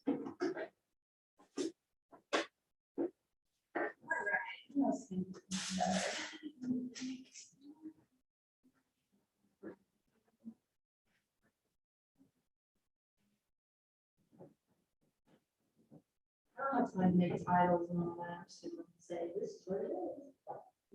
I need to put Or what scale, you know, like whatever. Don't figure it out. I'm gonna put the north arrow in there. I forgot. Oh. No, actually, I didn't have time. I'm gonna be really honest, actually. Kevin, I really want to take your computer and throw it at your face.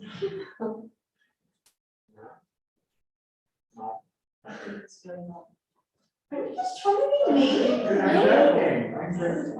That's what I mean right now. When I say you've been up for 27 hours and like 26 and a half of it has been staring at this computer. I'm gonna show you everything that was done in a single day.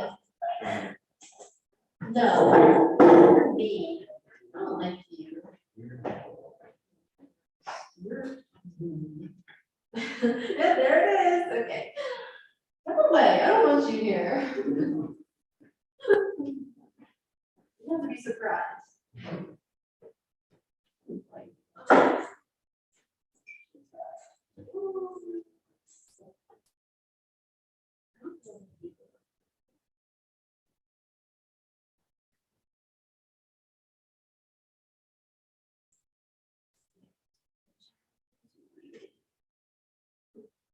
That's so hard.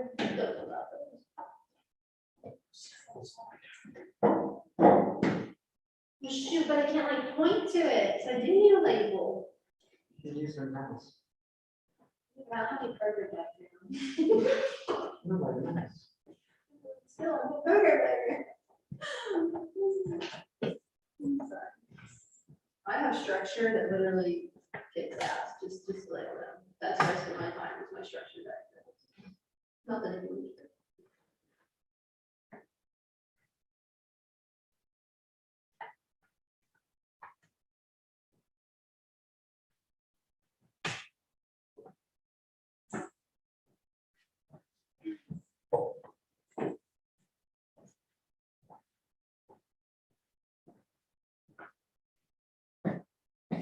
I'm gonna crush. You didn't sleep? Oh no, I haven't slept in like 3 days or something. What? No, because I fully, was it yesterday? Yeah, it was yesterday. I was like doing work with Isha in the studio, like the bigger one.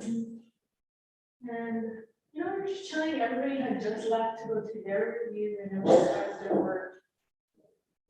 And then I woke up. And I was like, wait, why did I just wake up? Like, I was doing my homework at this. So yeah, I don't even remember getting up and going to this little sleeping bag they have and sleeping there. I don't know what happened. My body was just like, yeah, that's not okay. So. I also overslept. I don't know if it's really gonna break down. But it was not.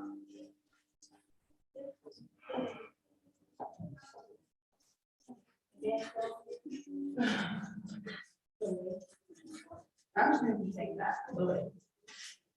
No, because it is the way. This is the way. You see in the morning, there's a thought. What? What is on? Oh, no, the Mandalorian. Oh, I see. Hey, hello. Yeah. Oh my God. Why? Hey. Can you find something? Mama. Not the whistle. I can't whistle either.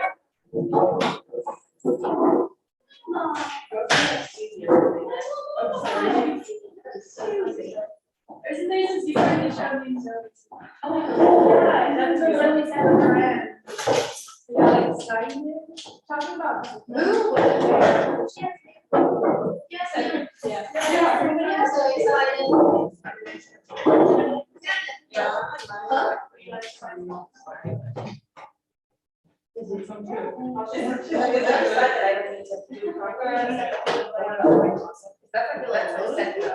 Yeah. I honestly don't know what you do, but as you say, I will have it. I like that. I feel very good. No, right now. It's too hot. It is so hot. It's like, no, I didn't have time to write. Yeah, It's like a little bit of I don't time. know. Are we still being live streamed? Yeah. That's what I'm working on. I think so. Well, they might have cut it at this point. No, it's. It doesn't have that little. Oh, it's it's like- really great. Come over to your camera. Usually you have a little red. Does it follow us? You should have. No, because someone. Over calling. Please, that means all of YouTube programs have the big introduction. All of the people can get a lot of things. There's Kevin. Nobody I know is watching. My parents are. It's live, it's live. Oh, wow. You might. I don't know. Oh, wow. If you guys are- Oh, you can mute it. Yeah. Oh, we forgot about that.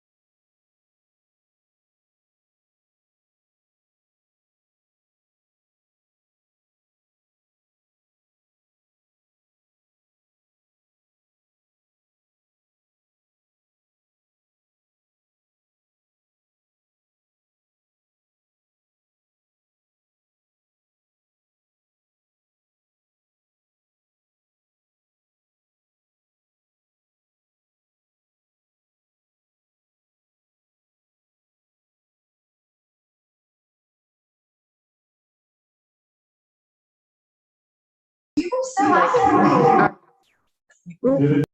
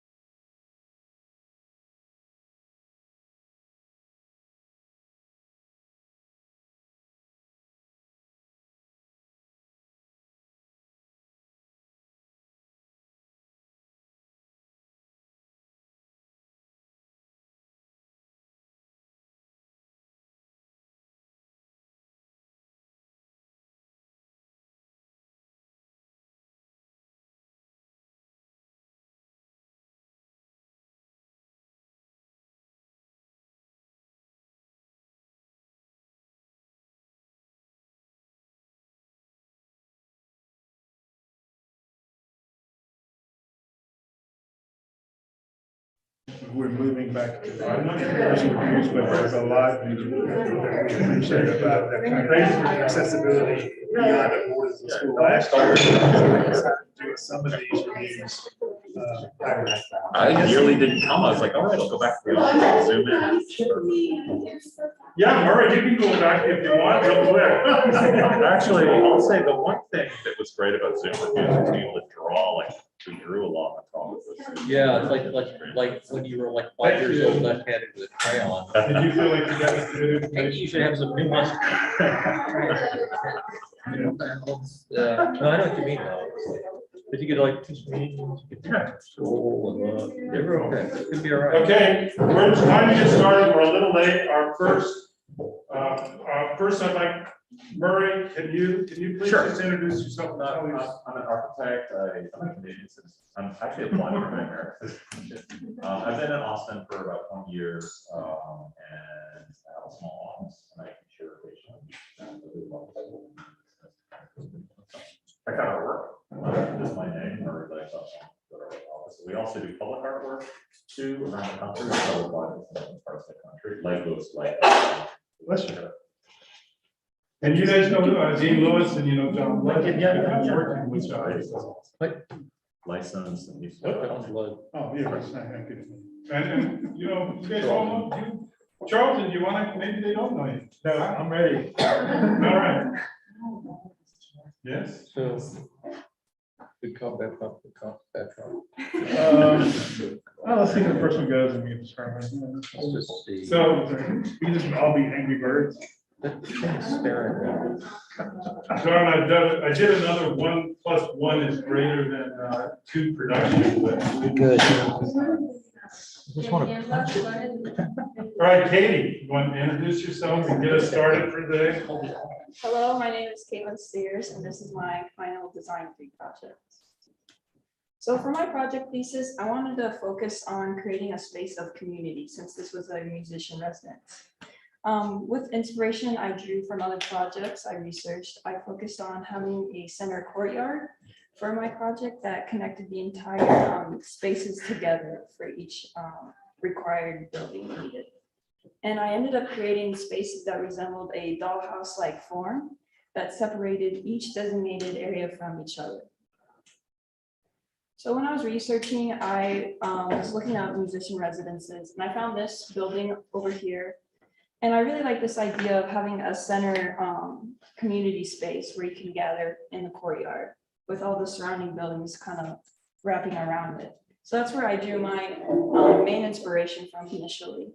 And these were my rough first drawings that I was trying to figure out where I would locate each of my required spaces at.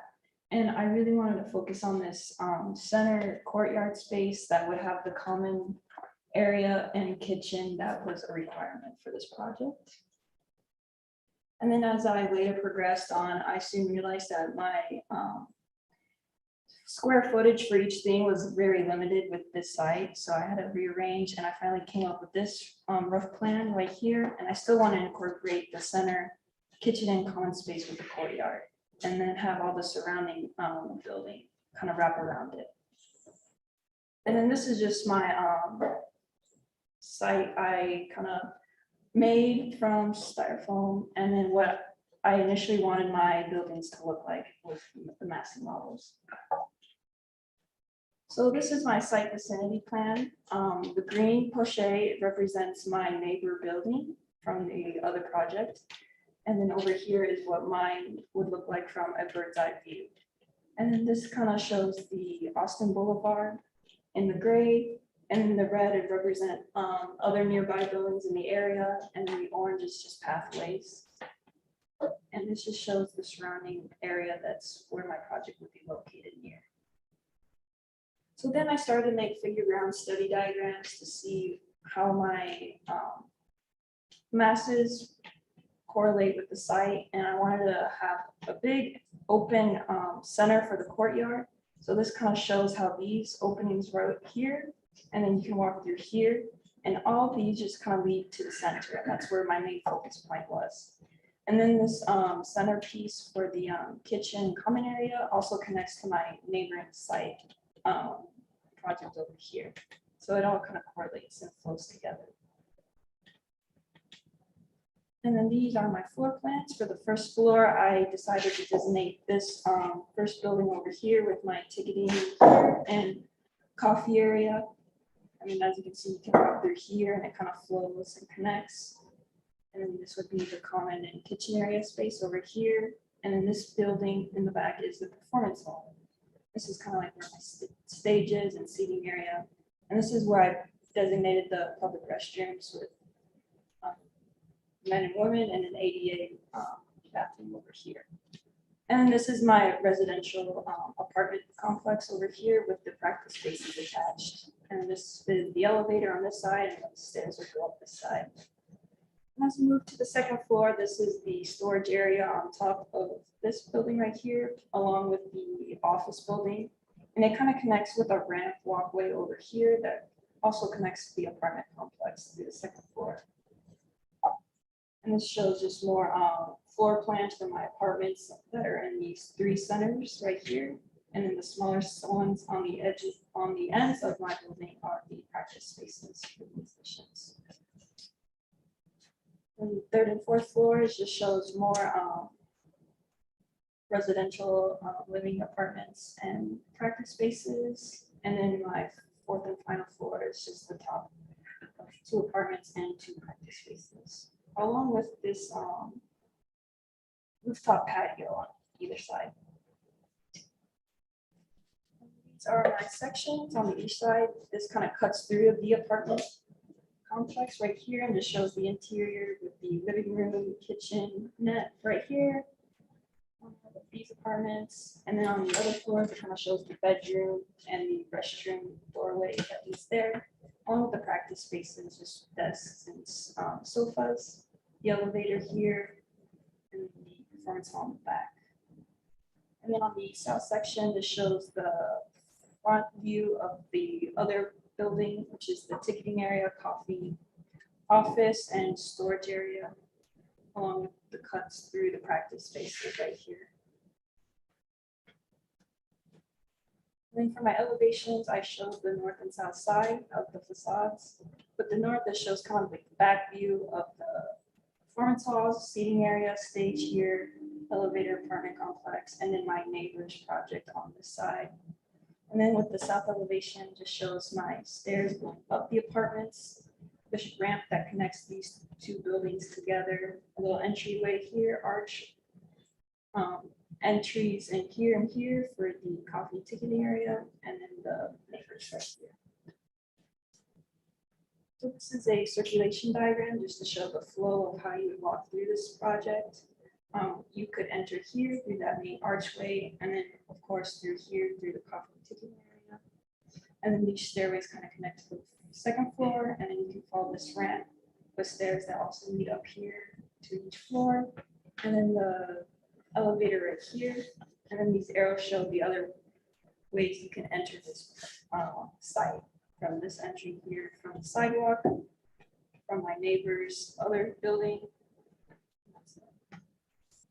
And then these are my perspective renderings, just to see a real life rendering view of this. So the material here would be a marble with this building right here with the glass windows. And then on my apartment building, I had wood wall siding and then just plaster for the inside of the apartments.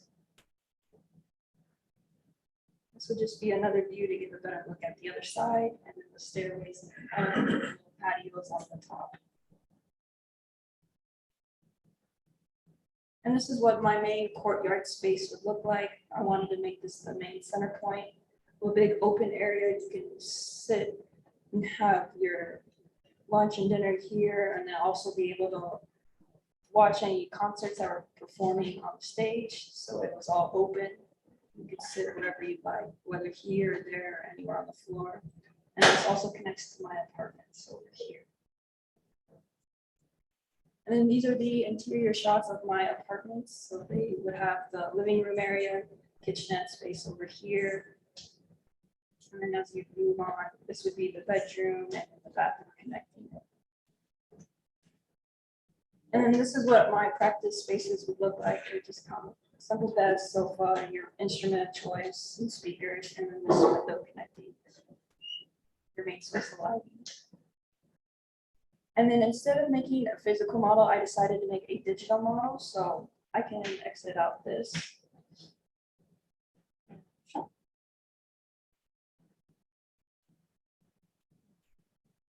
And this is kind of like a panorama you can look at to look all around my site and see all the area. You can click on different positions on my site and look around.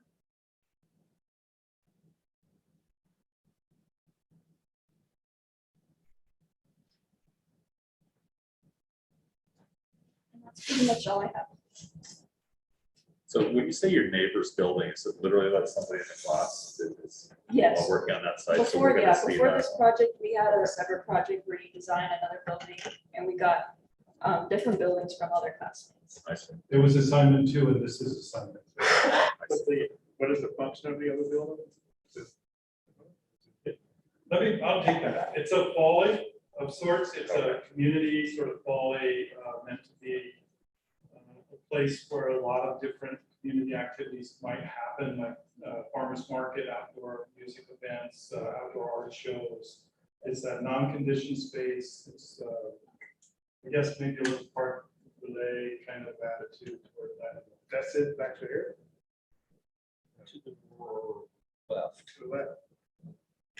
What tools are you using? Are you all supposed to use the same tools, these different tools for drawing? Were those hand drawn, the plans and everything? The plants? Yeah, They're just Rhino drawings on okay, Illustrator. plans and so, okay. And so this obviously the performance spaces outside, but ticketing board, so that's a space that is open to the public. Yes. Why are we in this room looking at 9 screens? Or how long have you known that this was your review menu? Like, Is that you really want to know, or do you want to, like, is that something we should talk about over here sometime? Do you want? It's my fault. When. No, it's just. It's like at one point Uli had asked, would anyone be interested in doing something hybrid? And I said, if you need something. No, it's fine. It's just, I have no problem with it. I just found out though relatively late. Okay, no, that's fine, because it's different than the traditional review like most people have. So if you've been to our review yesterday, we were in the hallway and it's like, 3 or 4 people lined up in front of drawings and models, and that's a particular presentation that's a particular kind of architectural presentation, where you stand up and you look at the work and you talk about it in a certain kind of way.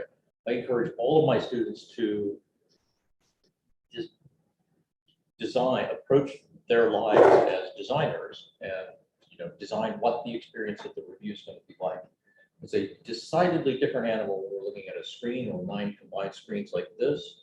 And a couple of things happened that are worth taking into account. And we all kind of found it a couple of days ago. So the kind of strong menu is the first time we've done it. That's cool. But there are a couple of things to pay attention to. One is that we're sort of in like, I'm going to sit down and watch a movie mode, which will work against you. So we're all kind of like zoned out a little bit. And B, our expectations are ramped up to be like, this must be the next James Bond movie. So we're expected to be entertained by moving pictures. Yeah, where's your villain? What we're used to, instead of looking like at a scrappy piece of paper taped on the wall. Right, so that's the thing to keep into account, and you might adjust the design strategy accordingly. It's the design strategy of the strategy of the presentation accordingly. Now, it's kind of sophisticated. I've never done it, so I think I'm interested in it. But now I advised a couple of people in my drawing class about how they might work with the 9 divisions of the screen. Maybe it's in PowerPoint, so all 9 images stay the same except one, which then fades into, so it gets a semi-animated that allows you to be very directly about the image. But just to be fair, like I haven't done a pin-up with a client in 3 years. Right. All our presentations are on screens, and they're one image after another in a sequence. I'm just saying, This is true. The big challenge is it's very difficult for us to go back to like, hey, show us image number 5. But that's what I was going to ask. Yeah, Is there a way to show all the drawings? Yeah. That would be helpful. What are you showing? What are you sharing? This is just a panorama on a different website. The sequential image you showed us before, is that a PowerPoint or one PDF or what is it? These? Yeah. Right here, these are just perspectives. No, I mean, are they, is It's a a one PDF like combined into like Yes. 25 images? Yes, it's Okay. PDF.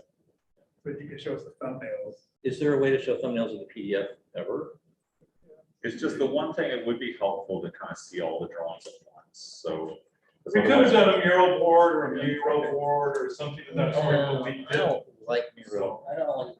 One thing you might do though, is you might have printed it out at 11 by 17 and stuck a binder clip on it. I told them that they should probably all have, 5 or 6 copies each of 11 by 17 to hand out as part of. Yeah, because then we stumped about, let's go back, and we could like be more specific. So it's making our job, not your fault, because this is like, you're probably not even used to real public, real life human being, 3-dimensional reviews at all anyway. Welcome to this. But you did it, but this is the way we do it in the office. We start with the concept, we go through the plans, because the plans are all, they just want to see the images, the 3D, which I find actually quite helpful. but, We're you know. here to understand and critique the project though, so our job is Yes, to right. dig deeper. Yes. With the interest of like helping. You did a very good job presenting. I love the written part of the statement is super clear. Great job, very nicely done. So that's all very good. I think you should mention the span of that shell that goes over the outdoor amphitheater. It's about 2 inches thick, right? So above it, Yeah. same thing. Where's the structure? That's one thing. But I think that's just, may I start? Yes. Okay, let me start. So a few comments. Thank you for the presentation. I mean, I totally understand where you are in art. You're beginning to do rather than single one-off objects, right? You're creating a kind of ensemble and beginning to think of the urban setting. So I think one of the strengths of your scheme, if you go back to like maybe the overview of your 3D model, is that okay, perfect. Okay, can I walk around to it? Sure. Yes. Do you want a pointer? Run a Sharpie? I have, but I promise not to promise touch the screen. No, I'm gonna stand up here. I can sit. Sharpie would be good. So These were this tracks, is, by the way. so, They do. so so for first project, like first of all, I Yeah. love courtyard schemes. Okay. I think they're, in our office doing like a number of courtyard schemes right now. I think it's, for COVID, for somehow everybody comes in it. I know, and working out the world. But what I like about this, you're not just treating it, you're treating the site as being kind of define the perimeter of the site with several different objects. And I think one, so from a site plan strategy, you're beginning to find kind of entrances between the buildings. The first point I want to make was that you're still, I think, very much treating the ensemble as like, different, kind of very different objects. And as you progress in your career, I think, what you want to do is begin to strike a balance between the language that you're using for the massing of the overall form, right? And defining them individually, like you have, this is the neighbor's building. Right? So this one is travertine, this one's wood, this one's stucco. But I think with, one way of controlling an ensemble and working between like individual reading of each block and then the kind of unique strategies, kind of treat them all with a similar language. So what I mean by that, what is the architectural language? And I think you could do with like a little more consistency in how you're treating the overall form. So one thing to do would be to consider a single material, and then maybe there's wood, but they're in like certain places like where you pass through. And it helps you too, because when you're doing an ensemble of buildings, it's like a lot of different buildings you have to design as a student, right? I mean, that's one hard thing, right? It's like, oh my God, I've got to design 3 buildings now. It's hard not to do one right. So treating them consistently. I like the varying height. I think that's quite nice in terms of the massing. Places you can occupy and fit. So in terms of consistency and unity, I think treating them all in the same kind of like material. I appreciate you chose the material either would be all wood with kind of like stone lining, all stone. The second thing would be to really think about the various, when we say architectural language, there are different ways of interpreting it. Let's start like, this opening is higher than that. This, the thickness of these. Sometimes you have, you've got stone here. Sometimes you're creating a carving effect. And I think that's more successful where you feel like it's a mass that's been carved.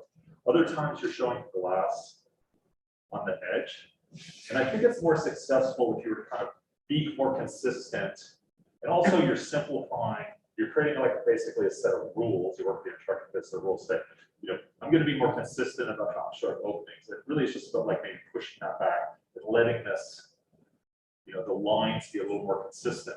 Because with an ensemble of buildings, you can have this sort of quieter approach where all of the openings are the same. So you're getting that thickness of beginning to define the kind of thickness to the floor, beginning to define the thickness to the roof. And I know where Michael's going with like kind of thickness of that, but there's a certain inconsistency throughout the drawings that reflects, you know, a basic kind of lack of understanding. You know, you're early in your career, so you'll figure it out, but beginning to kind of define this more consistently. These buildings actually can be quieter. I like the carved arch there because it does define the entrance to the special place. So I know this is going to sound like counterintuitive, but the buildings begin to look a little bit more like this mass model back here. Then if you want to do as an ensemble a building that's unique or that stands out, you choose, you know, maybe it's something in the middle, right? So everything acts as a kind of frame, and then the performance space is a kind of a weirder shape. You flip to your plan.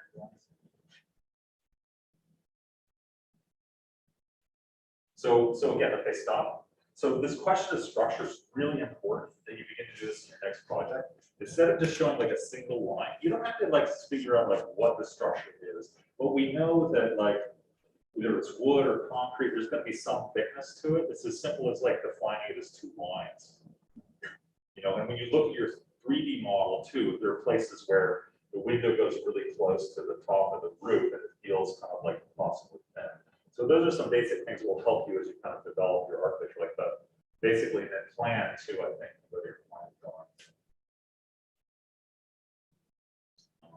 Well, here, there, right? You're starting to show kind of thickness to the wall, which, you know, so I think for schematic design anyway, like showing thicknesses to floors and walls would be really helpful.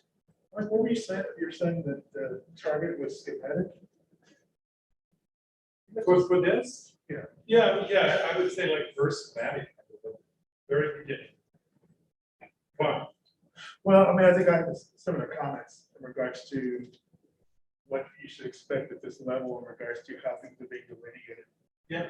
Well, I think I have comments regarding, you know, this is basically a more sophisticated diagram that is a ways away from being sort of a floor plan. Same thing happens with the sections to a certain extent, and that has to do with understanding thickness.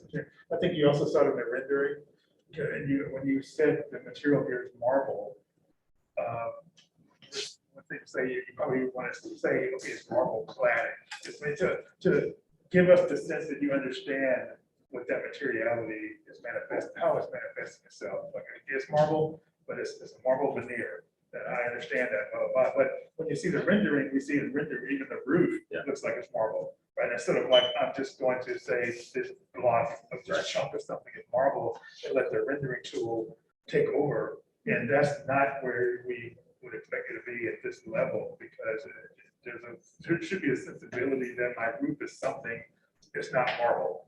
My wall can be clad in marble. I might have marble floors, that nature. So we want something more than just saying this is that, this is that, this is that, and I'll make the same choice. Even before, like an architect, like even before you choose the material, you know the wall has thickness to it, right? There's going to be some are going to be thicker and some are going to be thinner. So you already know you can draw it as like two lines. I think showing doors too is really important because it helps us understand basically another really fundamental concept, which is enclosure. Like what's inside, what's outside, what's, you know, 110 degrees in the summer, what's kind of air conditioned. And that's a basic thing too, like showing the doors, showing wall thicknesses that would help you. Because you know the project very well, but we don't. All of those things add up for us to understand what the intentions are. But I think it's one of those things where the Rhino model won't get you so far. And you have to have enough interest in all those other layers to investigate and say, how do I understand to delineate section plans, et cetera, et cetera, et cetera. But the Rhino model will only get you so far. So you drew all those in Rhino? Yes. Which is basically saying yeah. I mean, this is conversation that comes up at the again. It's really difficult tool for orthographic drawing. Like, I don't know, Some people are on Rhino. I mean, you can't. Some people do it. can, yeah. Yeah, I can't, but some people. I mean, my one sentence answer is you all need to learn all the softwares. There's no like magic software. You need to learn like not all of them, but like a proper like Revit-like software. You need to learn Rhino. Yeah, I would expand that statement a little bit if I can. So it's like, I try and keep it really broad palette of tools that I use designing. So Rhino, maybe Revit, definitely AutoCAD, even though it's a crappy program. Definitely. I mean, that's the thing, though, Photoshop. CAD is over its history, man. No. Yeah. I skip AutoCAD and go right to Revit. Yeah, I would say, yeah. AutoCAD, pencil, That's table what- saw, compound miter. I'm not kidding. Classes. Compound miter saw, and every one of those tools has its own bias. If I use a table saw to make something, study model, it's going to want to have parallel edges. That's its bias. So I work in Rhino, it's going to have its own biases, and I need to identify what those are and be in control of them or respond to them depending on where I am in the design process. X-Acto knife, Elmer's glue, museum board, three different thicknesses that I use, the 2-ply, 4-ply, and the 1/8-inch foam board. And they built many tiny models. And I switch them according to how I want to, what level of development I go to. I don't go to the computer until I'm ready to dimension the thing I'm drawing, because it's absolute and precise, and it does exactly what I tell it to. But that's how I work. You should understand how you begin to work. Give a site plan, you can show us, please.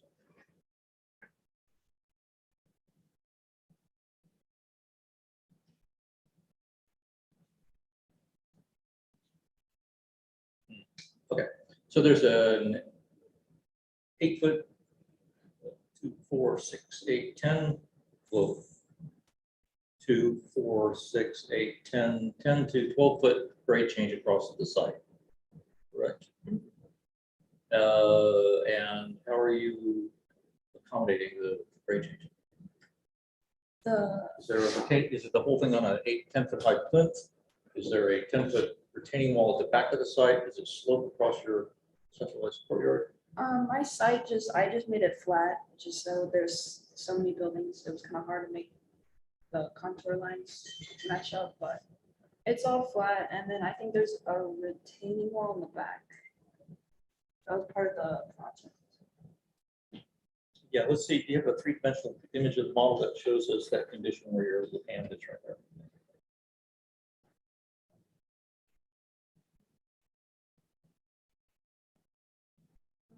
Yeah, this is the one view I have back here. Okay. There would be a wall back there. So why is behind 13? Is that what you're showing as a wall?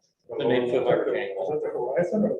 No, it's an 8-foot high retaining. Yeah, there isn't a wall there, but I Oh, think, it's the horizon. yeah, it's the horizon. It's the same thing. It would look exactly like that. If it was there. It's about time to move on, so. Context, the tool you're using, which is Revit and Enscape, strongly biases working myopically as if the whole project is hermetically sealed and detached from the world around it. Go back to your site plan, please.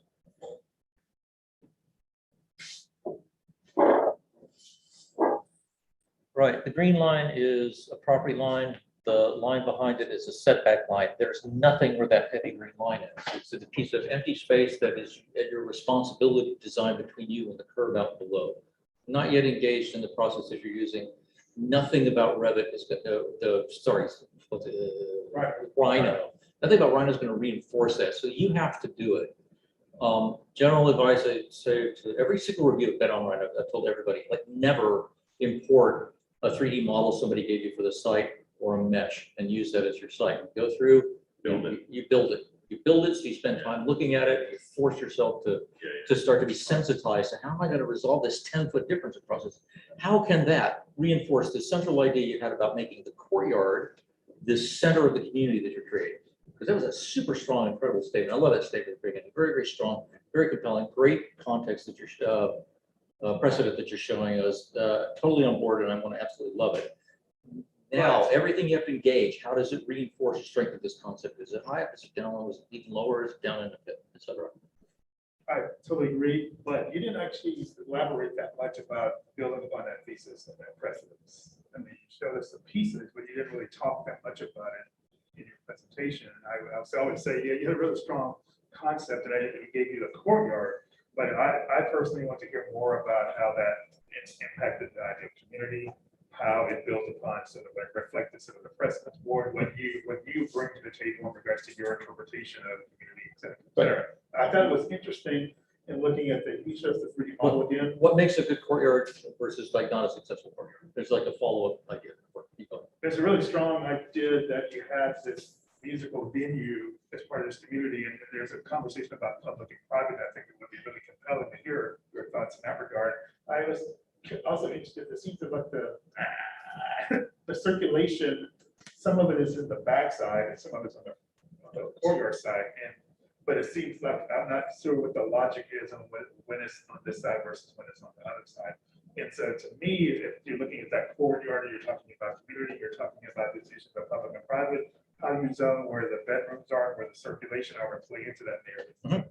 Yeah, you have a slope tiered seating area that actually could have been part of the resolution of the site problem. You have this like expressive canopy, which can start to fit into the sense of space as well as how sunlight reacts to the site, because the south is at the corner. So it has different reactions in certain different directions. I was gonna say, you're doing a couple of things that are really smart. Go back to your plan, just to end off, maybe kind of a positive thing.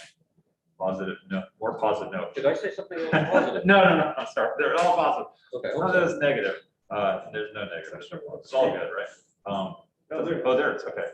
I think, you know, keeping there's some basic moves I think are quite smart, is keeping the 3 figures of the performance space in the back, the larger building on the side, and then this entry building lower, that's kind of separate, defined kind of entities, and then having the main entry between, you know, you have the main entry between the volumes, which I think is a really smart thing to do in a choreography. And I actually really like the circulation piece connected to the main entry between the buildings on the corner. And I think that's quite a nice thing. There's an opportunity there for that corner to be a place that people are kind of moving up and circulating through. And the thing I like about it, what you've done with the choreography, I don't know if this is intuitive or not, is that the 3 figures that I kind of walk around here. These are like basics of kind of forming urban space. Does that not show up quite skillfully? Not a bit. No, it gets sucked into the screen. It sucks into that. Yeah. You push these. Keep going, yeah.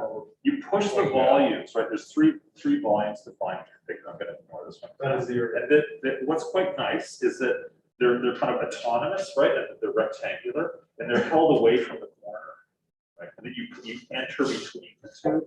I mean, I think a weaker scheme could have been like infilling the whole thing, right? You walk through the building, but I think that's quite nicely done.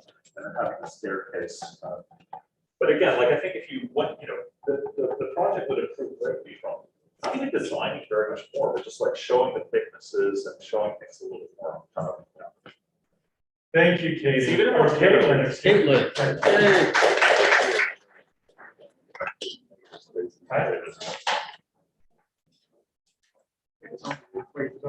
Was that? The dog loves this.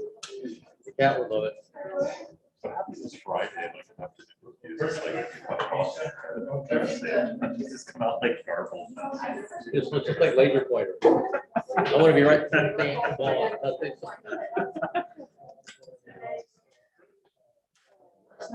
No, it doesn't look use the screen. Works there, right? That's, The giant screen. On my head that big. You know. I love it when craft the design for this room. Yeah. The nice screen. There'd be a way to do it. It'd be nice. Like a kind of sequence of images. Yeah. Like everything from outside the room. It'd be okay. Yeah. The model that emerges up from the hole in the ground. I remember Rex did this great presentation. It was like, it was a presentation of it. And it's like starts with this very rough. But you needed to load it on their own. Yeah. Oh, it is? You walk into a room, there's a bunch of interns around the table, and they're building a model. Yeah. All of a sudden the model becomes animated. Oh, yeah, you could use. Cars start driving. Yeah. It's like do you know what I'm talking about? It's like a St. Louis tower. Then all of a sudden the tower appears. It's It's like the people disappear. If you see Jacques Engel's talking about the A house, it's on video, yes. It's the quintessential definitive, like, we have this, So it's like, so it's like this, and You want everything's laid out logically, but it goes like this, then the model changes. Right. Yeah. It's like just animated enough, All but right, it's don't forget to introduce yourself. really good. Or maybe we should have Murray introduce himself again. Huh? Okay. Be funny if we had Murray on Zoom also at the same time. And me sitting there. That would be really weird. You could almost do that.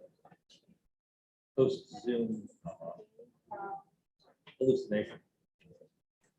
Good afternoon, my name is Hale Swami, and today I'll be presenting my design for Hiya?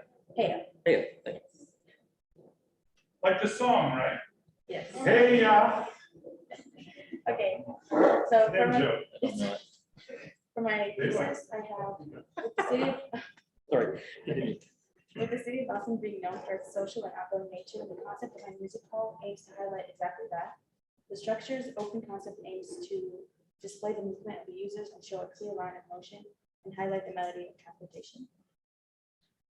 So to begin, backtrack on how I thought of this to begin with. I thought of like 4 things immediately all at once. The first thing was how the users are going to interact. So thinking about it as like a residence hall, these are people who are going to be working in the same place that they live. So I wanted it to be very dynamic and allow for a lot of inspiration to like occur for them. And I thought of like looking at movement and then like as what drove that inspiration for them. And when I thought of that, I also thought of like coral reefs because I'm someone who likes the ocean a lot. So I just am always thinking about it, I guess.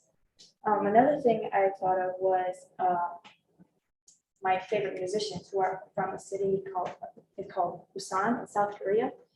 And the city, for some context, is a very like hilly city, and the structures and the architecture, they lie on top of it like very mountainous. So here's some first like very rough concepts that I thought of. I want to, here you can see like a clear movement, and I thought of that like, as the whole structure having this type of envelope.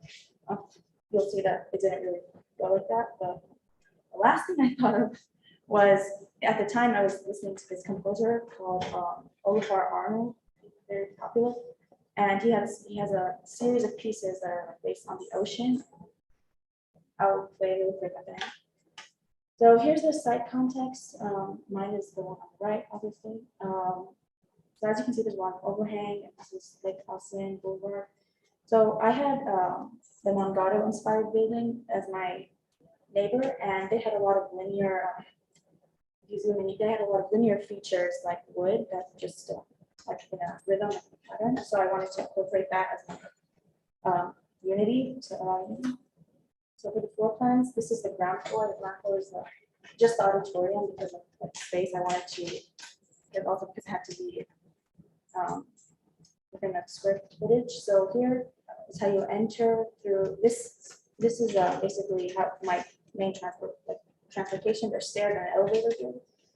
This is like the main stage, and up here to get to the first floor, which is here. This is the ground floor to the first floor. First floor, I have ticketing and coffee over here, and bathrooms to male, female, unisex, and handicap. Here we go out. We can go outside to the main hall that leads to basically the transportation. You know, basically there's a stair like tower here, and what's it called, the elevator. There are 2 living spaces as well as the office administration, basically. The second floor, I have, once you get to the second floor, you have the, again, it's like outdoor movement. You get from here to, what's it called? There's 2 living units and 2 practice spaces, 2 more living units. This is storage. And as here, we have the kitchen and the common area for like, the musicians. And here's where we can see where I started incorporating like dynamic movement. We have an outdoor, like, well, from the first floor, you can see the stairs going up to an outdoor, to the rooftop, basically, and then to the next floor, which is here where we are, and the overhangs show that basically. Here's also the entrance. You can see. I highlighted that with like how I incorporated like how music looks and sound waves and stuff. With what it's seen, which I can show later. Here we have more. This is the 3rd floor. More staircases on the overhangs, like outdoor, basically. We have 2 more living areas, 2 more practice spaces, 4 more practice spaces, and 2 covered bathrooms. Here's a much larger overhang. Then 2 more floors, basically. More stairs leading to like the overhangs, outdoor staircases. 2 more living spaces, 2 more practice spaces, and then on the upper floor, we have 4 more practice spaces. Same thing, the stairs here lead up. So there's 2 sets of stairs, the outdoor and the main tower stairs and overhead. Here are my building sections. You can see where the first one cuts through. You can see these are like living areas and practice spaces. You can see here kind of the outdoor. Where's the ground? Okay, so the ground, this is the first floor. Okay, so that's underground up there. Yeah, this is underground auditorium. Oh. Yeah. Same thing here. You can kind of see like the outdoor staircases. Here are my elevations and like materiality. What I was kind of thinking about, I wanted to like thinking like probably like I wanted there to be a lot to look at for like the inspiration element and stuff. So here we have like weathered steel as railing, but also as fenestration because that side is roughly the west side. And yeah, so we have a little bit of gardens. That was my like special program that I want. I wanted a rooftop garden. I think also people. Here are some perspectives. This is from the inside looking out. Like when you enter the, it would be right here. When you enter the review. These are more, this is from the first rooftop garden, and you can see like above. And here, this is from the top floor of the neighboring site, like what you can see the view. This is basically. So the thing on the left is not This is the yours. neighboring. Yeah, right. These are my site. This is how I like manipulate my site basically. The Got green, a slice model. the green is where I subtracted, and the yellow is where I added. And what's the pink? The pink is just the neighboring Do you site. have a view like, so on the back side, is it cut? Yeah, it's just like that. Straight. There's a retaining wall in the back of the project. Basically, the whole thing's pavement, it's jack ground cleaners, there's a retaining wall back of the site. But I mean, the street view, what's a little street called? Okay, So the Hearn side, is that like a flat elevation? I'm just saying like not the topography, but just like, is it stepping as well like this? Not sure. Do you have a view from the other side of the wall? Yeah, once I get to my final model. Okay, all right, cool. Jumping ahead. Here's basically what it looks like. So you can kind of see the entrance is clear here through the weathered steel that I use. I also like wanted to use weathered steel like that so that you can just kind of see like the sound waves that I showed at the beginning. The entrance is here. There's a stair. Well, actually, this is the structural diagram.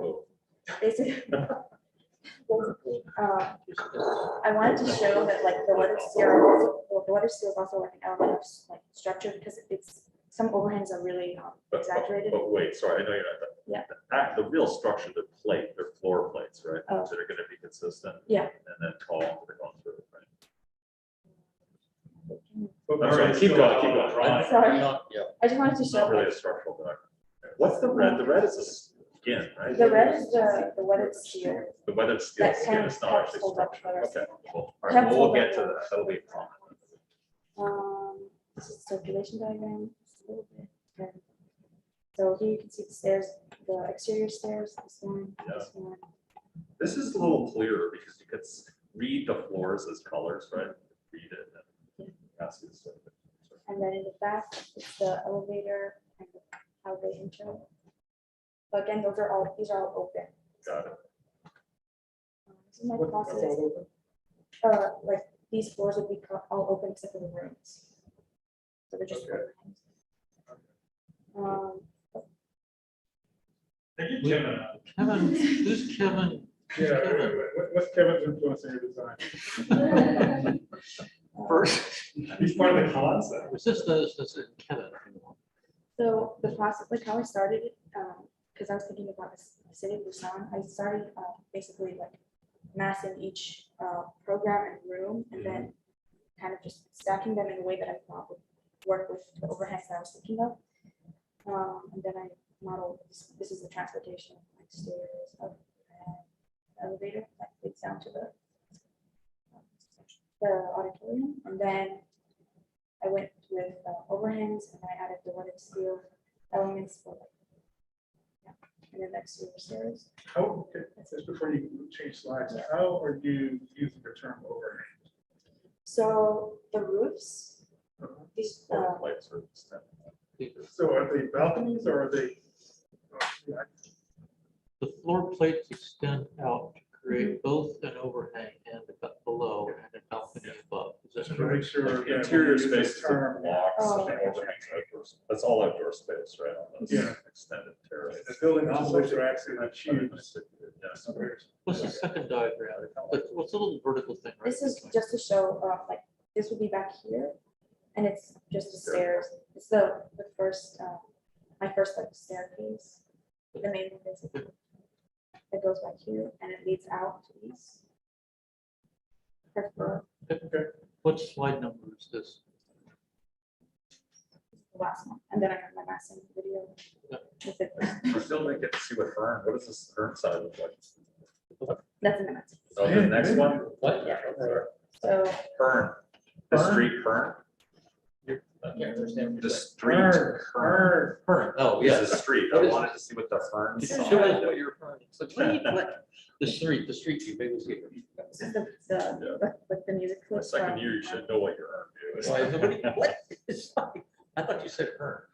I did. I know, that's the problem is, it's me. so this is the music clip from Arnold.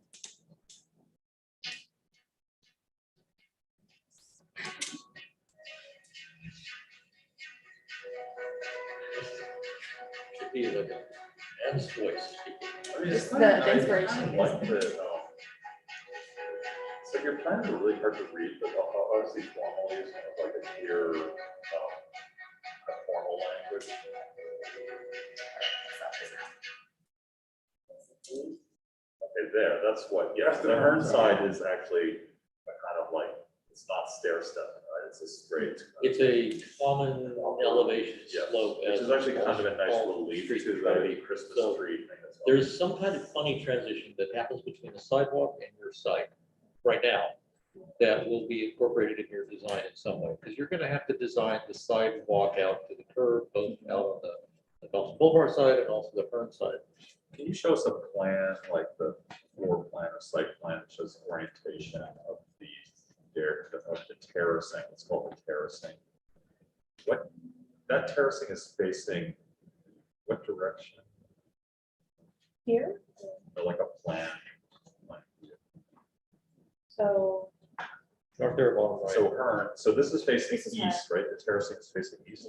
I just wonder, like, I'm actually really. no. What? It faces west. But that's east then. No, North is this. north arrow's on the bottom right. North, south.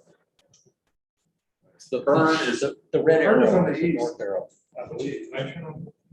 Fern is east then. Can you see where the north arrow is? Right, okay, east, so you're facing. Yeah. Yeah, so the terracing is facing east. I just No, it's wonder. facing west. West.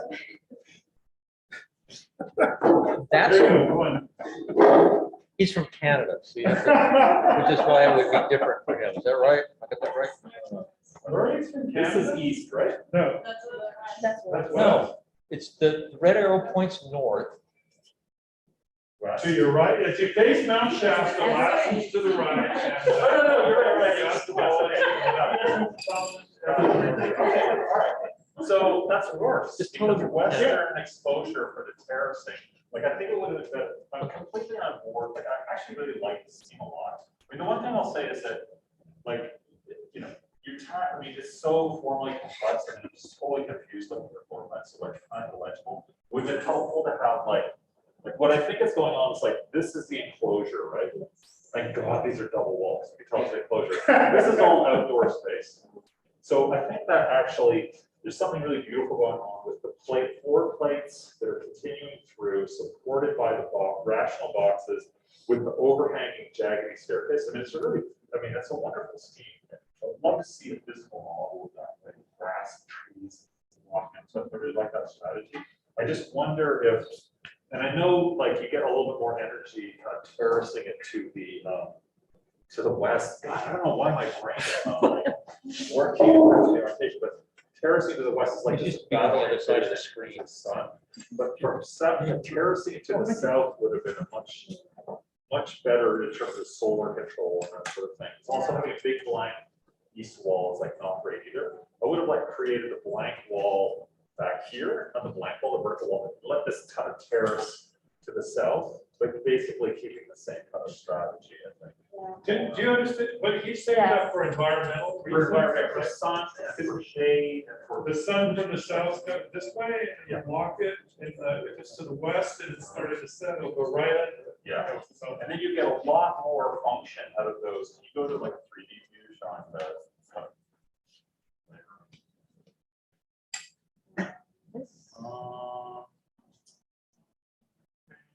But on the other hand, Marie, just think how nice at sunset it is going to be to sit out there. Like here. Yeah. Looking at that thing next door. And the lights. so That's where beautiful and it's all pink. But you got this thing in the way. I kind of wish this wasn't here. Just in terms of the presentation, like this. I wanted to show you. But that's actually, I don't, so this is kind of a problem, like not a problem, it's a different like site section. Let's say this building's here, and you're terracing, I wish I could draw on this, but you're creating a set of terraces against the side of this wall. You know, Which, as opposed that's to what the you're doing, southern right? orientation, the terracing to the south, you're Yeah. much more open. And you look out over the Colorado River. River and stuff, right? Yeah. So I think you're almost there. You need to kind of like focus the terracing here, and then I completely get like, I love this kind of like the combination of the random exterior stair and then the kind of rational interior stairs like a really smart move. Go some other image. Sorry, no, go to the last slide. Yeah, okay. So yeah, I agree. I agree. I like the basic formal strategy of having clearly defined enclosures and then floor plates which extend out and begin to do multiple duty and action. I would pay a little more attention to the site because the site's not square. It's long and thin, which means right now you're pointing at the building next door. But what you really want to do is be like maximizing the view of the south. But that's actually an opportunity for you to somehow manipulate and plan the way that these might rotate so that this overhang device or this way that you're assembling the volumes together maximizes the view out to the south in some way. The other thing I think is potentially very nice is this thing with the parallel linear elements that make a screen or lattice. They're a little decorative, like they got added on at the last minute right now. It'd be nice if they were more than that. The lecture that Juan gave early in the semester showed one of his projects where he did that very, very successfully. It's a house they did in Dallas. And then the whole outside of the building is made by steel tubes that are about this big and they're very close together. So it's a screen, but it's also structure at the same time. So that's one thing where I think it's a very nice intention right now. It's very much a tertiary element that got added on later, like decoration, and I would love to see it be more integral. Maybe where the elements are offset from below, they might extend up or align with the volume below, come up through the floor slab, and then turn into some sort of filter or screen in some way. And then I would just go draw on the screen. You know what? I don't know. Did it make sense to you? Yeah, but Yeah. because it was facing the west, I thought it also was like fenestration because sun and stuff, but Yep, they might happen in that direction. So they're blocking your view to the west and opening up and not obscuring the view to the south. So those may always occur where they provide a western shelter or screen at some time and open up to the view to the south in some way. Yep, again, you're obligated, like it's your responsibility from now forward to have a complete site plan that addresses where the neighboring buildings are, where the street curb edge is, what the sidewalk and surface of the ground between your building and that is. both directions, also include furniture. So you don't even need to tell us what the rooms are, because the furniture tells us how to get to work, and then better, more lightweight and door swings and all those other things which talk about the connection between inside and outside. Well, to that point, I think that, the previous project, at least we saw in plan furniture and things, and we could tell instantly what's a bedroom, and in this one, we saw a bunch of delineation of spaces that you knew, but we were having to sort of like try to interpret and try to understand it. And I think I would have led off earlier on the presentation of the slide to give, because we didn't necessarily pick up on the delineation. I was struggling with the delineation of where the building envelope actually started and stopped. Then the Now it's really plans clear. there. I think the other thing I'll say is that the metaphors, the inspiration, the different things that are guiding you, you guys have to sort of figure out where does the line between where it becomes sort of an initial conceptual inspiration and then like before it becomes too literal. And like when to let go of those sort of inspirations. Right, it's not helping it. It's not helping it, and I think then something's become like decorative, and it becomes sort of like less meaningful. And I think that we're always going to want to hang our hats on what actually is the experience that you're designing towards. What is the thesis that is driving it? What is the human experience that engages it? I think we can ascertain certain parts of that here and understanding how the terrace is working together. But I don't know necessarily yet after this presentation is over, what does it mean to be a resident here? What is a sense of community here? I think the first presentation, when it was centered around a courtyard, there was a nod towards that sort of what idea of community was.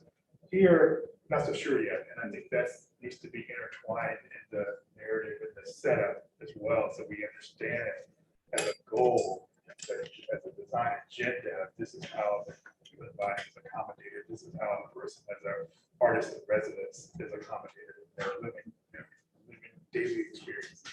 Actually, I think I see this. So, I mean, what I really love about this scheme is that it's that exterior terrace space with the stairs. That is the social space.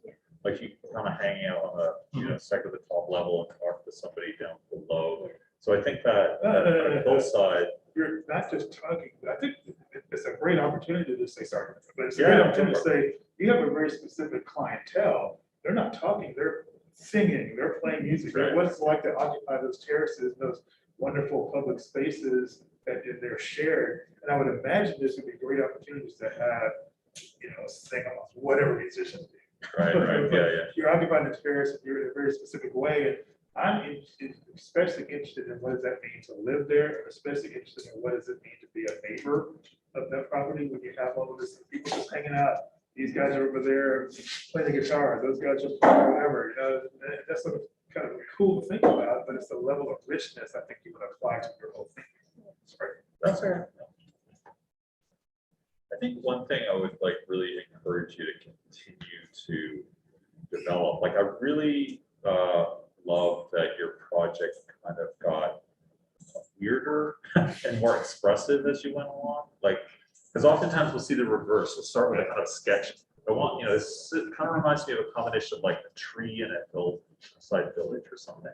Has a unique, and I think that Charles' comment about the metaphor, I think you could have dropped that, because what you're beginning to create, and I kind of see it in the 3D models with color, is that the project has a kind of invention and identity and quality. It's a kind of a unique thing that you created. It's not about music. It's not about, it's kind of a unique architectural expression.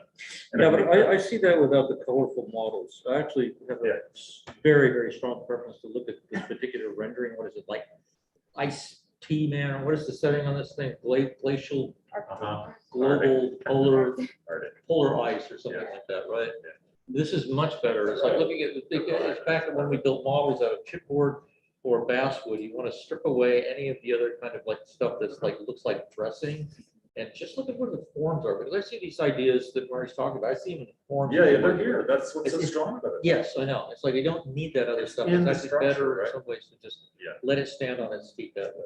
Yeah, but it does. There's something kind of just in terms of the identity of the image of it, tree-like or village. I think mountain Village or Yeah, something like yeah. terrace kind of mountain village, but there's also like a tree-like quality, which I think is. that influence was like the coral reef. The what? The coral reef. Coral reef, okay. Yeah. Yeah. He loves Right, with totally coral different reef, thing, I'll be honest. yeah. But then these three are nice, right? Because the boxes and then you got the plates and from a construction perspective, you know, it really is quite interesting because you really can understand how to build it in a rational way. Like the boxes are quite, of course, easy, the orthogonal right angles for walls, and then the floor plates, which would probably be concrete, is quite easy to kind of cast and cut out different figures in terms of the structure.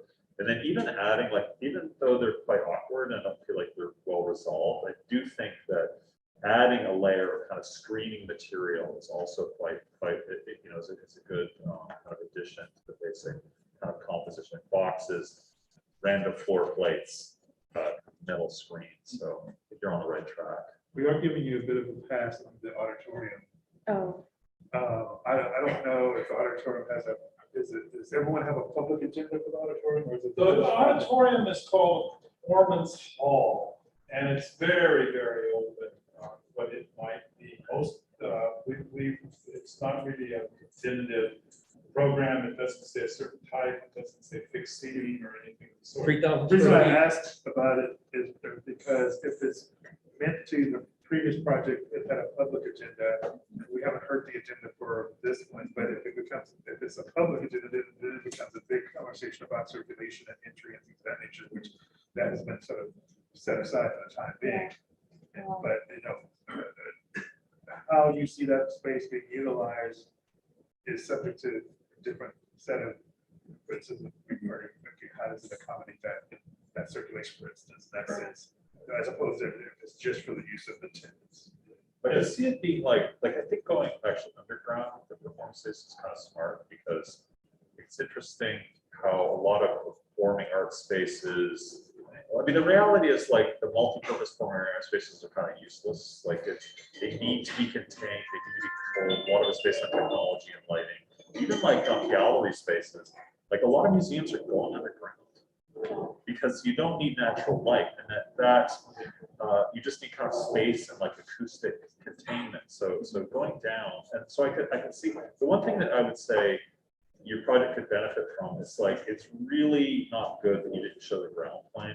Like that's kind of I would expect like the ground plane's there, where you see the terracing coming up out of the ground plane, and then the basement is you're thinking about that as a kind of carved space that this terracing's growing out of, or like Charlton says, like how is that revealed, right? How do you get in? You're not just like going in an elevator and down, right? Is there staircases?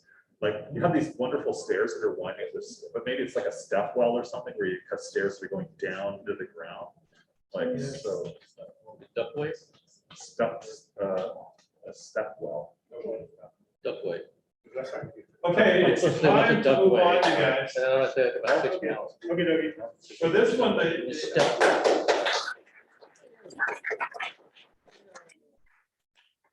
this one reminds me of the lyric on a Hilltop Village, they gambled for my clothes. I bargained for salvation, but did you hear me up there, Charlie? I've got you tuned up. Yeah. By the way, John, you hear the AC system here? I do. Is this because the And nothing university else. refuses to follow ASHRAE standards? What? Yeah, that's what I mean. It's 61 That's the only decibels. thing I can hear. It's 61 decibels internally. Brother, okay. Oh, well, at least we have a room to be in. At least we have a roof over our heads. Yeah. Look at the bright side. Right now, you are. That's half full. Half full. That's half full. The one thing I'll say about the digital presentation that I always have struggled with. So presenting to clients is how you end it, like what the image. You And start the that's conversation, it. it's like, what image do you land on? Like. I think you start and end with the same. that's the most Or important thank you, thing. thank you. Thank you. Right. Yeah, no, this will be right. Yeah. With your invoice. Yeah. You slip it I was like, oh, what? This cost me $17,000. Spreadsheet. Yeah. All right, Aisha, why don't you Okay. introduce yourself and let's get started with your looking at your project. Sure. Hi, everyone. My name is Isha Santos, and I designed a musician in residence center for DJs and producers of electronic dance music or EDM music. So that was the area or genre that I chose to focus on. So first of all, why EDM? I'll just give a short backstory. So I was at a music festival, and there was a headliner that I'd never heard of. His name is Rufus Du Sol. And so I was just traveling around. I wasn't even interested in seeing that artist because I wasn't a fan of EDM music, but just seeing from afar the energy of the crowd, the lights, the movement, I got so intrigued that I went there and I found out that EDM music is a really cool genre that I've never explored before. And the reason that I think I've never really been exposed to EDM music is because traditionally EDM music is performed in warehouses and smaller structures that are kind of enclosed and away from the public eye. And the reasoning behind that is because EDM music used to be illegal. And so because of that, the culture kind of became, let's keep this enclosed and in a more private setting. So my idea is to, since this is a developmental center for artists that are not, I guess, as popular as they could be, to make EDM almost like a renovated warehouse that's more open to the public and intriguing and almost like an attraction. So keeping that same industrial warehouse vibes with the lofting structures, with the warehouse overall structural diagram, but also making it more accessible to the public and more intriguing to expose these new artists to the whole Austin community. So just an overview of the site. You can see the relationship between my neighboring building, which was designed by another group in our class, and mine, which I'll get into in the next slide.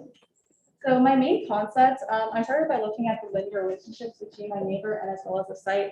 So first of all, the main, I guess the focal point of my neighboring building is that central courtyard, as another group has already mentioned. So that I wanted to feed into that, but not make it so direct, because for me, community is important, but really what's driving factor is that like energy towards the front, where I have all of like my public areas. So having that angle which aligns with the site, and also having still an indirect connection to the courtyard, kind of makes the two areas feed into each other, attract more people to my building, and in a way introduce more people to the world of media and music. So that was the main driver of like my overall massing and form. So going into my plans, this is my first floor, which is on ground level, and then that's my second. And I'll just kind of explain like what I would see as like the purpose. I wanted to create like a multi-use space, because in my head the EDM concert would happen at night, but I don't want this to be just like an empty warehouse every day. So for that reason, during the day, just bring to like an example, public can enter through, the coffee shop is right in the front. They can either choose to proceed through this hallway to the courtyard, or they can go upstairs into this mezzanine seating, as you see like Medici, these kind of like industrial coffee house vibes. And then while this is like usually the dance floor, this could be a spot for like workshops and other interactions between the musicians and just people who are happy to pass their coffee. In the nighttime, on the other hand, when this becomes like a full concert and the dance floor, people can come in. This can be almost like a bar setting. People can go straight into the main dance floor on ground level. And then my second floor mezzanine seating would become, you see here, the second floor seating can become like a ADA accessible area, so that they're also a part of the concert, but they're not in the crowd. And that the second floor is accessible by an elevator. So the second floor, which was like a mezzanine coffee seating, can then become an ADA, like an overview of the concert hall. So just having like multi-use space keeps this building energized throughout both day and night. And then my third floor is the practice spaces. So they don't require as much equipment as I think some other like larger musicians may. So I gave all them a desk and chair. And then the practice spaces are connected to the whole back living unit area. And so kind of I'll explain this later in some other slides, but I kind of want to keep like the private sector back here and the public at the front. Again, since this is the most popular side with the corner of Hearn and Lake Austin, keeping the public area in the front. So wait, I'm sorry, what are those little rooms? Those small units? These are practice rooms at the top. Yeah, They're much bigger, the program if you made them deliberately smaller because of the electronic thing, correct? Yes, because I assume they would need as much space because If I- it's simply like. a computer They're section. three-story residences. These are, it'll be easier to see in section, but Okay. they're two stories of lofted residences. So Oh, the total is wow, 10. great, okay. Yeah, since they're like at different levels, that's like 4 and 3, it's a little bit hard to see in plan. Do you want me to go back? But they have a hallway. Sorry? There's a hallway. Oh, Those are double height spaces that we're looking down onto the loft at the Yes, level. this is a double height space, and this is kind of like if you were on the second floor of the loft, at your ground floor, you could come here and enter the third So you floor. could exit the upper floor. We're just missing doors into the units. No, this is actually cut at where like the living unit is, so you're looking down. I think I'll see it in the next slide. section. Yeah, I can show you. Keep going, I'm sorry. So, again, just what I was saying before, this can be like the ADA seating during concert time, and that can be more for general public. This actually shows, so if you were in this, the second floor, you could follow this hallway out into the guidance upstairs. And the, That's the mezzanine, right, you were just talking about a second, right up there. Oh, to the left. yes, this. no, far left. There's, There's, there, yeah. that's the mezzanine. So what you were seeing, John, was cut through a two-story hallway. Oh, I see it. I see it. Okay. And the first floor, like, residents have a way upstairs as well. They have a circulation on top. And just a little bit about my facade. This is the front, this is the side that you could see if you were on Lake Austin, northwest. And so I just having bigger windows with glass, I think just like the lighting and the energy could be perceived from the outside. And so about this, that side northeast elevation, I wanted to just play a little piece because I kind of based my window pattern and facade off of a chords pattern for EDM music. So this is just kind of how it would sound if this was like the chord.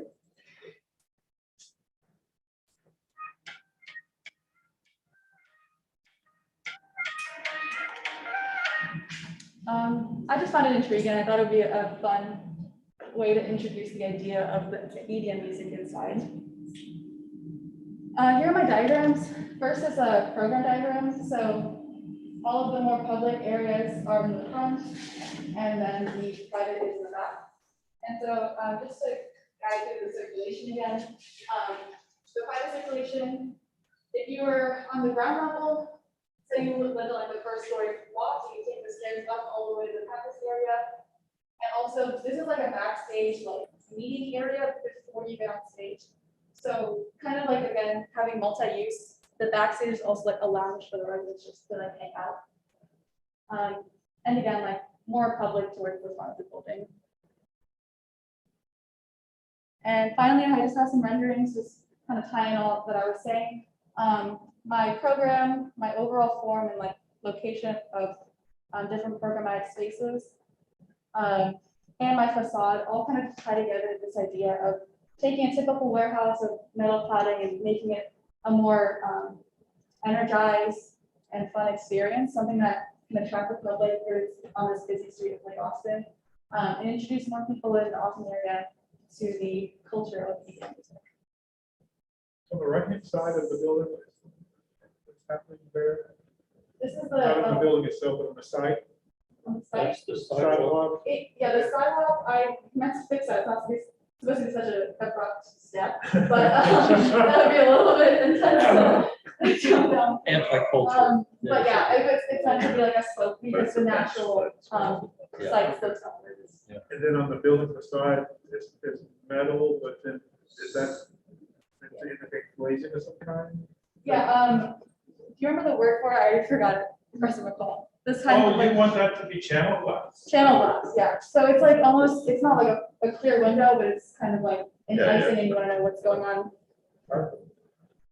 And then is it lit from behind? Is that why we get the different colors? Yeah, because this is like into the auditorium space. And that's why kind of, there's lots of like, not abrupt walls, but instead of like mezzanine, so all that light kind of travels outwards. Can you go back to your photo? We're all Kevin is still here. What? What's Kevin's influence on this? That's exciting. Kevin is hanging around. I have a couple of comments that I think just to start.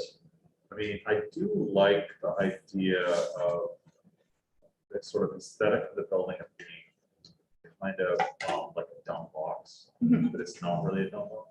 Like, so I keep, my mind keeps going in two directions. Like on the one hand, when you're presenting, I was thinking we wanted to, like the first student we saw, begin to break it down into discrete pieces. Like it felt like a spatial opportunity was kind of lost, but I understand like conceptually you want this thing from the corner to read as kind of like really like a big dumb warehouse building, right? Like, you know, like kind of industrial buildings or, you know, how much space do you need? 20,000 square feet, boom. You know, it's like under, what we call like under articulated.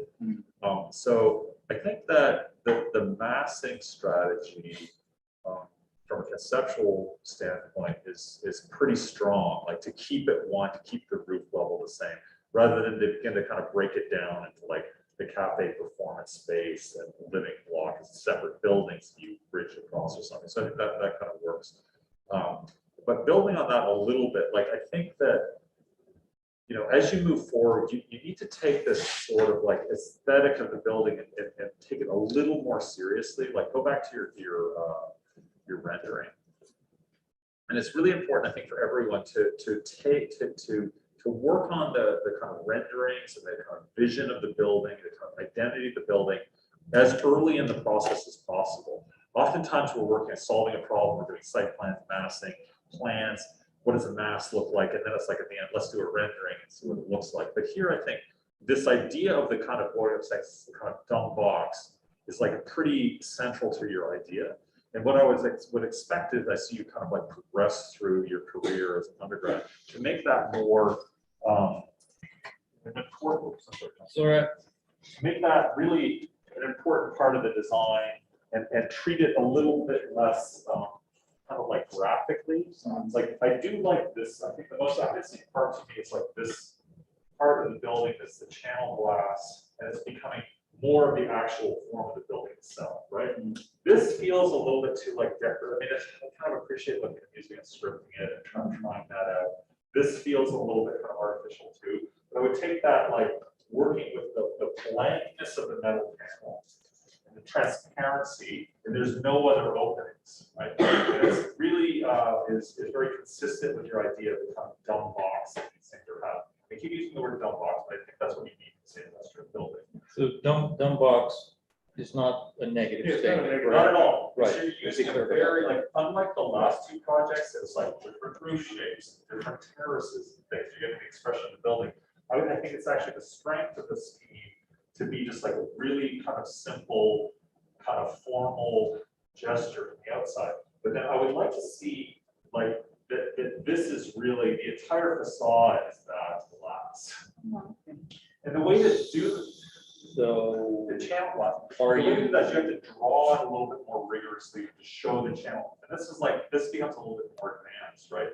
You begin to kind of model it in a way to show the kind of ephemeral quality of the line. The channel glass is quite extraordinary. So you're saying there should be no real actual view between inside and outside Murray, is that right? It's not about that. It's a warehouse building. What about the residential part? Yeah, that's what I was gonna ask. Well, wait, I'm not done. No, you're making you're asking her to be very more bold about what she's doing. I But this just is want to the be. corner. Go back to your plan for a second. We're getting it.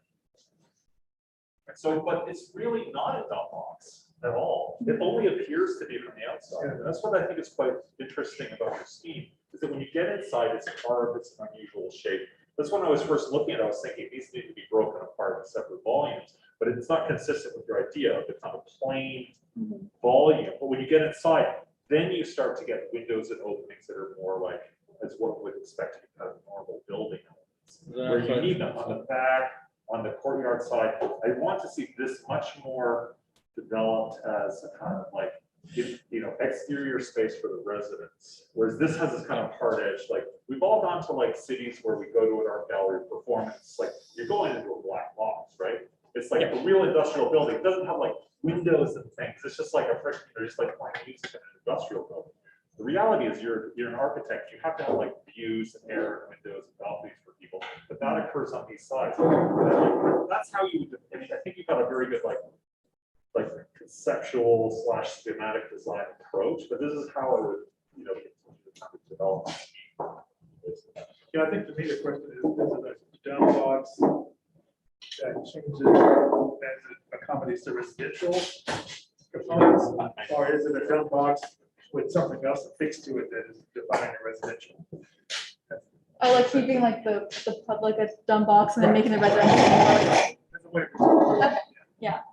But I totally agree with what Murray's saying in regards to the typical process is that we wait until the very end to start thinking about elevation and elevation choices where up front is very specific. Right away. Never wait until the end of rendering your project.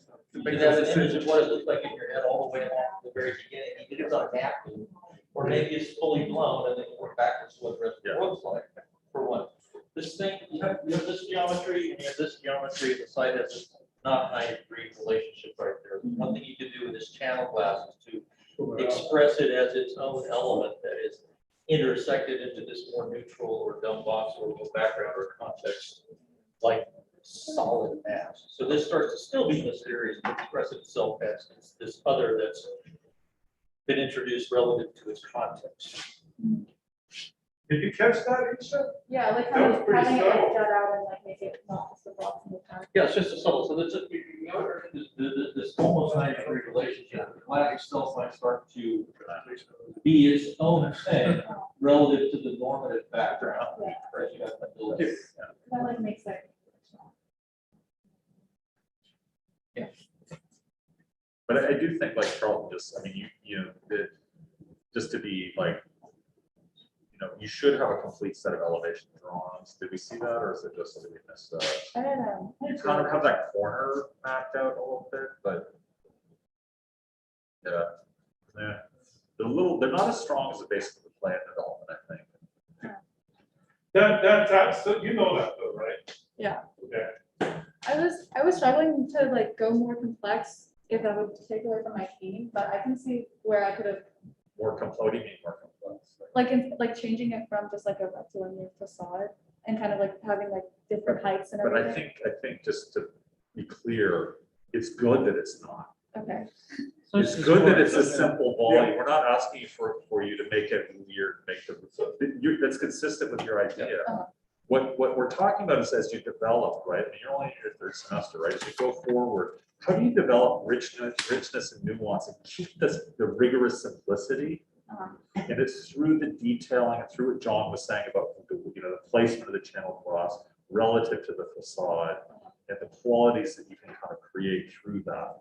But I think what we're saying is that it's good that it's not, you know, that you maintained a simple box. You can get a lot of richness and complexity through the simplicity of it. And the channel glass is a good choice too. You can also get richness through the use of materials, so the opaque portion of this, you know, is just as important as the channel glass. But there's more pressure on you because it, like, the last two students are kind of getting the architectural energy and spatial richness through the formal moves, right? Different height roofs and different balconies, a lot of stuff. This approach is a very, I mean, there are precedents for this kind of approach in architecture where you have a very quiet, simple mass. It's basically a box, but it's a box that has a lot of subtlety and nuance in its development, right? And it's just not coming through here. So there's more pressure in a sense when you do a really simple project like this to, like, what precedent did you do? The neighboring building? No. What buildings inspired you? What if any? was your building precedent? Did you have to pick I an didn't have- architect or? I didn't pick we didn't have to pick a specific architect, but I was just looking at general warehouse industrial architecture. Oh, industrial architecture. But I think you've got a nice job of allocating program within the box. It's really interesting in a way that's actually sort of like believable in regards to how the daily existence happens, you know, as a life as a coffee shop, menu, there's spaces for this, you know, multiplicity of uses and things of that nature. But I think that's one thing I should note that because it gives me a really good sense of what the DNOI is going to be. And actually, I kind of also have a pretty good understanding of what it's like to live there and to be there. I think the way that residential is segregated from the public and private zoning to me is really clear in that regard. I think there's a lot of things that you can work on in regard to, especially in the comment about how does residential engage the outside inside. But I think internally there's a lot of interesting ideas that could happen. You know, when I start thinking about even those are Ursa spaces, and if you just act going in there, you know, are they, what is it like to go in there? Are they completely compartmentalized, and do they have like glass doors and soundproof walls on there? There's a lot of interesting things about, you know, where people engage one another within those spaces, you know, that, you know, your neighbor, you have a nice chat with over here in this corner. There's a lot of opportunities for development internally that I think can make it even more powerful experience. You're doing a nice job of setting that stage up for yourself, no pun intended, to develop it more. You know, you can sort of figure out what's too much, where's that, to something that is not too over the top. I think it's at a nice point internally now, but there's something that just needs to be fleshed out, filtered out, and I think that you set yourself up nicely in that regard for all. Just some nice stuff. You know, real quickly, one of the things that you originally you were a little bit intimidated about doing, sounds funny, intimidated about doing what Murray is so eloquently referred to as the dumb bomb, right? You thought, well, you'll get clobbered in review, it's supposed to be all. Fair enough, yeah. Now you see, like, well received. It is architecture. It's a strength, it's a strength of what you're doing. Yeah. So, but then what you've done is Yeah. you like chicken down a little bit. All of a sudden you make that diagonal line and the diagonal line. That's what I think, don't do that. Or even that, like the musical score, like you were worried it was too boring or something, right? Like facade, to decorate the facade.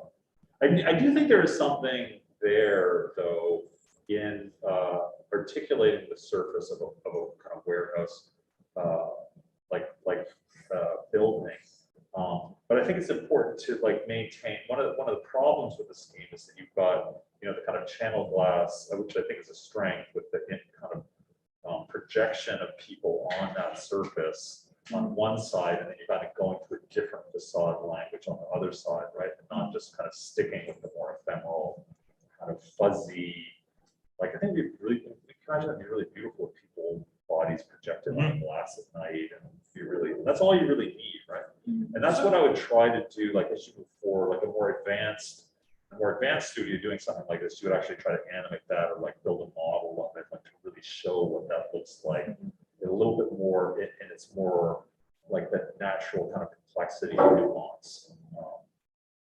So Isha, a really good precedent for you to look at now, and given that you've sort of honed into the channel glasses, look at Natoma Architects, Stanley Sadowitz's firm. They've done a number of projects with channel glass. And, Oh, yeah, yeah. And it's Stanley like channel Sadow- glass and concrete, or channel glass and one other thing, and it's just so minimalist and beautiful. And I think that's what this building can be. Stanley Seidowitz's work also is like the best multifamily residential layouts I've ever seen, because they keep the spaces very clean, so just in terms of how to make did it give work. them the link to that. Yeah, it's a really important person to look at. Yeah, in terms both the materiality and the finished architecture and the graphics of the plans and how thick the wall should be and what the conventions are and how to lay out, because residential plans tend to get real messy and like there's a closet and kitchen, and these are super clean. They're really the best model to look at. So could you Stanley Seidowitz in San Francisco. I gave you the link to it. We talked about the how to find the typologies that we did for all those laws. So if you don't, you should have it, but I mean, I can give it to you then. Can you go back to your plans real quickly, and then I guess we should move on.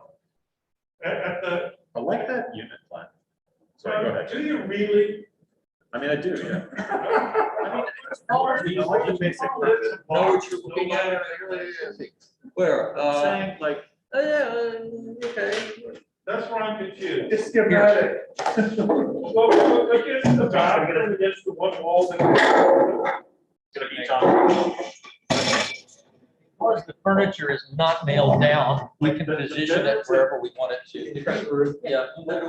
You got the bathroom in the back, right?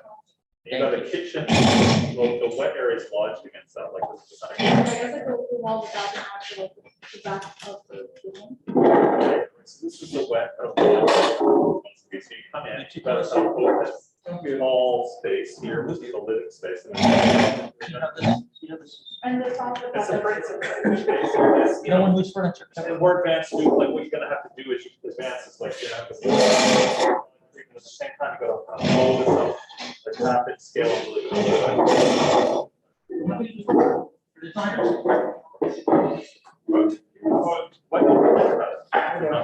Remember that.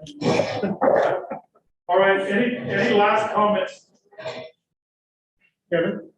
The bed should be against the wall so that you can have some space in front of the, you're not getting that much out of the double height space. Oh, take the. Well, Push the it back. double height is okay. Yeah, the bed should be against the headboard should be against the wall because you can't walk around it right now.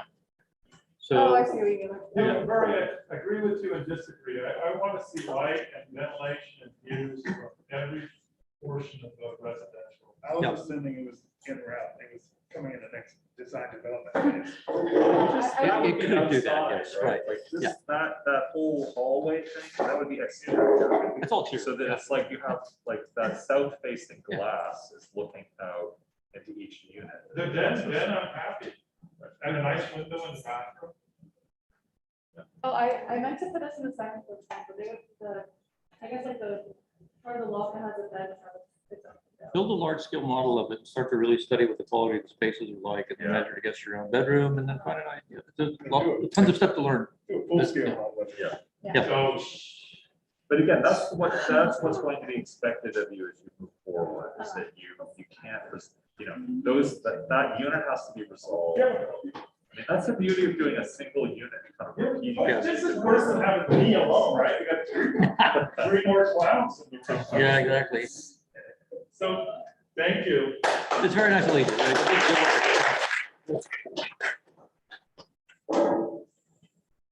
How do I turn the sound and the camera off? You guys can arrange the furniture differently. It's like, we don't need to sit in these like rigid, fix the room, make the room set up the way you want it. Isn't this better for Murray? Better for me. This is awesome. Yeah, just slow down, just move it. Yeah, it's nice, it's better. You just bettered our lives, John. What? You just bettered all our lives. You bettered our lives. Charlton, can I talk to you for a second? I have, I know. No.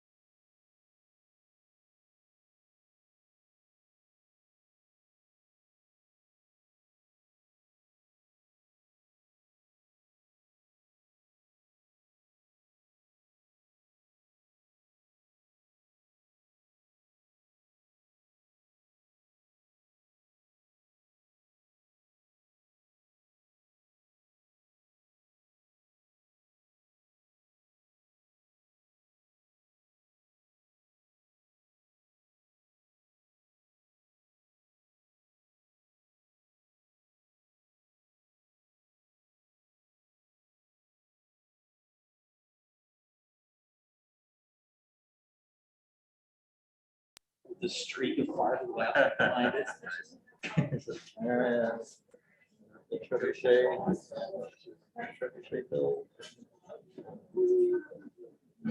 So they build it straight. They built it from the renders with an element. Yeah, they're all super fast stuff.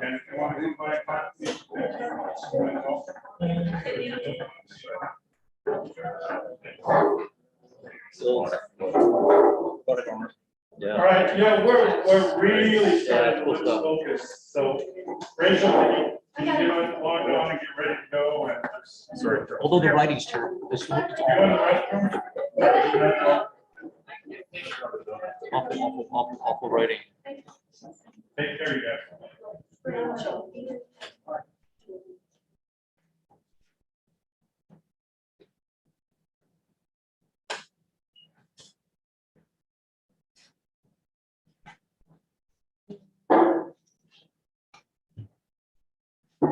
Did someone turn everything back on? It's which one? Oh, yeah, there we go. This one? It's on on your your left left side. But which one is it? HDMI. HDMI, and then which one? One or two? Doesn't matter. One. Which one did you put in? I put it in two. Your shop? Kevin, is it there?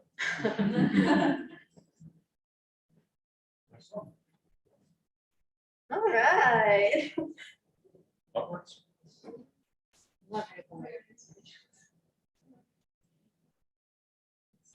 Make sure you share your screen.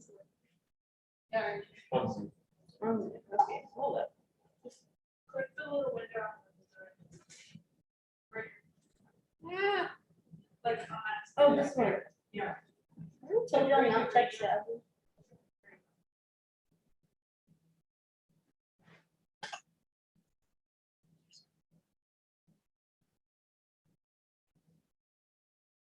How many more? One more after this. Is that it? Really, just two more?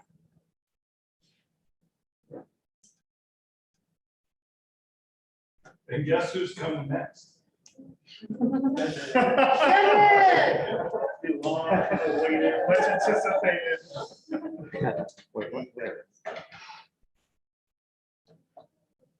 Ready? Okay, yes. So 3 deep breaths and a quick prayer.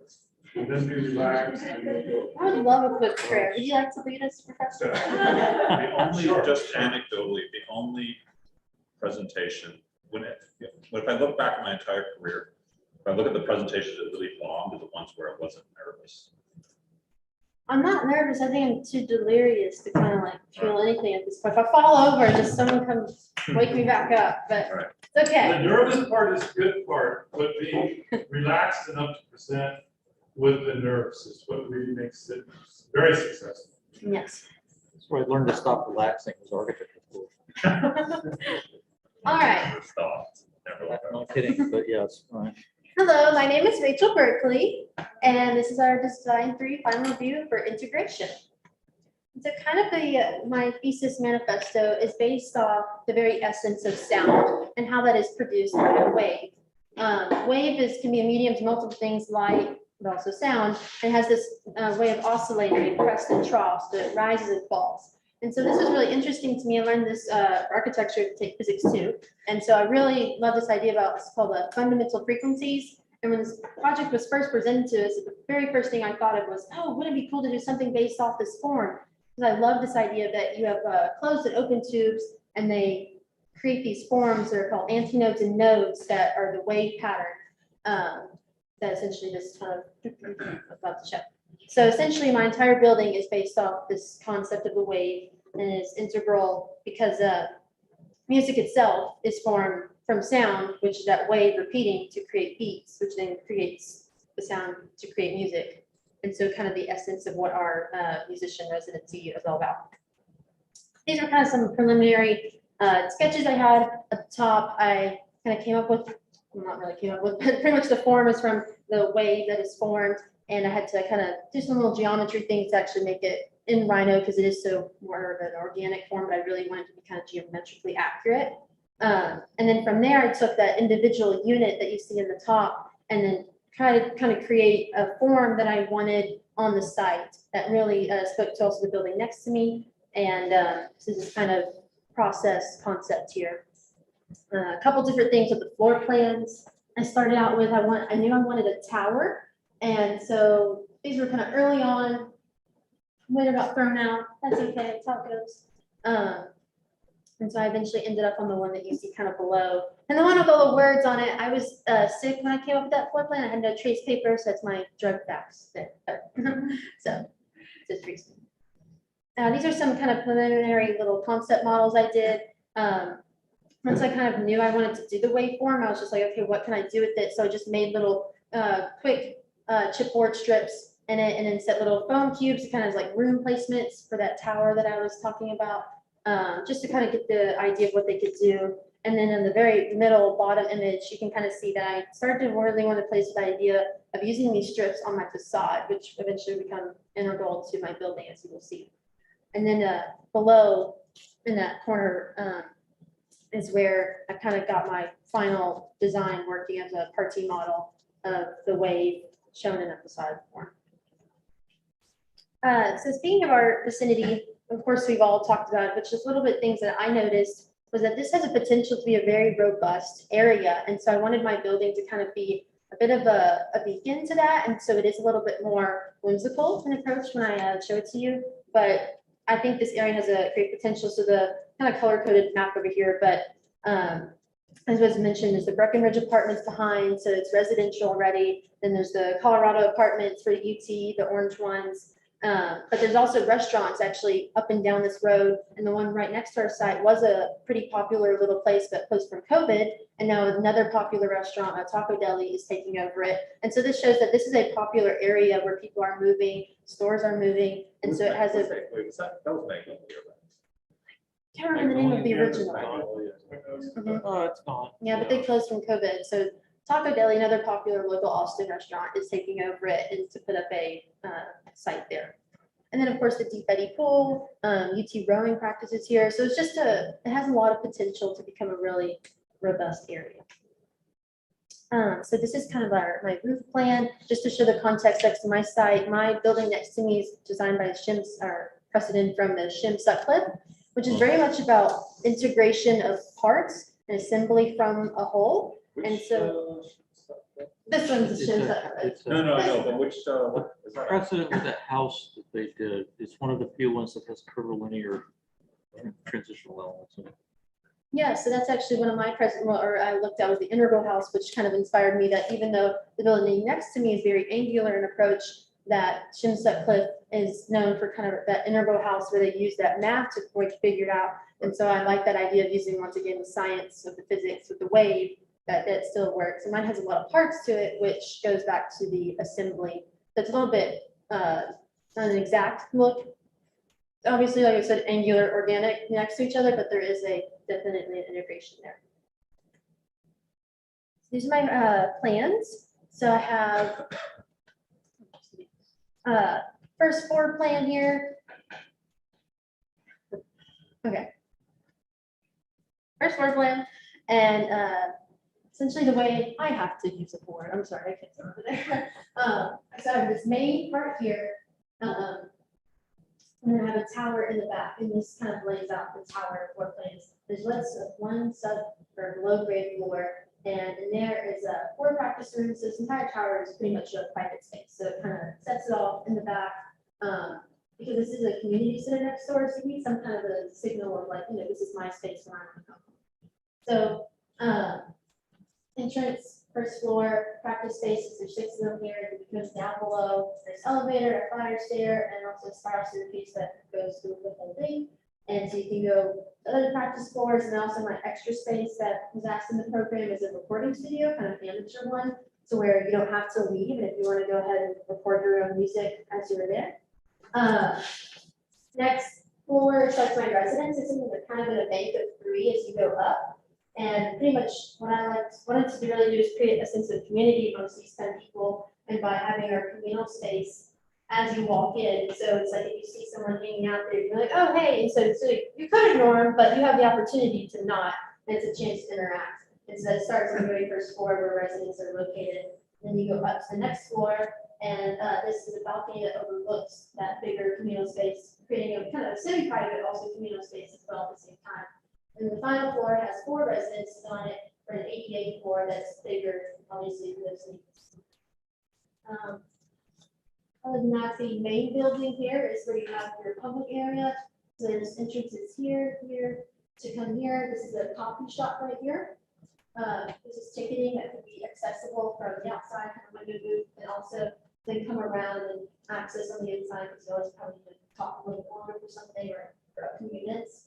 I really wanted this idea of kind of a corridor to kind of lead you to the performance space. My performance space is not very formal because I figured that Austin's not exact, or at least the way I'm going to my building is not a very auditorium-like, you get dressed up fancy. This is more of a, afternoons, evening kind of thing. These people want to showcase their music to their friends, their family, or public. So it's very more of an informal, where I figure it could be kind of a block seating where it could be moved back, which also gives it a multi-purpose space to then maybe have an exhibition, because that's why I really wanted this longer hallway where art could also be used for other events, not for the community space. And over here, we have bathrooms, they're all gender neutral, one ADA, and they're kind of blocked off because no one sees the bathrooms. The second floor from here, so stairs to get up there or elevator, and that kind of gives it, it's a little bit semi-private for an administration office. Over here, that kind of from window overlooks to the area there, it's a balcony overlooking the first floor and also overlooking a courtyard that is in between. And it's leading onto a balcony for the auditorium. So the focal point for the performer is sort of to the left. So they would be Okay, okay. and then projecting out there, so you would circulate and then come in. If you've been to the WCP or SAC, whatever they want to call it now, those kind of stair steps, that's what I kind of envision as like the seating, kind of a very more relaxed, intimate, just kind of more gathering space to talk about music and perform. A couple sections here. I mainly designed this building in plans, that's why I kind of took more time to explain it in plan.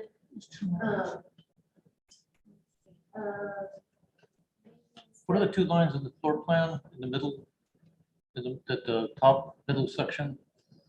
There's two parallel lines that look like a sidewalk or path. What are those? Those are designate the terraces. Terraces for this theater seating. Got it, thanks. So sections I want to show, in this one, this is when you enter, because there's stairs there, so students are getting good, and just kind of your way through to the hallway. And this one's on two sections, just kind of, it's like, looking out to the stairs and kind of, or what you would see through the door. So elevations, I decided to render it because that was the best thing I could do for material wise. The Shimset Cliff building is very much of a more natural appeal to it, how it was designed. So I have an idea of either a corten steel or something of that color and more of that kind of bronzy brown reddish tones, and then a wood interior. And then essentially my building is a glass facade with a frame, and then also has a glass roof with a not space frame, but a shell structure. And then these wrapping around waves to keep up with my wave concept. And so you can see that the wave concept is using multiple dimensions. You saw it obviously in the plan. You can see it in section from the roof line, and then I have it here as the facade working both in the glass and the roof, and then these strips on the outside. The bottom elevation, so I see transparency. Is that, so where it's opaque, is that a wall layer beyond the glass? Yes. No, that is, yes. So like in the tower, for example, this is back, and I really didn't punch holes too much in it, but the idea would be that you would have, obviously the residences, that you would have interior walls, and then essentially be a hole in that wall that would look into from the glass out.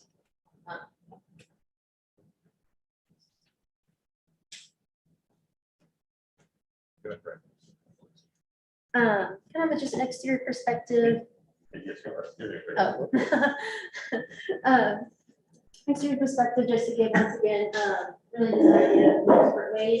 Another thing, because the waves create rhythm, that's something that I actually kind of wanted to make a point. I actually designed the structure that actually holds up the glass. And then kind of creates a rhythm with the lines. And so that's just another added layer that's kind of the backs the wave, even though it's not in a actual wave form. Interior perspective, because I know one of the probably main concerns is that, okay, your building's made of glass, what about sun and light coming in? And this is at 3 o'clock in the afternoon. And so because the sun's over here, westward sun, your harshest sun. And I did the strips in such a way that where they were thicker on the side of the west, that they would actually shade. So as you can see in a performance hall, it's shaded. And so you still have a little natural light coming in, and that's nice. And also want to point out the structure creates really nice shadows in the ground as well. And so this is where, this is kind of this little courtyard that's formed. And I kind of had the idea of a courtyard would maybe hold like, public art piece. We had the future forms. People talked to us in BizCom, and that was really cool about maybe having some kind of a parametric wave thing where people could sit under it and such. Yeah, keep going. One of my really key points is that you have these kind of this tension moment between the main structure and the tower. And so it kind of creates this passageway. And my kind of idea for that was that, let's say you're the resident and you don't want to go all the way around to the front. Maybe there's something going on with people and you just have a bad day or you just don't interact with people. And so there's this way you can come around from the back, and other people can use it too, but that's kind of my more intention was for a private user to come through them and then immediately can then swing to get to the entrance to his tower building. And so I kind of wanted to just, so this kind of entrance around the site under some picture here. And I just wanted to show the different kind of your processes walking through and different lighting effects throughout the day. So this is at kind of high noon, this is the afternoon, kind of what that courtyard looks like. So entrance here, this idea of the passageway, this is kind of looking up into it, and this is exiting out. Just kind of show that courtyard aspect. And finally, not finally, but circulation. Once again, going back to my wave, I wanted it to be that you're kind of moving in a continuous form, which also goes kind of back to harmony, which is another very important thing in music. And so this kind of continuous idea. And so these are different kind of circulation paths that follow a very, once again, wave-like form. So there's multiple points from the axis to the front. You could also go in between. This building actually cantilevers here, so there's space underneath. So it's not like there's a wall right here. It's very much of a go back and forth kind of thing. Here, you enter, go to coffee, ticketing, up the stairs, down to the performance hall. Once again, from here, bathrooms, elevator. And then once again, on the second floor, balcony, administration, going out. So very much the same form repeated. And finally, I know my structure is a little bit different, and so I just wanted to kind of explain what my idea at least was for it. In construction, we learned about HVAC systems and how a double facade system can be useful for that, especially in terms of saving money and energy and different things. And so the idea is that it's glass, and then the strips on the outside are perforated, actually. This is kind of a detail of what they would be. And perforation is actually one of the best things for sound acoustics and actually keeping that in. So obviously, if there's being music played and this is in a residential area, that was important. And so this is kind of, this is just a shot of what the glass would be. Those are my strips. Now, and then finally, a last structure diagram of my kind of the framing. And so both, you have the rooftop, and you have the vertical, and then the horizontal, create this overall frame the glass would be. And that's it. Can you go back a couple of slides? Stop. Go back. So the space between the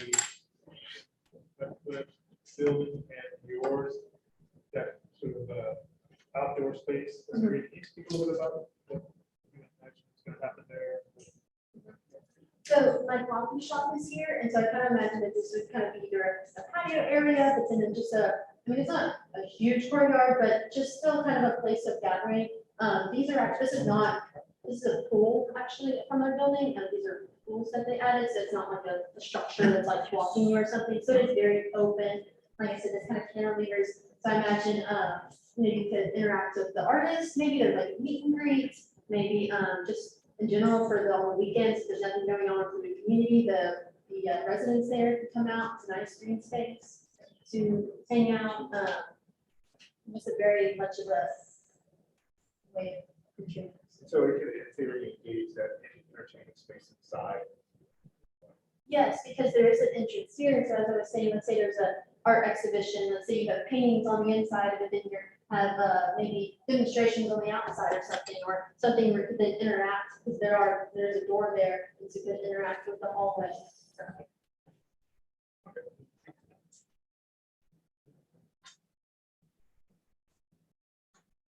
Go for it. Oh, hi, Mary.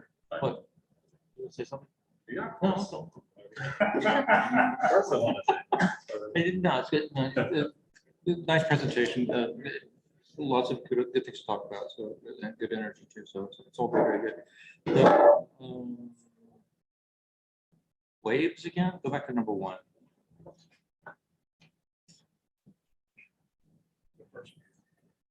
Yeah, so tell me more about the wave idea, or the wave inspiration, or yeah, go back, say your first sentence again, if you don't mind. So in physics, learned about fundamental frequencies and sound in general and how it is created from a wave. And I was really interested in tubes. They create different forms, and that was kind of back to this. How do they do sketch. that? Yeah, that's where you got me really interested. And now I'm immediately going to, like, how do they do it? And how does that work? What's that thing? I'll have to go back to the summer a little bit on physics too, but I do know, so for example, the closed tube, they have the node at the top and then the antinode, and so it comes out, has amplitude, and then the open one, I don't remember the exact kind of science, we more of like had to learn that it does that, not particularly why. But then essentially, the way things work is that you have a fundamental frequency, which is the very first one, and then from that, it continues. So an open tube continues in by 1, 2, 3, 4, 5, 6, 7, 8, but then a closed tube goes by odds. And so that's kind of what I was going after, was this idea of also open closed tube. I have another sketch that I didn't put up there, but kind of my building is kind of based on this idea of like the waves. Actually, I think I have this next one here. At the very top, you can kind of see that I was playing with that idea of like the fundamental frequencies, like the third one or the fifth harmonic is what they're called, harmonics. Yeah, right. Yeah, sure. And so kind of playing with that idea of that, there's an open tube, so it's open and then come in, or it's closed, like the tower is closed because it expands upward. Okay, yeah, no, I think it's like that. It's that I'm hooked and completely on board and interested in this. There, but it's I think you there's a couple things you could do. One is to let me do the other part. So what I don't want it to be is just wave looking or wave like or the aesthetics of waves. I think that there's much more interesting richness in terms of complex overlapping patterns based on the repeating but then non-aligned patterns of how waves interact, or some other more specific condition that occurs out of how waves interact with each other, or how it might turn into something which either directly inspires and informs what the project is, or connects more strongly into an analogy about how the building might be put together and interactions might occur. Okay, so and thank you for the answer. I believe that I think that you do more fully understand it and invested with it. I don't know that you quite, dug into it as specifically as you might, and I don't know that I could do that, or how far you could do, but it is set up in a way where I think that could be extremely interesting in terms of how the exterior facade might be manifest, or how the structure might go together. I'm trying to think of someone who, I don't know, I can't think of anyone specifically that comes to mind that starts to do that. The other thing with the structure, we go to the last image, please. Is the structural diagram, I think it's the last or next to last, that one right there. Yeah, I don't think anybody in this year understands structure yet, but that's okay, because you guys haven't taken statics or just like this, the all fours. You got to think about 5 classes of structures before it starts to sink in. So that's perfectly fine. What this reminds me of very strongly, though, was, and I was trying to find it because it's like one of those things that's stuck in the back of my head. I think I found it here. It actually has to do with bird nest construction. So if you think about that, it's actually this guy at Yale. If you look up Yale and bird nest construction, this shows up in the School of Engineering. This guy actually studies how, okay, so, and now, okay, design 3, fine. Okay, so yeah, learn everything about structure you can and know every building in the world. Yeah, I mean, it's like, learn all of the conventions that everybody needs to know. That's actually part of what should be on the plate. One of them is going to be conventional construction, which is a hierarchical system where you have the fewest number of columns, major beams that go in between, secondary elements that span in between, and a tertiary element that spans in between the secondary elements. Like a little bit like our ceiling here. You walk into a Home Depot and look at the ceiling and you'll see a standard two-way system that's hierarchically distributed. Bird's nests, however, aren't like that. There's something which starts to take multiple different members and weave them together so that you have a redundant multiplicity of minimal members, which are transferring the weight all over the place. And it seems like a lot of what you're trying to do starts to be more like this non-hierarchical, bundled, redundant, much smaller, multiplicitous member instead of this other thing. And as you go forward through the whole construction sequence, you might start to look for that or pay some attention to it. It might not even show up in what's normally presented to you or taught to you. Although I like the double skin system being talked about right now. It's a really, really interesting climactical response to what we do in Texas. Okay, on the other side, yeah, you have too much sun coming in here. Are you from Texas? Yes. Yes. Have you been outside? It's like a greenhouse, and we'll all be baked potatoes inside here, and we all love open spaces. And the truth is, in Texas, we probably should be hiding from the sun a little bit more. And actually, your computer models actually demonstrate there's too much sun coming in. So maybe part of it is a skin that's structure on the outside. Oh, actually, there's that thing called the bird's nest stadium in China. Yes. Yeah, so it may be part of its structure on the outside, and it provides a protective shading skin, and then there's interior skin that actually has more judiciously placed glass and connection to the outside. So that's okay. The general term of the idea is all present in here in something which is quite exciting and interesting. Go to the floor plans. Floor plans. Yeah, sure. Floor plans a little bit. Go ahead. My turn. Yeah. Yeah. Juan was talking about elevators and bathrooms yesterday. You got to be the elevator bathroom. Okay. 2 seconds left, Brian. What? All right. No. What? You got plans? I do want to make a couple. I mean, I really like this. Like the scheme a lot. I like the way you're approaching it. Again, I really appreciate that you didn't get afraid of the kind of gestural quality, so you kind of move forward with it, even though it kind of makes things difficult to lay out, for instance, a room within that plan. But yeah, to talk about the plan a little bit, I think that one of the challenges or one of the functions of architecture school is that you're not coming to do a complete project, right? It's like your third project, so you're learning things, you put them out there. And I would say that could you critique your own project? You could say in one sentence what's wrong with it, if there's any. What's some flaws in the project? Just pick one. Pick just in a sentence. It doesn't have to be doors in the hallway. Just looking at the work, I noticed these are weirdly shaped rooms, and this. Would that be comfortable to practice in? It's only about 100 or 120 square feet or something. Okay, that's one. Or the facade system, because there is sun coming in so much, and so how do you improve upon that? So what Professor would love to say. One thing you all should train yourselves to do, and even I've been doing it for 30 years, right? And the best schools in the world, and I teach and all that. And even the projects we're working on for 4 months, I can find 10 things that are fundamentally wrong with most of the projects. And we present them in this way, it's ta-da, this is gonna do another project, another project, another project. Generally speaking, you have a lot of really kind of interesting moves in the project, but there's just a few too many things. What I would say is there's just too many things going on. So the question is what are the strong things and what are the weak things? What are the things you should take away to strengthen your project? Usually it's an editing thing. When the project has, I'd rather see a student with way too much going on, it's a curvy roof, it's a transparent roof, it's a strip across the side, it's a wavy floor plan. What are the elements? What do you think the strongest elements are? I would say. What would you take away?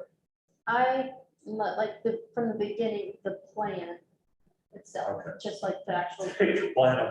No, that's his strength. No, that's his strength. No, you're wrong. And I completely agree. Wait, what? Am I wrong or this shape? Wait, get rid of that? He said what you No, take I'm away. saying you don't play away. Yeah. Don't take the plan away? I said don't think.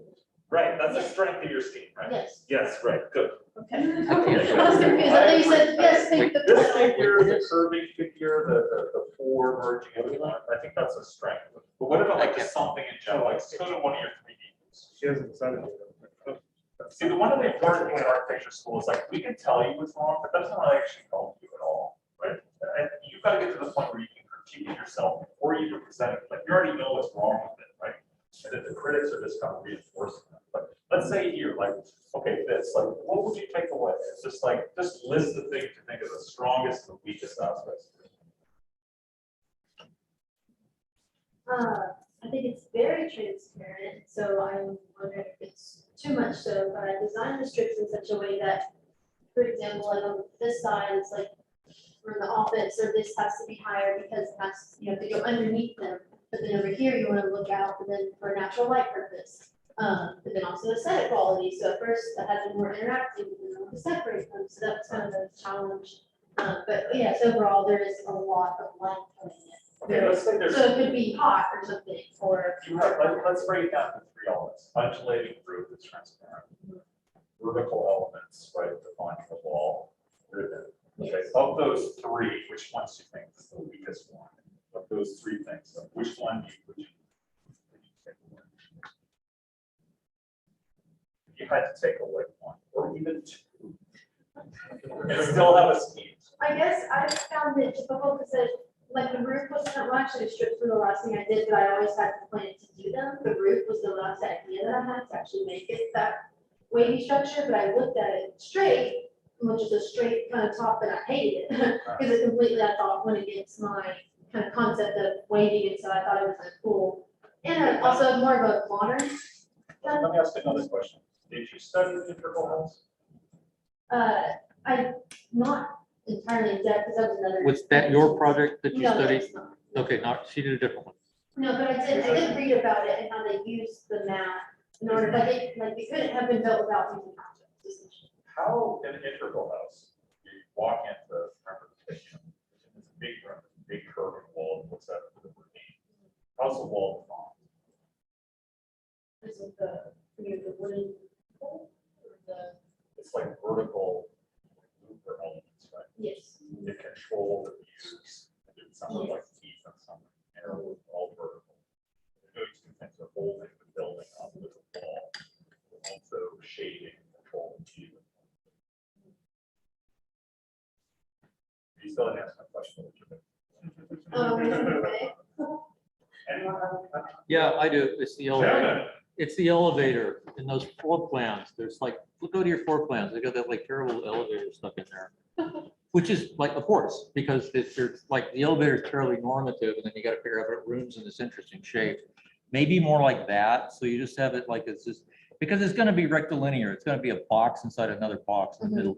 Just put it in the middle and then give yourself a circulation, and then split that into 4 parallel quadrants, and then let the outside start to be the outside. What are you gonna say? We'll go back to the 3D view. I mean, I think. So we're about, this is the 3rd presentation on this one, you guys, so let's wrap it up. Okay. Soon. I think Take one thing away. well, like, I think your project would be strengthened by using fewer elements that are that's doing more. I would take the ribbons away. And then, I mean, the glass roof, I don't think you need to do glass roof wall. Can you show me your structural model? I think one of the strongest representations of your project is this drawing.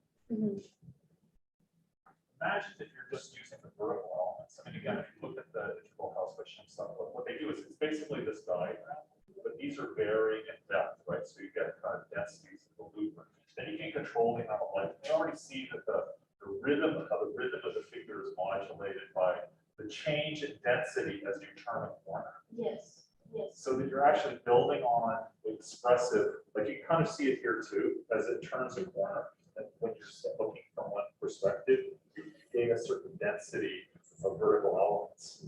So by just like kind of like ignoring, I mean, to me, it's like the hierarchy is like, this is all you need for multi-project. And it still actually fits the rhythm that I even established with the wave, but not in such a literal. Well, no, it has the waves more than any of the other stuff. Well, yes, because Glass, sometimes they, like, decoration. that it's not like in the organic way, it's still like in the act, like. But as you turn the corners, you go from east to west, and then you can make them deeper, or you need more shade or thinner. Mhm. And that would be, I would love to take this, and just work on this with your floor plan and like change the depth of those movers. I mean, that would be like a really elegant, kind of beautiful thing. I actually did have one sketch where I had the thought, where I had, cause it looked like this, but not this one, but it was like little plates. Actually, exactly what you're saying, I threw it out because I was like, I don't have time to integrate that too or something, but that was But this just is to make. important as you develop, like I want to see it in the next studios, you're working with these forms, that you're starting to build on that. And let yourself kind of rely on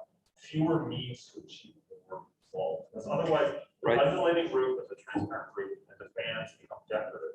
And really you can do everything you want to do, the lighting, the structure, the density and transparency, the rhythm, all through that singular element. I mean, this is an important lesson for everybody, right? So that's why it's so important to like, don't hold yourself back, put everything in it, then pin it up. And then in moments like this where you're gathered together, you can sort of decide what's strong. So the telling comment in this whole CSI moment, this dissection, was when you posed that question, you said, one of your comments was, I was put the ribbons on last, but I always knew I was gonna use them. So you were hanging on to that original Right. idea That's without true. purpose, and then you looked for a way to apply it. Yes. So that's the telling comment, like, what is expendable. It came last, Mhm. but it was an artifact of it. Okay, nice. Anything else, guys, before we? All right, thank you, Rachel. Thank you so much.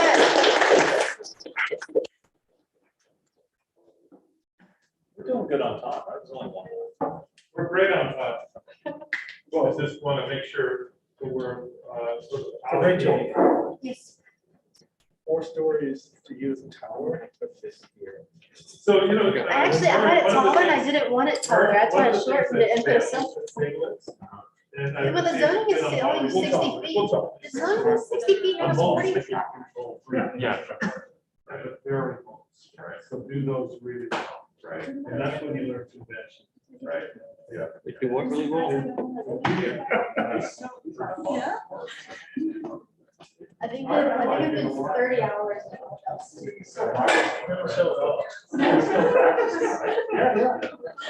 You're joking. You were like me on that project.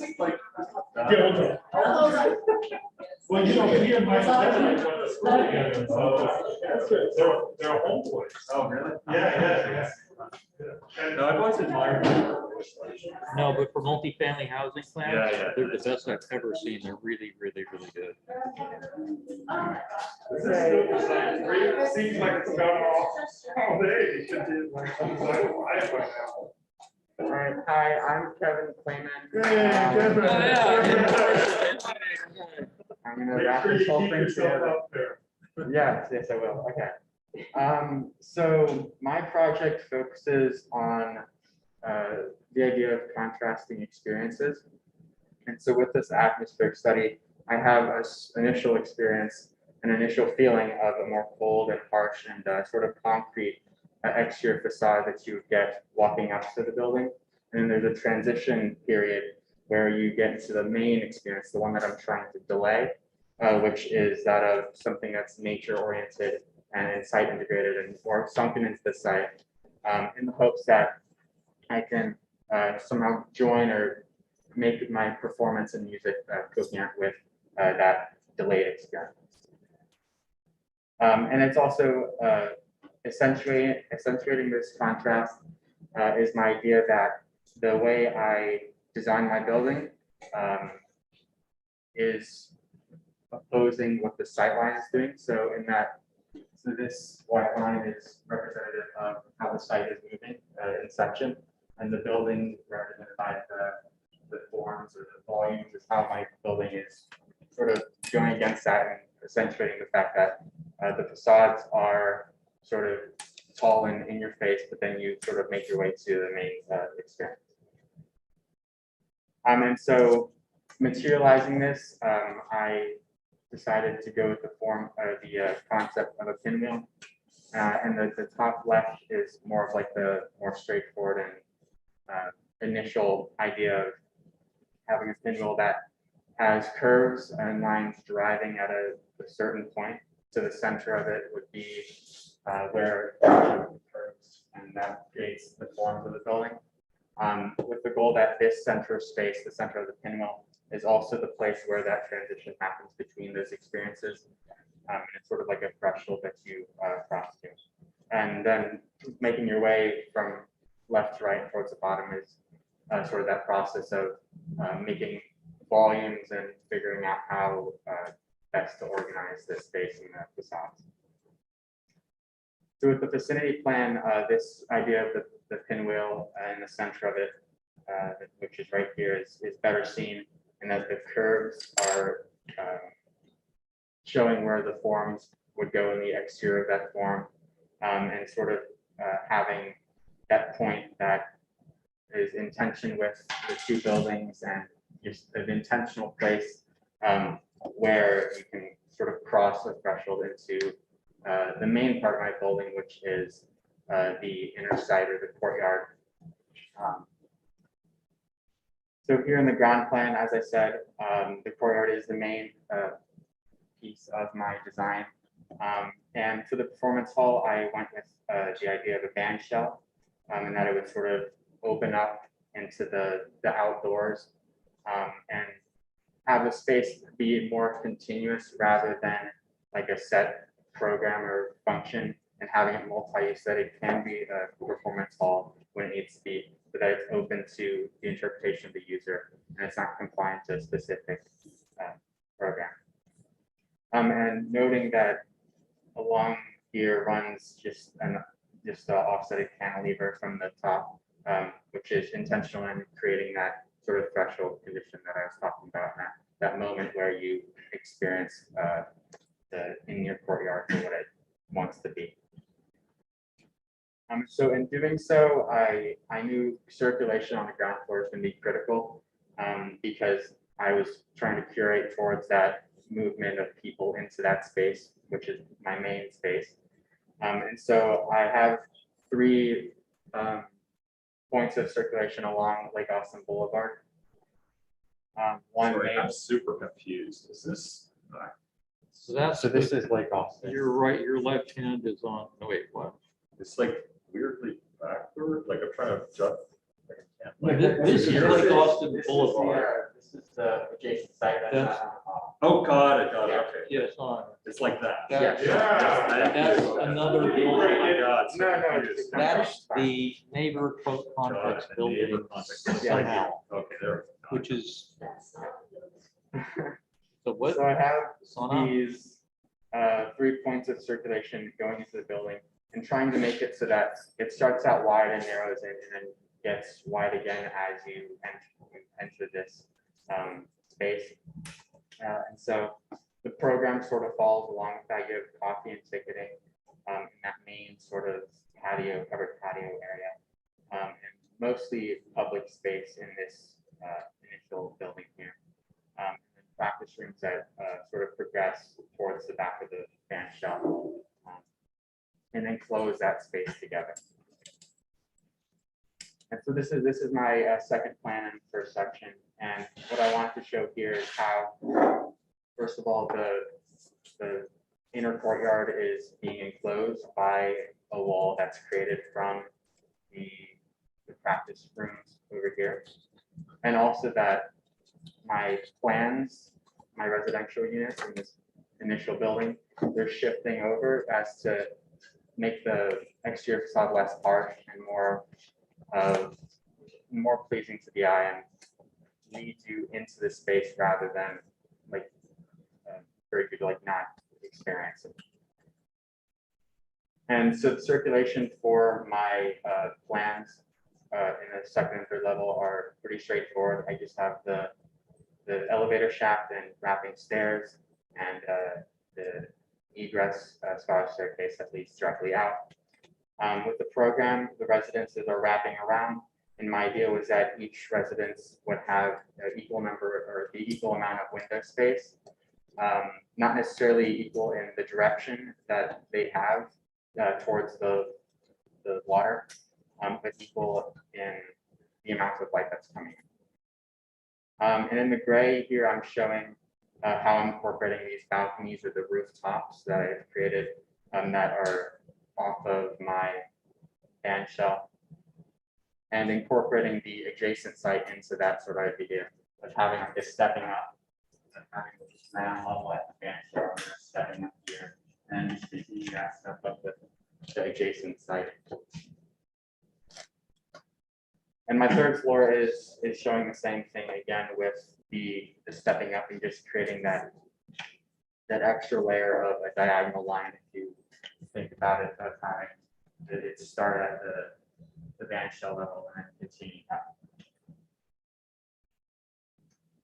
So in my elevations, you sort of start to see the materiality of it. I envision the facades facing the street to be, again, more cold and more imposing. And so it's right now it's like a limestone cladding that sort of makes it seem as though that it's integrated to the adjacent site with the concrete, and it's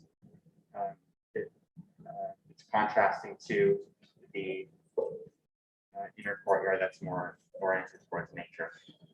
And with the bottom elevation, you can clearly see my idea of having that the building work against what the site is doing and creating those sort of more formal, more harsh exterior facades, and even in the other direction, having that sort of step up in the sun, your band shell to the balconies and rooftops and stuff. And with my perspective, I'm trying to highlight this inner courtyard space as a moment that you have. So the top one is capturing that threshold condition over the cantilever. And so that one is occurring right there. And just how initially you don't necessarily know that that space is there, and it's just delaying your experience in real life. And the second perspective is showing that that space with the band shell included, and how nature is incorporated. And it's more of like a playful, almost not sort of a formal space where performances can't happen, but something that can be up to interpretation as to its use. And that is all. The band shell is public. It is, in fact, yes.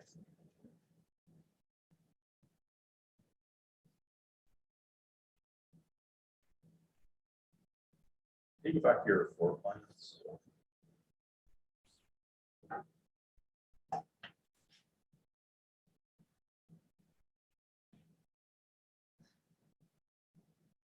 What do you use? What are you using to draw? This is Illustrator. Illustrator. Well, the plans are really well drawn. I think they're the best drawings we've seen today. Like Windows would be nice. Yeah, but you see the line weights, the doors are drawn, Yeah, wall thicknesses, overhead lines. Like you don't need much. And I think that's something everybody needs to practice. I mean, I think that one of the great things about being in school is you can look at projects like this and say, like, this is the way it should, all your plans should look. It's something you can learn, right? It's not like you're born with a gift to draw. You can learn how to draw, learn this, and it really helps in terms of the kind of clarity of the project. I think that, I mean, I really like the scheme. I like the approach. The comments that are coming to mind right now, and more about just as you develop as an architect, when you design, like what tools were you using to design? I had a lot of like trace paper. So how are you drawing the curves with a compass or? I just layers of trace paper. Now I'm just freehanding it, and then at the very end I went into Rhino and digitally did it. Well, I was just thinking like in terms of like developing and refining the language that you're using, sometimes you're cutting through the curve like that on the western side towards the sauna project. You got to cut through it, some hard corner. Sometimes you're filleting that radius, and I'm not sure why you're doing it. Like it's a matter of like, are you developing a language of like a plane cut through a curved element to reveal something, or is everything like most of the moves are kind of filleting, and then sometimes this is not. So yeah, so on the exterior, especially with the two street exteriors, I wanted that curve as to like sort of encourage you to like follow that line like help with the Yeah, circulation of it. What I'm saying is like I mean, there are a few things you should be doing that are helpful as you develop your skills as an architect. One is to understand, like, understanding where the geometry is coming from. Like, what's this? I mean, another drawing that would be helpful would be like, how are you constructing the ratio? Is it a circle? It's becoming like another radius. Like this almost looks like the geometry. So my first like the underlying concept. geometric kind of. My first concept is that sort of what you're doing, like there's circles that are then adjusted to make that threshold. Okay, these are like conceptual geometry. I'm talking about the actual physical background. Okay, yes. Background organizational geometry, like go back. It just helps to understand, like you seem to be using this, like, golden spiral. Like what's underlying geometry? Like you're using geometry, and I think one of the problems of the modern age where geometry is being constructed for us. Like John's an amazing draftsman. He could construct the oval through geometric construction, right? He understands that. You all have to understand that too. The computer's like generating the geometry for you, like Ronnie, it's like all these crazy shapes, but you have to understand as an architect, like what's the underlying grid? Like where is the center point? Are there two center points here? And why, why is this radius different than that radius? Like you maybe be doing it intuitively, but beginning to understand that kind of logic. What I was talking about is like, there's a difference between like a fillet, right? And then like that, why isn't that like, this is cut through, this is cut through, but you're not doing the filleting. This is what I mean about the consistency of the architectural language. I'm not quite sure about. That's one thing. I'm not quite like this move actually undermines the kind of like I understand you're trying to create this kind of smooth object that defies the grid that pushes you to kind of move around and flow into this like interior space, right? Rather than kind of like interior space with a door. But then you break it right into the middle, which is actually quite annoying, right? In the model, like you have that opening. You want this to be kind of like maintain the solidity of that so that you're always entering maybe from the side. I actually like the fact that it reveals the relatively ordinary orthogonal geometry of the interior. By the way, it crashes through that thing Like that you here, did right? right there. Yeah. So you're saying, so you see what he's saying? He's saying like, you have this orthogonal regular geometry, which I totally agree. It's like, you don't want to start making all this shit perfect, but not. And then it's revealed in places, right? That's the reason to do it. The other thing I was gonna say is Kind of like a mouse hole a little bit, like, I like, it's not I eventful like yet. the staggering of the plates, but it feels like a little willy-nilly, like it's kind of, I don't understand. Like I'd almost want it to be like, this is south, right? The sun rises and arcs around, like it's an environmental response. And then it starts to become like shallower on the south and deeper on the east and west. So there's some kind of, rather than being like, I'm shifting the plates.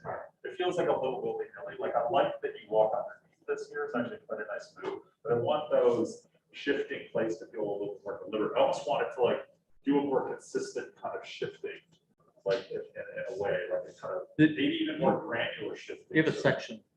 Yes. That this one.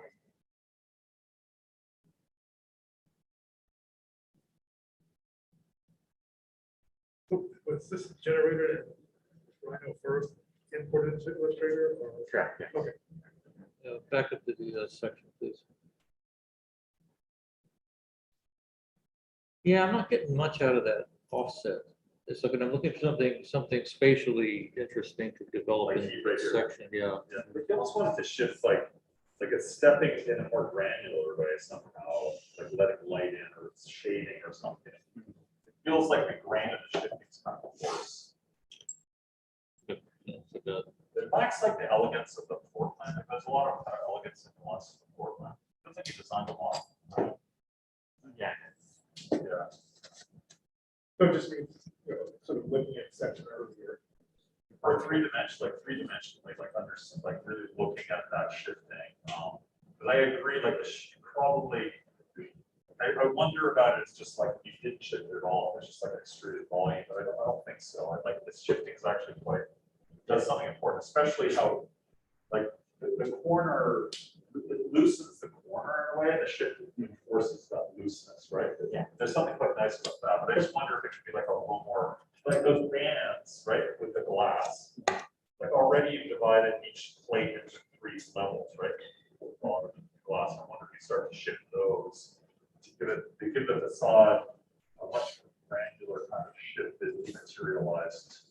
But that's something you can study just as a piece of it. Yes. Right, you get it to a certain point, Yeah. you say, I'm gonna study this, instead of, I don't need to construct the whole thing, and study conceptually, I can study it, at least the current, to play around with.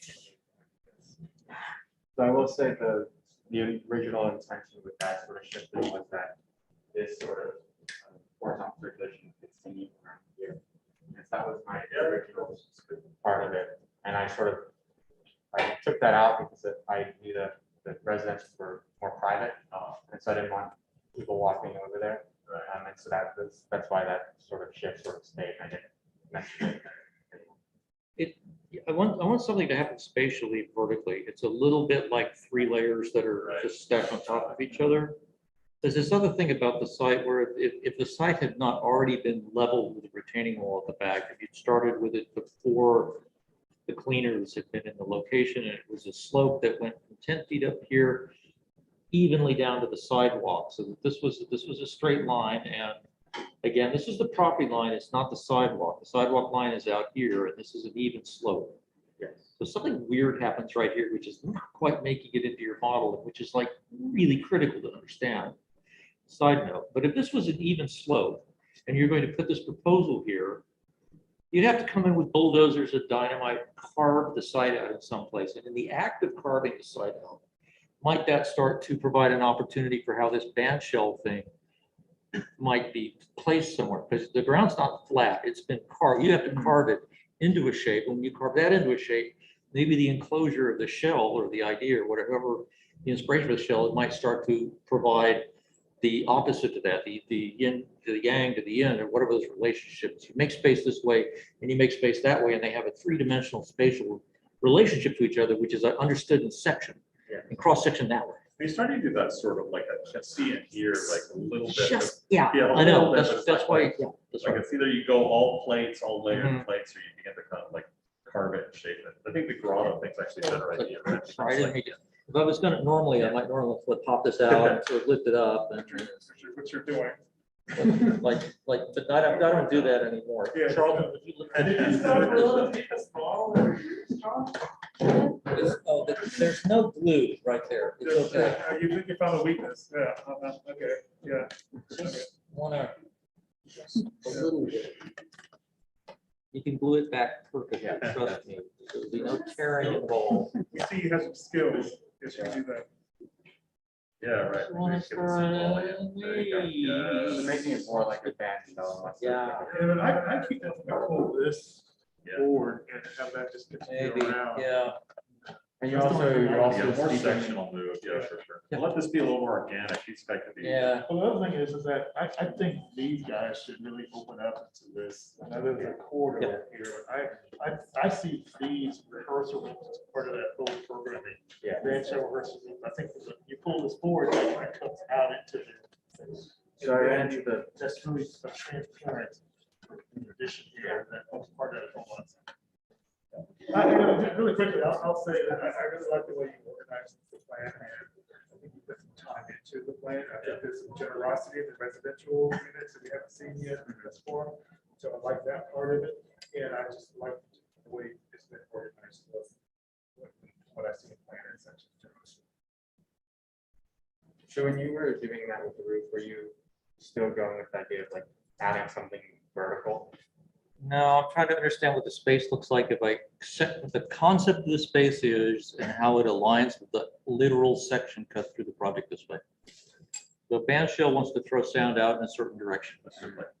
Right, so the shape of the roof starts to have an acoustic purpose, but also the sense, the celebration of connection between focal point and audience. Right, that's a spatial concept and it's a literal acoustic concept. The ground plane out here, does it want to be flat? Does it want to begin to slope? If it slopes, does that relate to what the site is already doing in some way, or what happens in the program for these things? Does it want to tear down and reinforce this?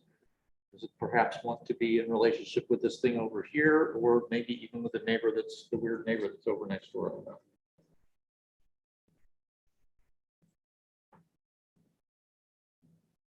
So generally, you know, it's like, yeah, we start to give you a site that's a program that's too big for the site, so you have to go up. which sets up the opportunity. It's like, okay, well, I can do it by stacking the program, but is that really very interesting? Or does it start to be like, this 4 plates separated into something too repetitive? So now you're starting to do this offset, which is beginning to get into some kind of intriguing interaction spatially. Like, it's really interesting to imagine being under here. It's a really interesting little bit of space, but I would take that beginning of a notion and I would like go much further, like really begin to question and interrupt and alter and maybe change the layer cake notion of it in this vertical circulation connector and connect and tie that into the heart of the project and what Yeah, happens. I'm wondering about like that same kind of idea here I can see occurring. Maybe. Well, yeah, there's something that's kind of bothering about like I like this kind of like more organic, soft kind of like interior shape volume here. But here, again, the 3-story piece becomes kind of sheared off, very kind of like plain elevation. There's a kind of, but you have the stair. If you've got the right program elements, it's starting to do a 2-story, 3-story thing. Whereas that, you have this kind of band shell thing happening, and then maybe there's a carved kind of the same thing kind of occurring in here. So this becomes one kind of amorphous interior space. Not that spiral stairs are good or healthy or not dangerous or allowable or legal, but the movement from down to up might be something which is considered this fluid continuity. It almost wants to pick up the geometry of what happens in this instead of going up and then making a hard right angle turn. But what I like about this scheme though, is like, maybe it's because it's the first time I've seen like, but like a physical model we can look at is that you're dealing with the hillside, the slope, right? That you get that in. That's the model they were given. Is he dealing with it? I mean, Yeah, we I see mean, it. dealing with it like in that this piece Okay, that okay. it starts to become embedded and feeling the part. Okay. Yeah, fine. Like this piece is actually like a wall building, right? It's a retaining wall building, Okay, yeah. which kind of emerges out. I guess that's the other thing too, is like trying to understand, you have this rupture, you've got kind of like retaining wall building, right? That's holding back the ground, creating this interior space. And so kind of basement, and then it's like interrupted, cut, and it becomes something else, like the jump, or is it one, I think you want it to be kind of one gesture that you move through. So there's like a line of trees. Trees, it's not an Then alleyway or. there's like the lawyer's office. Show your site plan. Fun with the So there's a there line you of go. There's trees. a building there and a parking lot for an attorney's office or something. Was it? It actually makes a lot of sense because, from the neighborhood side, something you haven't talked about at all, it's like context, right? The studio is supposed to have context. This is a residential lower scale neighborhood, right? So you've got the 3-story thing on the streets where it's busier, and then as it slopes up, you get it more compatible. The reason I ask is because that. Oh, yeah, right, you can walk out of it. Makes you wonder about how it deals with neighbor adjacency. There's still opportunities. The idea was to like have like a less harsh facade like this with the trees, creating a sort of natural boundary between the residences behind. And then that sort of rooftop balcony that merges with the top and the side. But it could be an interesting argument for neighborhood access. Sort of a sense of shared space, space. Thank you. Good, thank you. What happens next? Design for, what's design for? Is that any more comments? What do you think, Ian? What do you think? Did Kevin? Did he deserve his position of being last? Last but not least. It's an animal. What's that? It's like recording. Like for the It's something where we are turning to look at. I've been in meetings remotely with these, and it's like shows you multiple views. So it shows you the whole room, it shows you who's speaking. Little owl face on it. And you can pick which camera you want to see. Too. It's like, okay. All right. so- Okay, great. Thanks. We should, thank you. You taking off? Any last comments, you guys?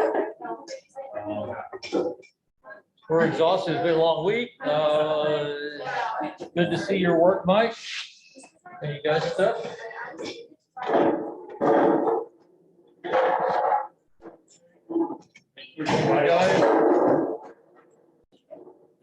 Context. Well, John, I think it's my phone.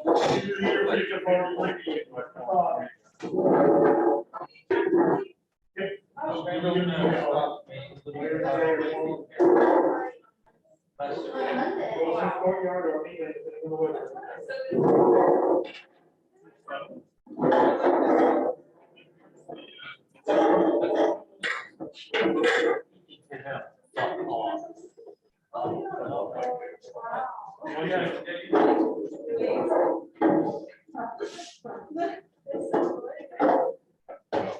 How do I turn this thing off? Is anyone gonna help me?